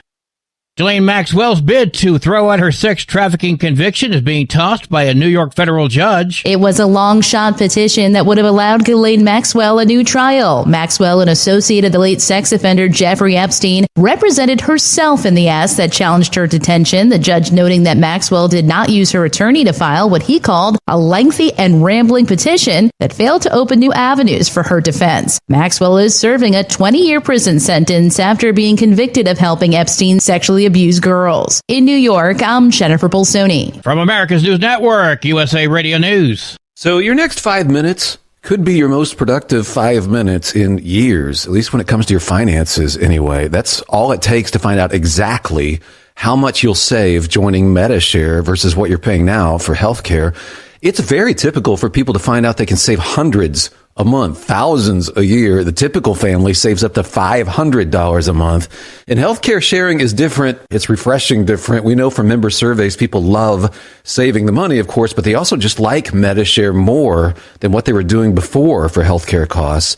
And it's not a new thing. It's been proven for more than 30 years. Hundreds of thousands of Americans are part of this. So call them now. They are great to talk to. And very quickly, you'll find out what you can save. You can get your questions answered. Your next 5 minutes could mean saving hundreds a month, month after month. And here is the number. Call 855-SHARE-40. That's 855-SHARE 40. 855-SHARE-40. New York officials are announcing the death of an inmate at Rikers Island yesterday. It is the 7th death of a person at the city jail so far this year. The Department of Correction says 41-year-old Clarence Woodward died following a medical emergency. His cause of death has yet to be determined. Woodward was arrested 2 years ago in connection to a fatal stabbing at a Bronx laundromat. City Council member Selvina Brooks Powers, who also chairs the Committee on Criminal Justice, says there needs to be a crackdown on delays in the legal process. She added the city must also look into whether or not any systemic failures could have played a role in these deaths. In New York, I'm Liz Warner. A Seattle man has been charged with threatening to kill Washington Governor Bob Ferguson. Court documents show 34-year-old Nathaniel Foster studied security at the governor's mansion looking for weaknesses. He told detectives that he would attack or kill staff and security personnel if necessary. He checked himself into Swedish First Hill Hospital saying he had suicidal and homicidal thoughts. Prosecutors requested $50,000 bail and that Foster have no contact with Governor Ferguson. I'm Brad Ford. Representative Al Green has filed new articles of impeachment against President Trump. Again. H-Res 1486, impeaching Donald John Trump, President of the United States, for high crimes and misdemeanors. The Texas Democrats' resolution cites Trump's actions involving Gaza and what Green calls violations of the Constitution. Green has repeatedly pursued Trump's impeachment, with previous efforts failing in the House. For USA Radio News, I'm Anthony Lucero. What if the music stopped? If the familiar voices were silenced? If there were no breaking news updates? What if your companion and connection to your community came with a monthly fee? Don't worry, we're free local radio with you wherever you go, celebrating 100 years and looking forward to the next 100. We are broadcasters. Text radio to 52886 and let Congress know you depend on your local radio stations. By the National Association of Broadcasters. The Overnight Drive with Steve Sommers. Live from the Hot Shot Secret Studios. Call Steve now. 844-844-3388. That's 844-844-3388.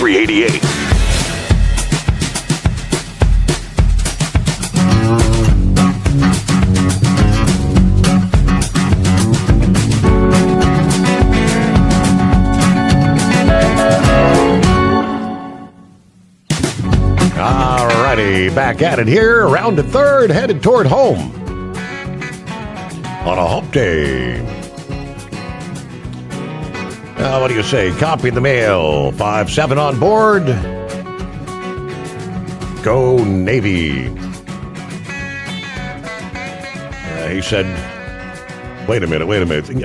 Did somebody say switching sides? Yeah, you mean to the pro-illegal aliens? The LGBT socialist, the Islamic Sharia law, boys and girls private spaces, boys and girls sports. Okay. Be careful what you wish for. Good golly. Good point.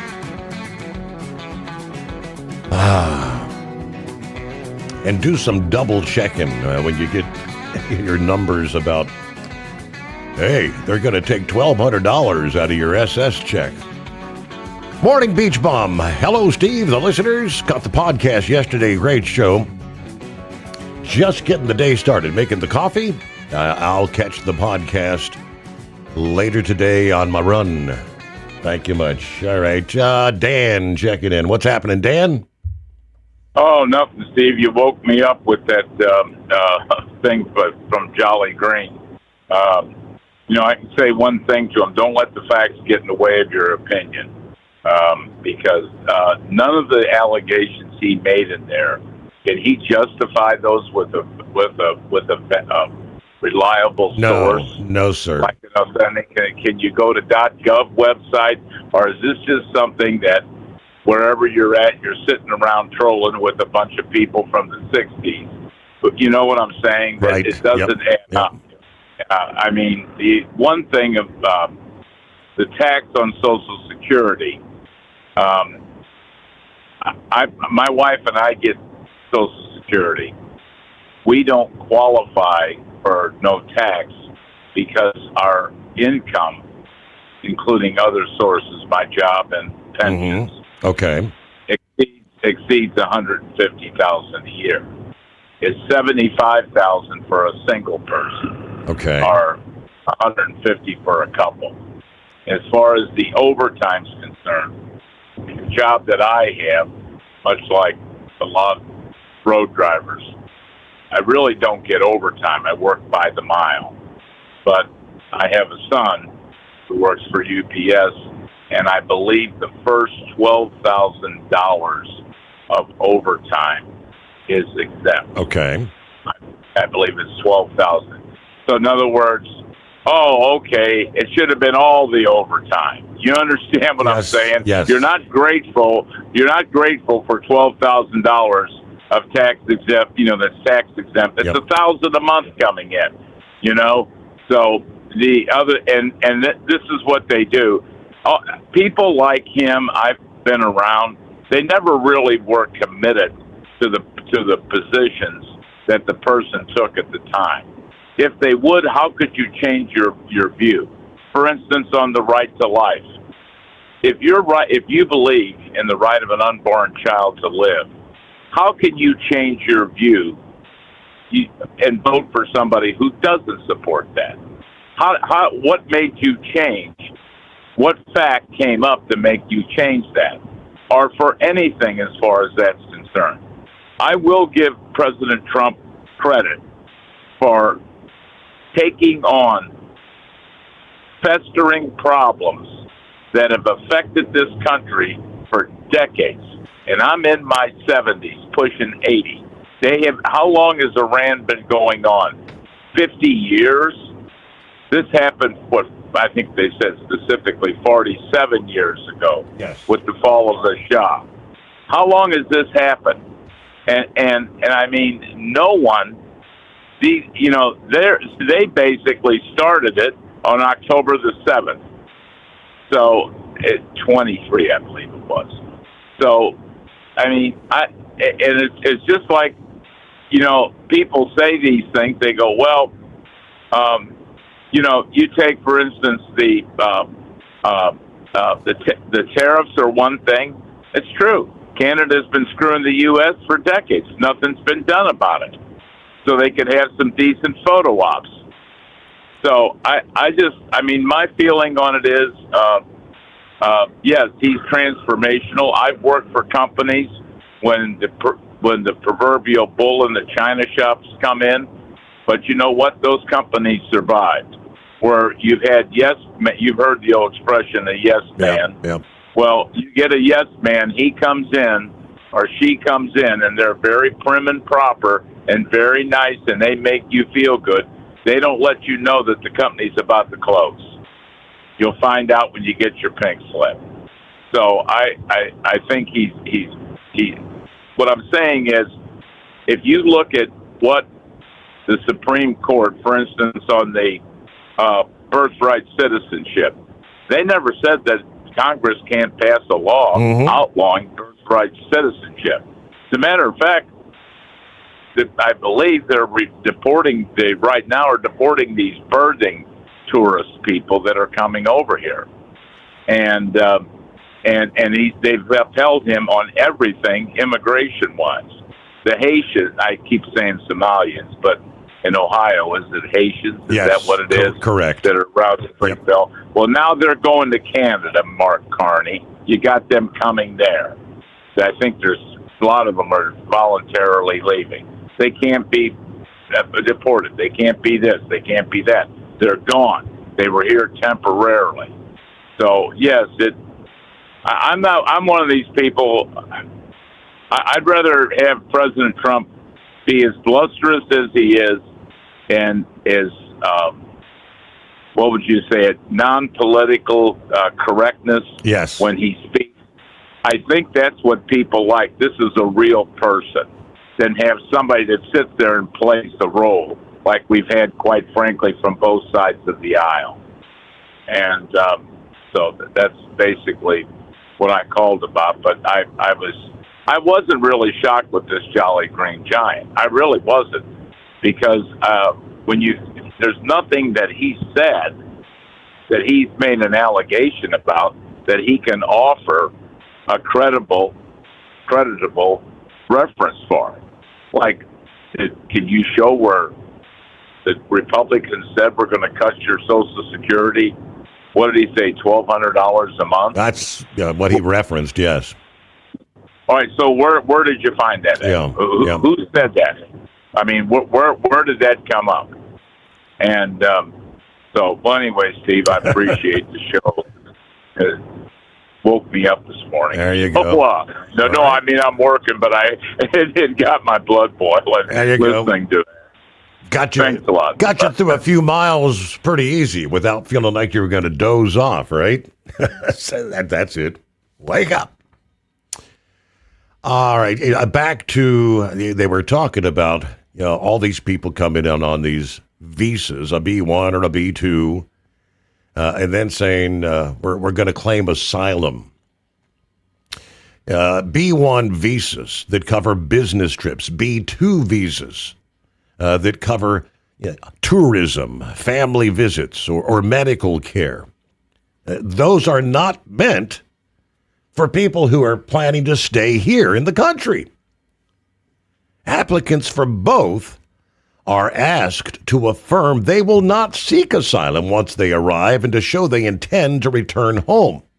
But we've got apparently close to 200,000 here that did the opposite. State Department spokesperson said the department's working with Homeland Security to identify foreigners who entered on short-term visas, then file for asylum to remain permanently. The number of revocations remains dynamic, and it's going to be done on a rolling basis. He said he didn't give a hard number. The department has revoked more than 175,000 visas since the start of last year, and most of those were tied to criminal arrests. You know, the bad people.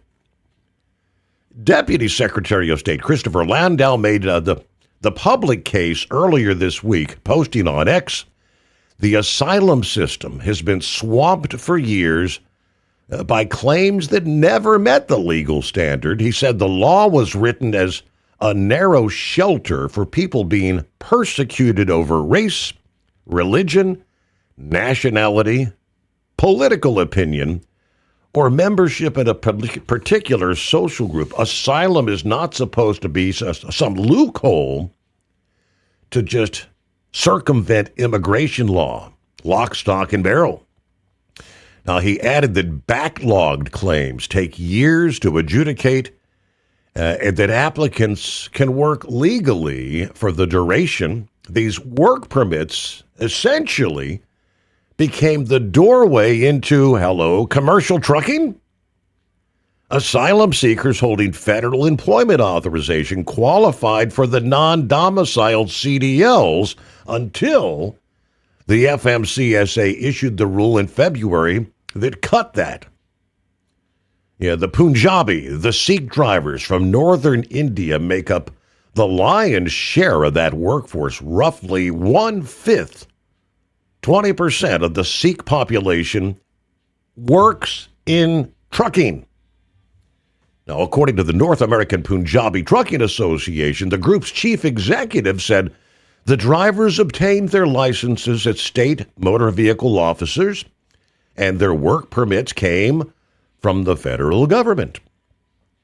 Asylum filings by Indian nationals climbed sharply under former President Joe Biden. Homeland Security recorded 41,030 applications from Indian nationals in fiscal year 2023.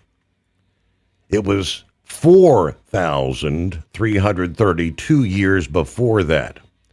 You're talking an exponential. They all passed the word around. Hey, all you got to do is ask Biden to give you asylum. Why? India's Ministry of External Affairs told Parliament that asylum seekers denigrate the country and its society so they can simply obtain personal gain. One word explained the world of truck and tractor pulling last week. Pull Town.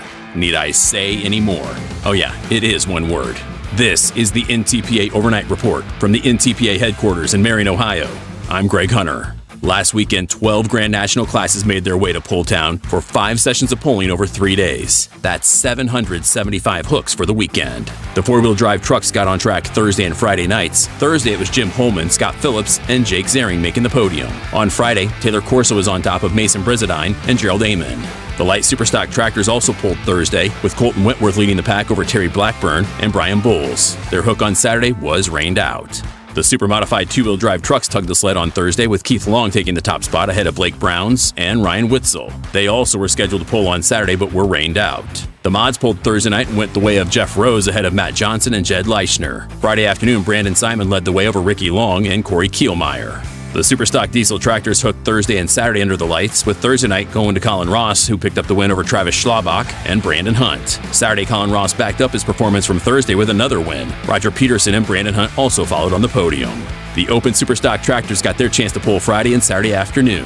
Friday, Terry Blackburn led the way over Colin Ross and Cody Cheezick. Saturday, there wasn't much change as Terry Blackburn again took the win, with Aaron Hall holding down the second place spot and Cody Cheezick again coming in third. The diesel Superstock trucks pulled Friday afternoon and Saturday evening. Kent Crowder took the win Friday, with Chase Eller and Patrick O'Brien also on the podium. Saturday, Jonathan Watsup took the win over Kevin Armstrong and Todd Dugan. Crowd favorite Mini Modifieds got track time Friday and Saturday under the lights. Nobody was able to stay in the top three, with 50 minis hooking to the sled. Friday, Dustin Price took the win, with Adam Kester in second and John Ott coming in third. Saturday, Lindsey Campbell was on top over Abby Leichner and Lindsey's husband, Kevin. The new 4.1 limited pro stocks also pulled Friday afternoon. Steve Bousman took the win with Brian Miller and Colton Roof also in the top 3. Saturday, they were rained out. The light mods had to wait until session 3 before they saw action, and then they were in back-to-back sessions returning Saturday afternoon.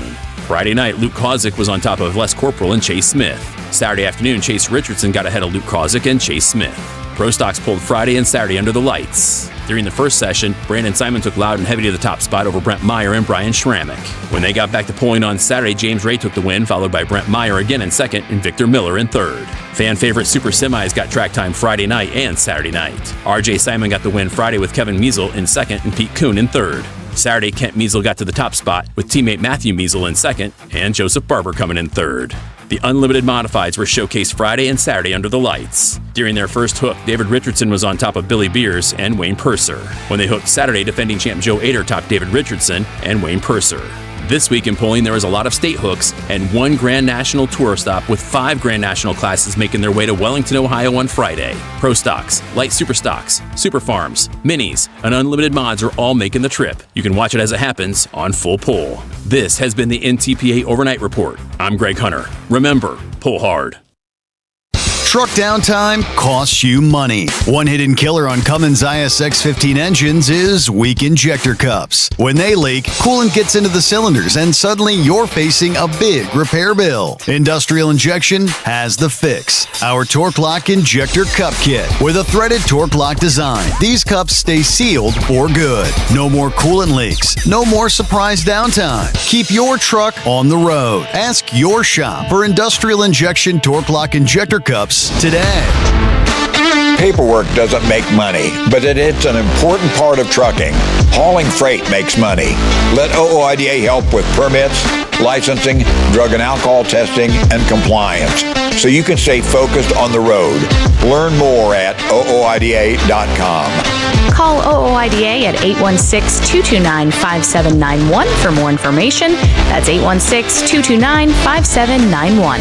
Truckers spend lots of hours on the road. So when it comes to staying connected, you need a headset that works just as hard as you do. Blue Parrot is the #1 headset brand for professional drivers, and we've taken the quality you've come to expect from us and made it even better. Check out our newest headsets, the Pro B350 and Pro B450, offering you more hours of talk time, better voice control, extreme comfort, and industry-leading AI voice isolation microphones. So you can spend more time talking about the important things and less time repeating yourself. To get yours, check out BlueParrot.com. Blue Parrot, hear and be heard. It's time to step up your fuel filtration game. The AirDog heavy-duty diesel fuel system doesn't just filter fuel like the others. It fully optimizes your truck's fuel system for peak efficiency. The AirDog removes contaminants, including particulates, water, air, and vapor, optimizing the pressure feed, providing your engine with the ultra-clean supply of fuel it needs for the quickest starts, smoothest idle, best fuel economy, and highest performance possible. Get started on the road to optimization today at airdogdiesel.com.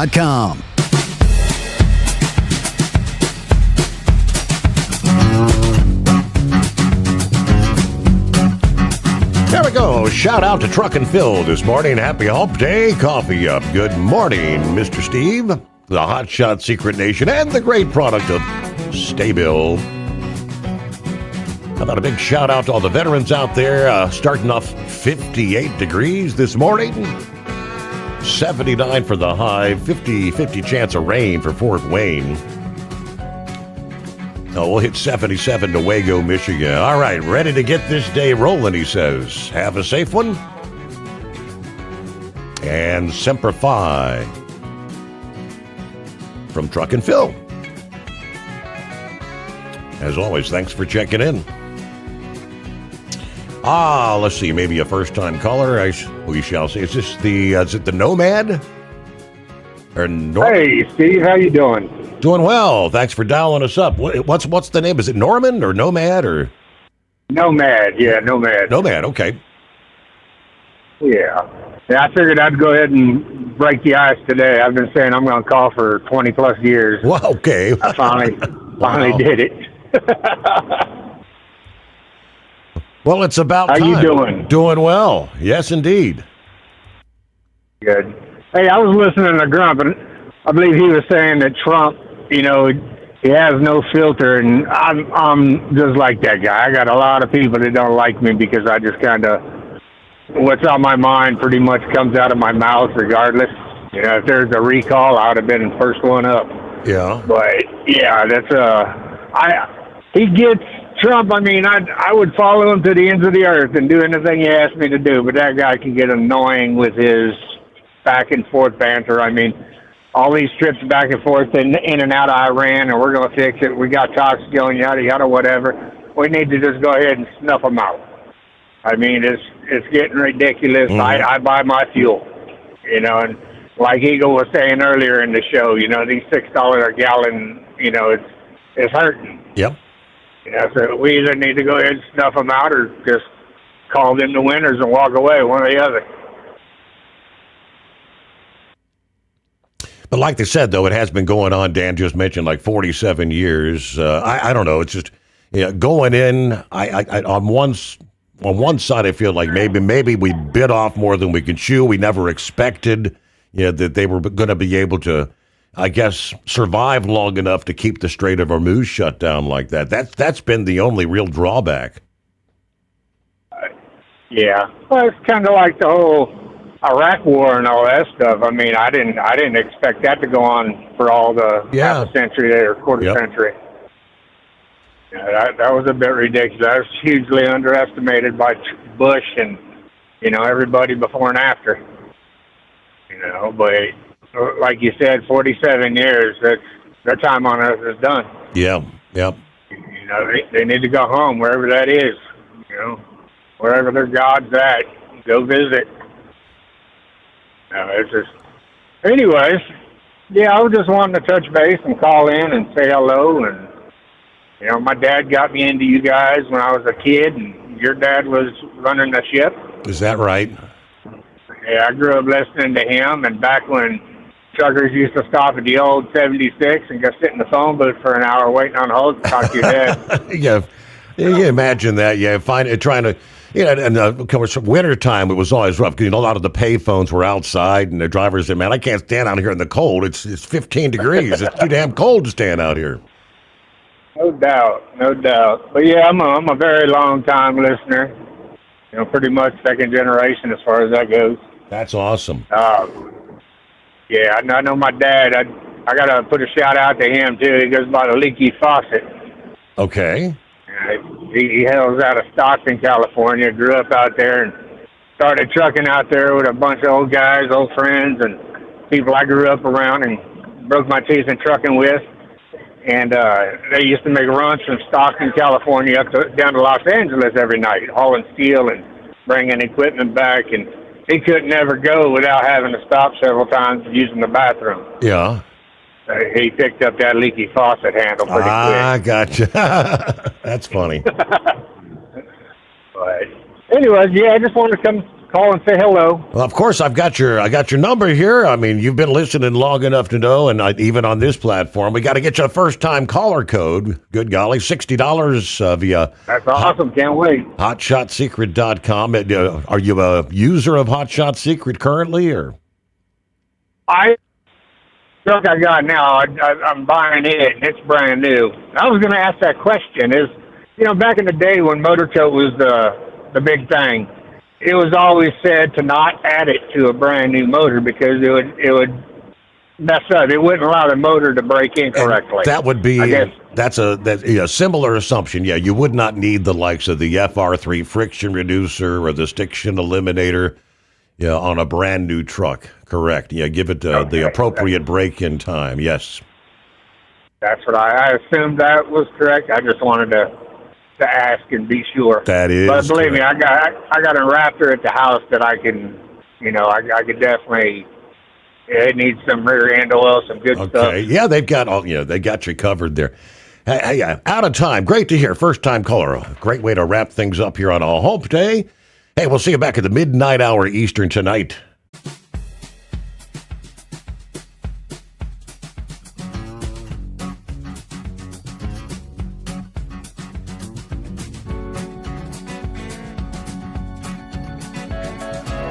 You'll never guess the places that I've been. You never guess the places that I've been.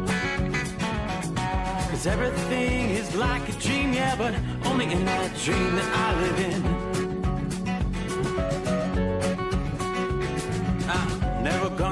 let the day begin. Never gonna let the day begin.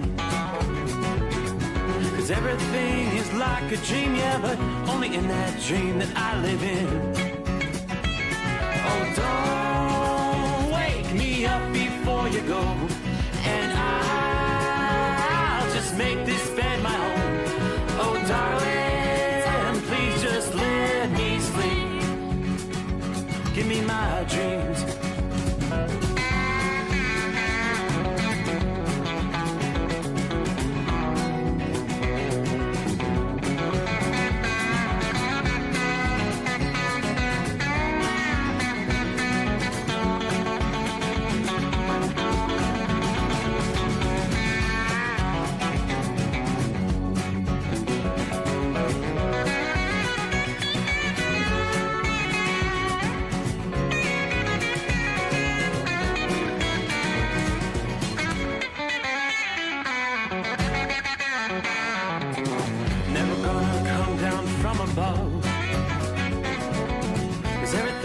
Better from above. Nothing's ever as it seems, yeah, except in that world that I dream of. Never gonna lose the ones I love. Never gonna lose the ones I love. 'Cause everything is like a dream, yeah, but only in that world that I dream of. Oh, don't wake me up before you go, 'cause I